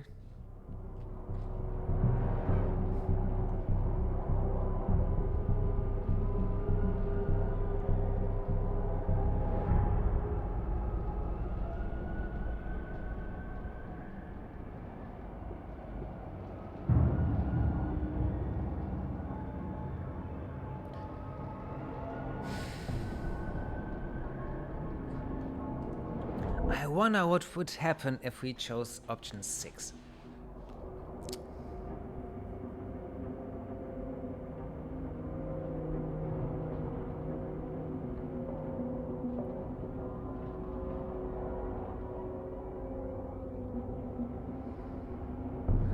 Yeah? 2 or 6? Can you decide between 2 or 6? Sever our connection to the tidal forces? Or reject the Sorrow's authority? Be courageous. Okay! But it's such an selfish, such a selfish option. It stirs and starts, and the colors that flicker around the sorrow are like angry lightning. Did you not understand me?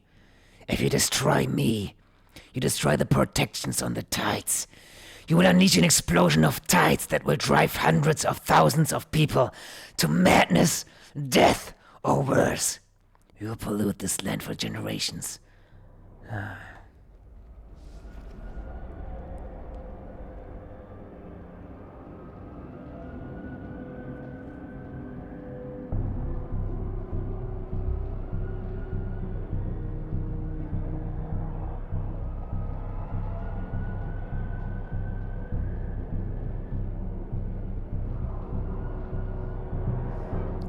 Do it.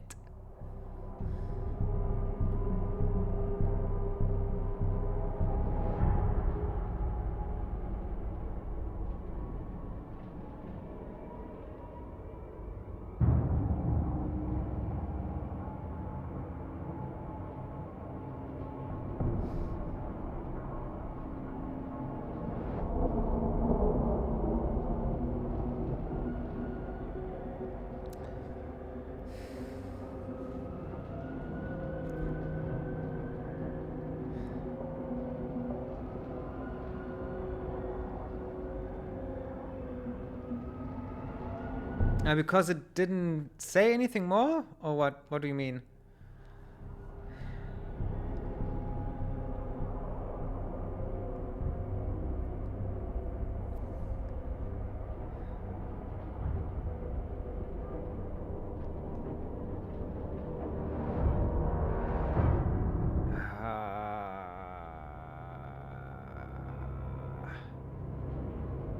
Terror or progress?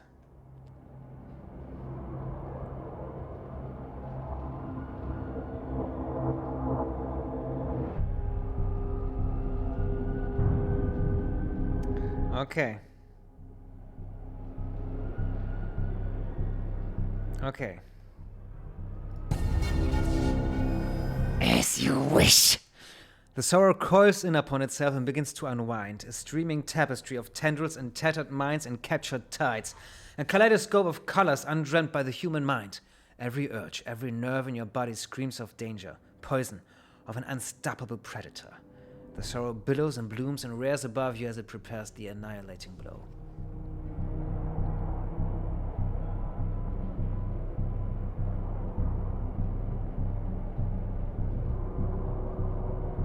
Ah!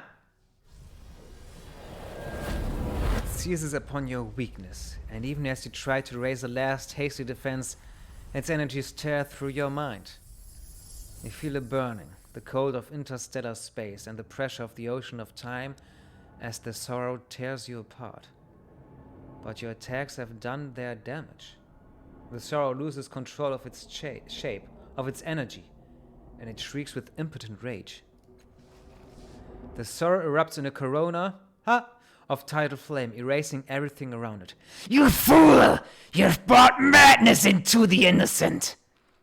Gobbles of energy spatter the chamber. With a final desperate lunge, the sorrow casts its dissipating self across the resonance, immersing itself in its radiance.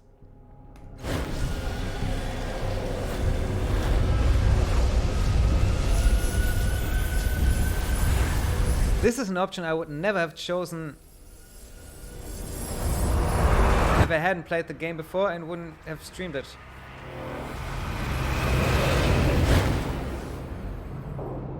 Whoa. Kaboom, baby. Now let's try to get rid of the spit and saliva I made my monitor go through.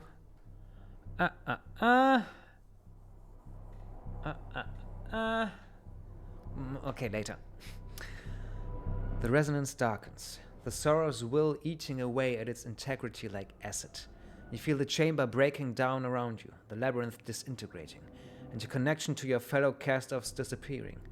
The dream space fades as the sorrow implodes, and then darkness.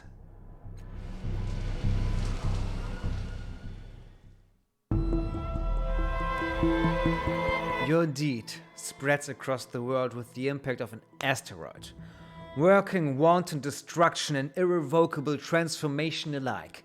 Your kind endures, mortal, but freed from the sorrow's long shadow. Others pay a price in madness.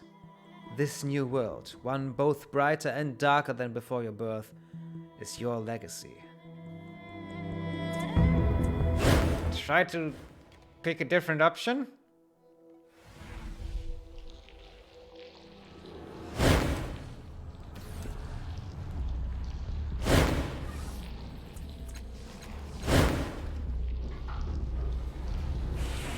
Ooh. Yeah, I agree. That's an ooh ending.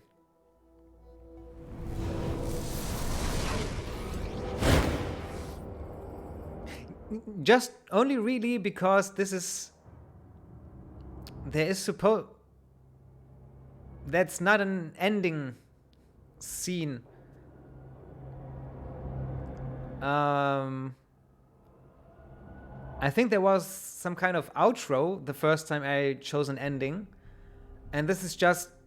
This is mostly the screen that said, you failed.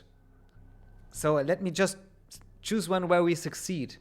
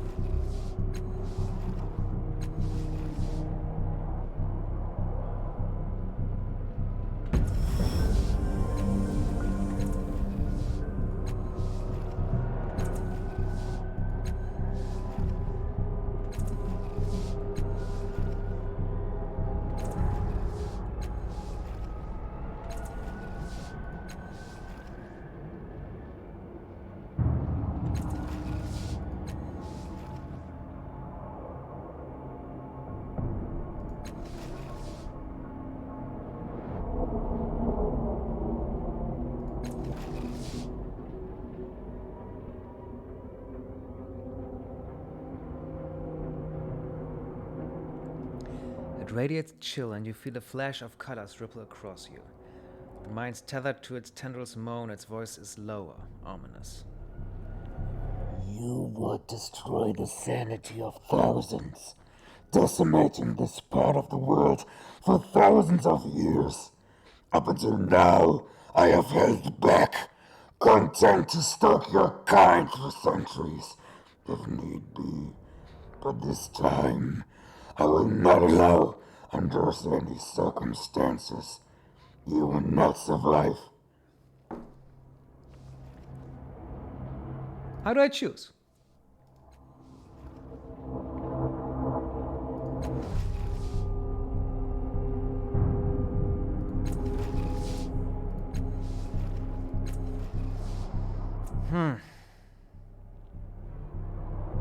Then, option number 2, that I thought might be okay.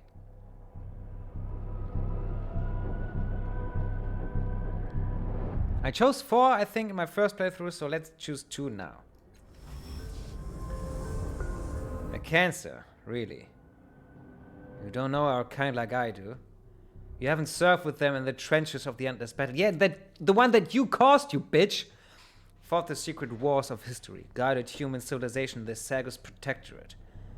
If it weren't for the cast of so much of history here would be different, that the place would be unrecognizable.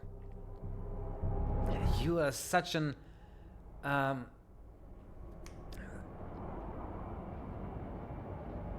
damn, what's the word? I don't know. You can feel the sneer behind the mask. The only cancer is in your mind, infant. Your solution sacrifices the accumulated knowledge of centuries. Your willingness to let this wisdom vanish is a testament to your belief. It pauses, a swirl of energy and color. I must know. This solution is my ideal, for it will end the chance that another cast-off will reawaken me. But most mortals will go to almost any lengths to preserve their lives. Why do you differ? Oh, okay. I'm glad you asked.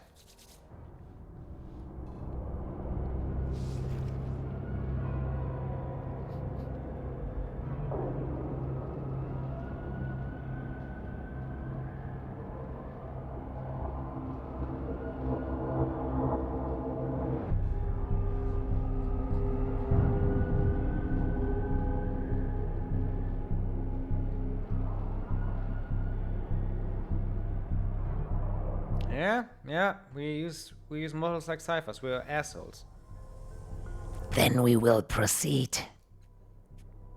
Do you really think I'm going to stand by and let you make that decision? After all I have done for our kind? Let me remind you that I am the first. You are the last. I should think that gives me precedence. I have fought against this creature for years, and I won't let the sorrow erase us now.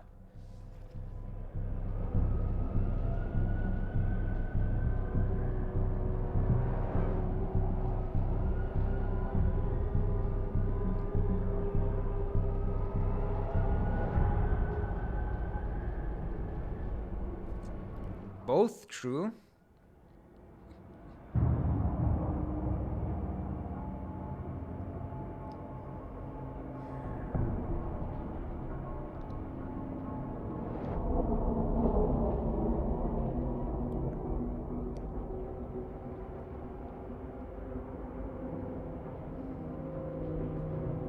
Only I'm including humanity? Others are good or war is bad? What's our opinion? Spare the lives? It's both pretty much the same.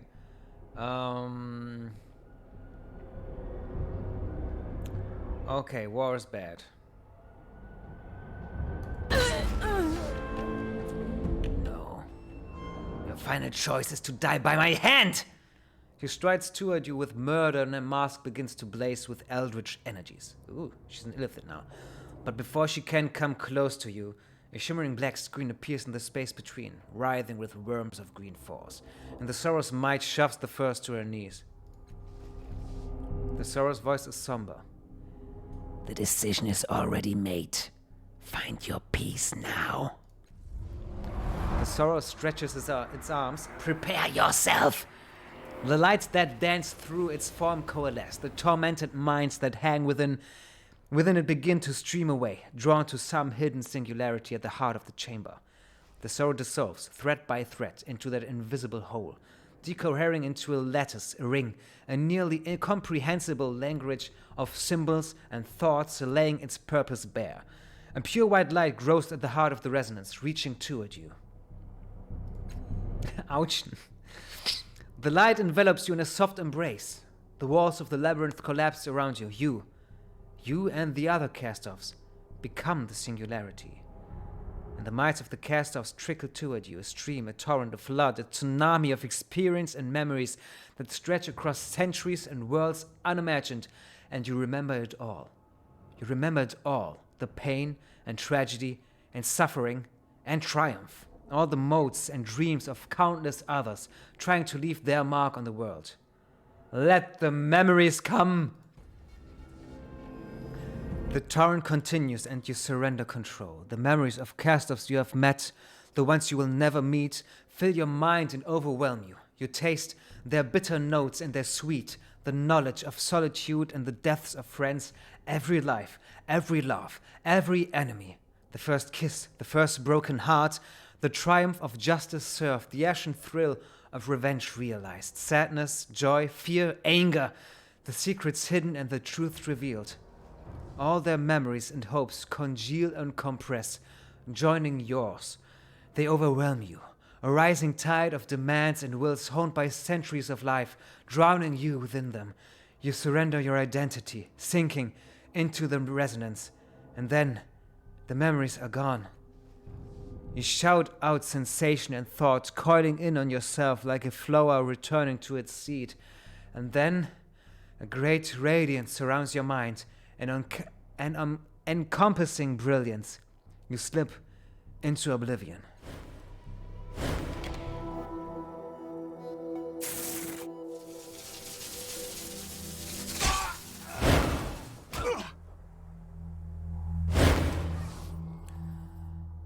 Detritus and ruin littered the courtyard of the Memovira's fortress.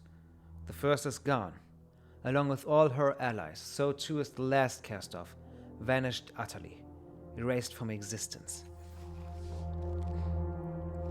I knew he was determined to change the legacy of his kind, but to kill them all, a harsh judgment. He dusts off his jacket, blows on his hands, and glances to the door of the fortress. He pauses for a moment, scratches his head. I suppose we can go our separate ways. For me, first order of business is to get out of the bloom. Maybe head back to Orman. I need to let my people out. After that, who knows? Well, this last screen, yes. This specific ending, I don't know. I just wanted to try out something different to my first playthrough and not get the "you dead" screen.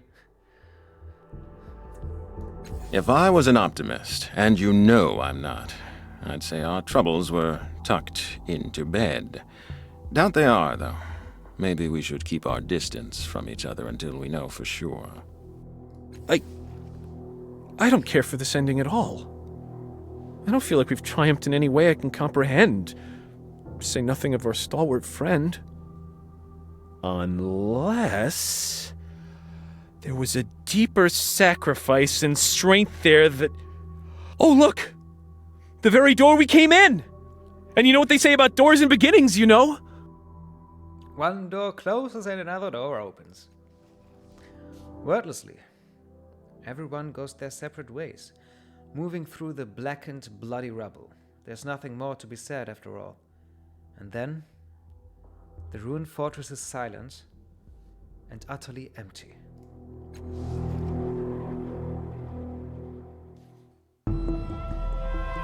The absence of the cast-offs changed the Ninth World, sometimes for the better, often for the worse.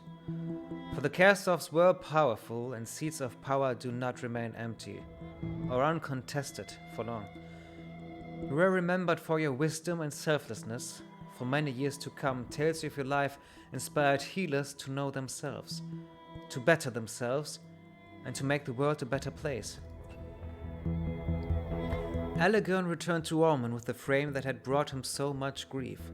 One by one, he pulled his tattoos free and cast them through the black metal portal. His friends emerged on the other side, dazed and shocked by their long years of imprisonment in Allegern's mind and body. He saved his wife and daughter for last, hoping without hope that they would be unharmed. They suffered no lasting damage. Over his remaining years, Allegern learned to understand the frame and its function. Orman became a nomadic village, carried on the body of a solitary traveler. Its people flourished, and none forgot the name of the man who showed them the new way, Allegern. What became of Celestige, no one knows. Some say she wandered into the deserts around Sargas, others say she was found dead on the streets shortly after the most recent Bloomquake, and others still say she wanders the known world, seeking something forever beyond reach. Very weird. What? Seeking a way to atone for his failures, Tybur left Sargs and the Bloom behind, and traveled to the nameless village where he and Orvine had once broken each other's hearts, To his surprise, he found that the villagers were still there. The noble that had tried to drive them away had been killed by a large masked man many years ago. To his credit, Tybee did not lie to them. He told them who he was and what he had done, and he swore to protect them until the end of his days. He did, and the villagers forgave him in time. Later, they respected him, and when he died in his sleep decades later, they mourned blah blah blah. The hero Ertis was never seen again, but in a nameless field not far from the Valley of Dead Heroes, an aging herdsman drove his newly brought yole towards a run-down hut. Humming to himself, he rebuilt the hut stone by stone. That night, he slept better than he had in years. He lived out as many years as a stranger to everyone who saw him in the tiny town where he brought his supplies. And one day, a shopkeeper realized he hadn't seen the herdsman in months. That was the last time anyone thought of the man Ertis had become. Moon, or whatever the being truly called itself, wandered off into the pathways of the labyrinth where the last cast-off confronted the sorrow and was never seen again. Whether it died there or found a strange door to a stranger place, none can say. Rin never found the way back to her home. She searched for years, but never found so much as a clue. Sometime after she turned 30, Rin realized she had given up her search, though she did not remember ever having made that decision consciously. She had simply stopped looking. She wasn't even sure when the last time was she had looked. The realization didn't bother her as much as she thought it might. She had grown accustomed to the world and her place in it. It wasn't home. What began as 1 or 2 drinks turned into 4 then 5. Soon it became a habit. Pico would go to the bar every night, sometimes even paying a girl to stay with them if he had the money for one. So long as he had the money to pay, people treated him well there, and when he didn't, he would work hard for more. He never made anything of himself, but he lived his life and even got the respect he wanted, in a way.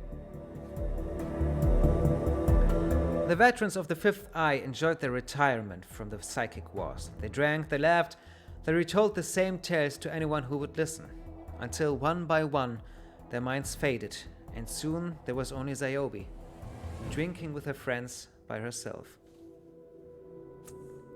The tiny construct children of the crippled foreman scattered throughout the city. They began building things at random, much to the consternation of the master foreman. Finally, the master foreman called for his workers to bring the small constructs into him. He was surprised at how much they had grown. Apparently, they had been building themselves as well as random pieces of the city. He now instructs them, treating them as he does his human workers, although it is clear he favors them more. What's unclear is how well they will continue to follow his instructions.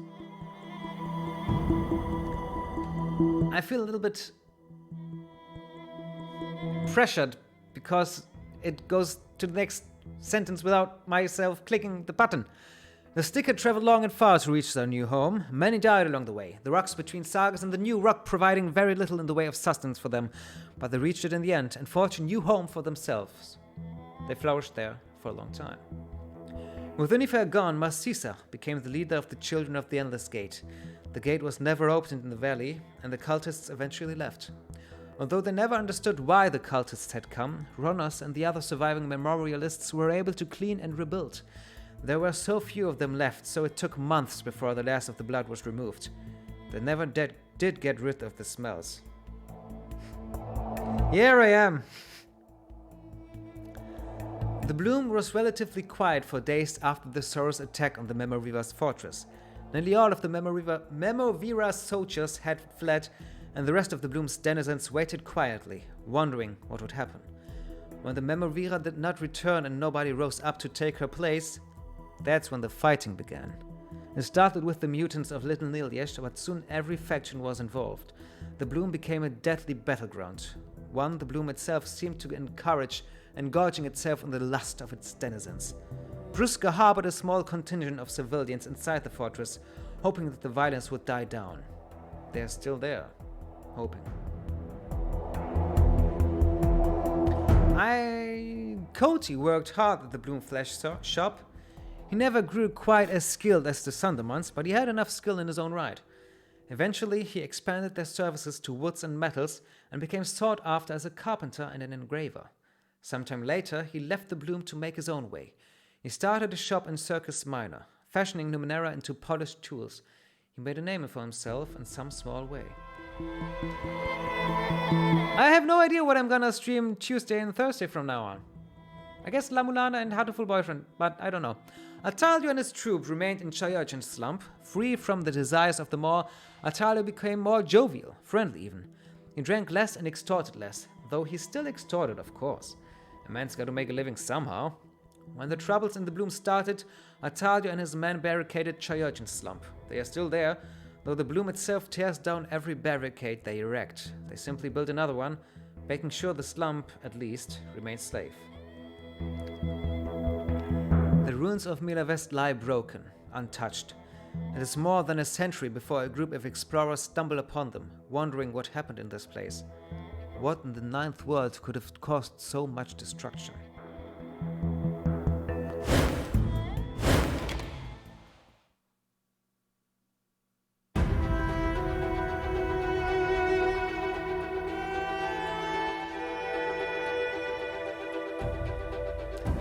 That's it. We didn't read everything out from the codex, but who cares? I guess you can read that out when you buy the game or somewhere on the internet. Yeah, it was long. It was a long game. Which stream is it? 34. Ooh, that's one of my longest games I've ever streamed. In the near future, my games won't be that long. And yeah, I'm tired. Like you saw Q without E. See you next Monday with Hollow Knight. And on Wednesdays as well, from 19:30 to 22 o'clock. And Tuesday and Thursday, let's see what we see. If you're interested in what I'm gonna stream, look at the schedule. If not, well, bye-bye. And, but I think it might be Hatterful Boyfriend and or La Mulana. Because I have them installed and I want to get through them and want to finish them. And I have streamed them before and they are unfinished yet. So, this is the project. Thank you for being here from in the first and the last stream. You too. Bye Q without E. Adios. Mwah.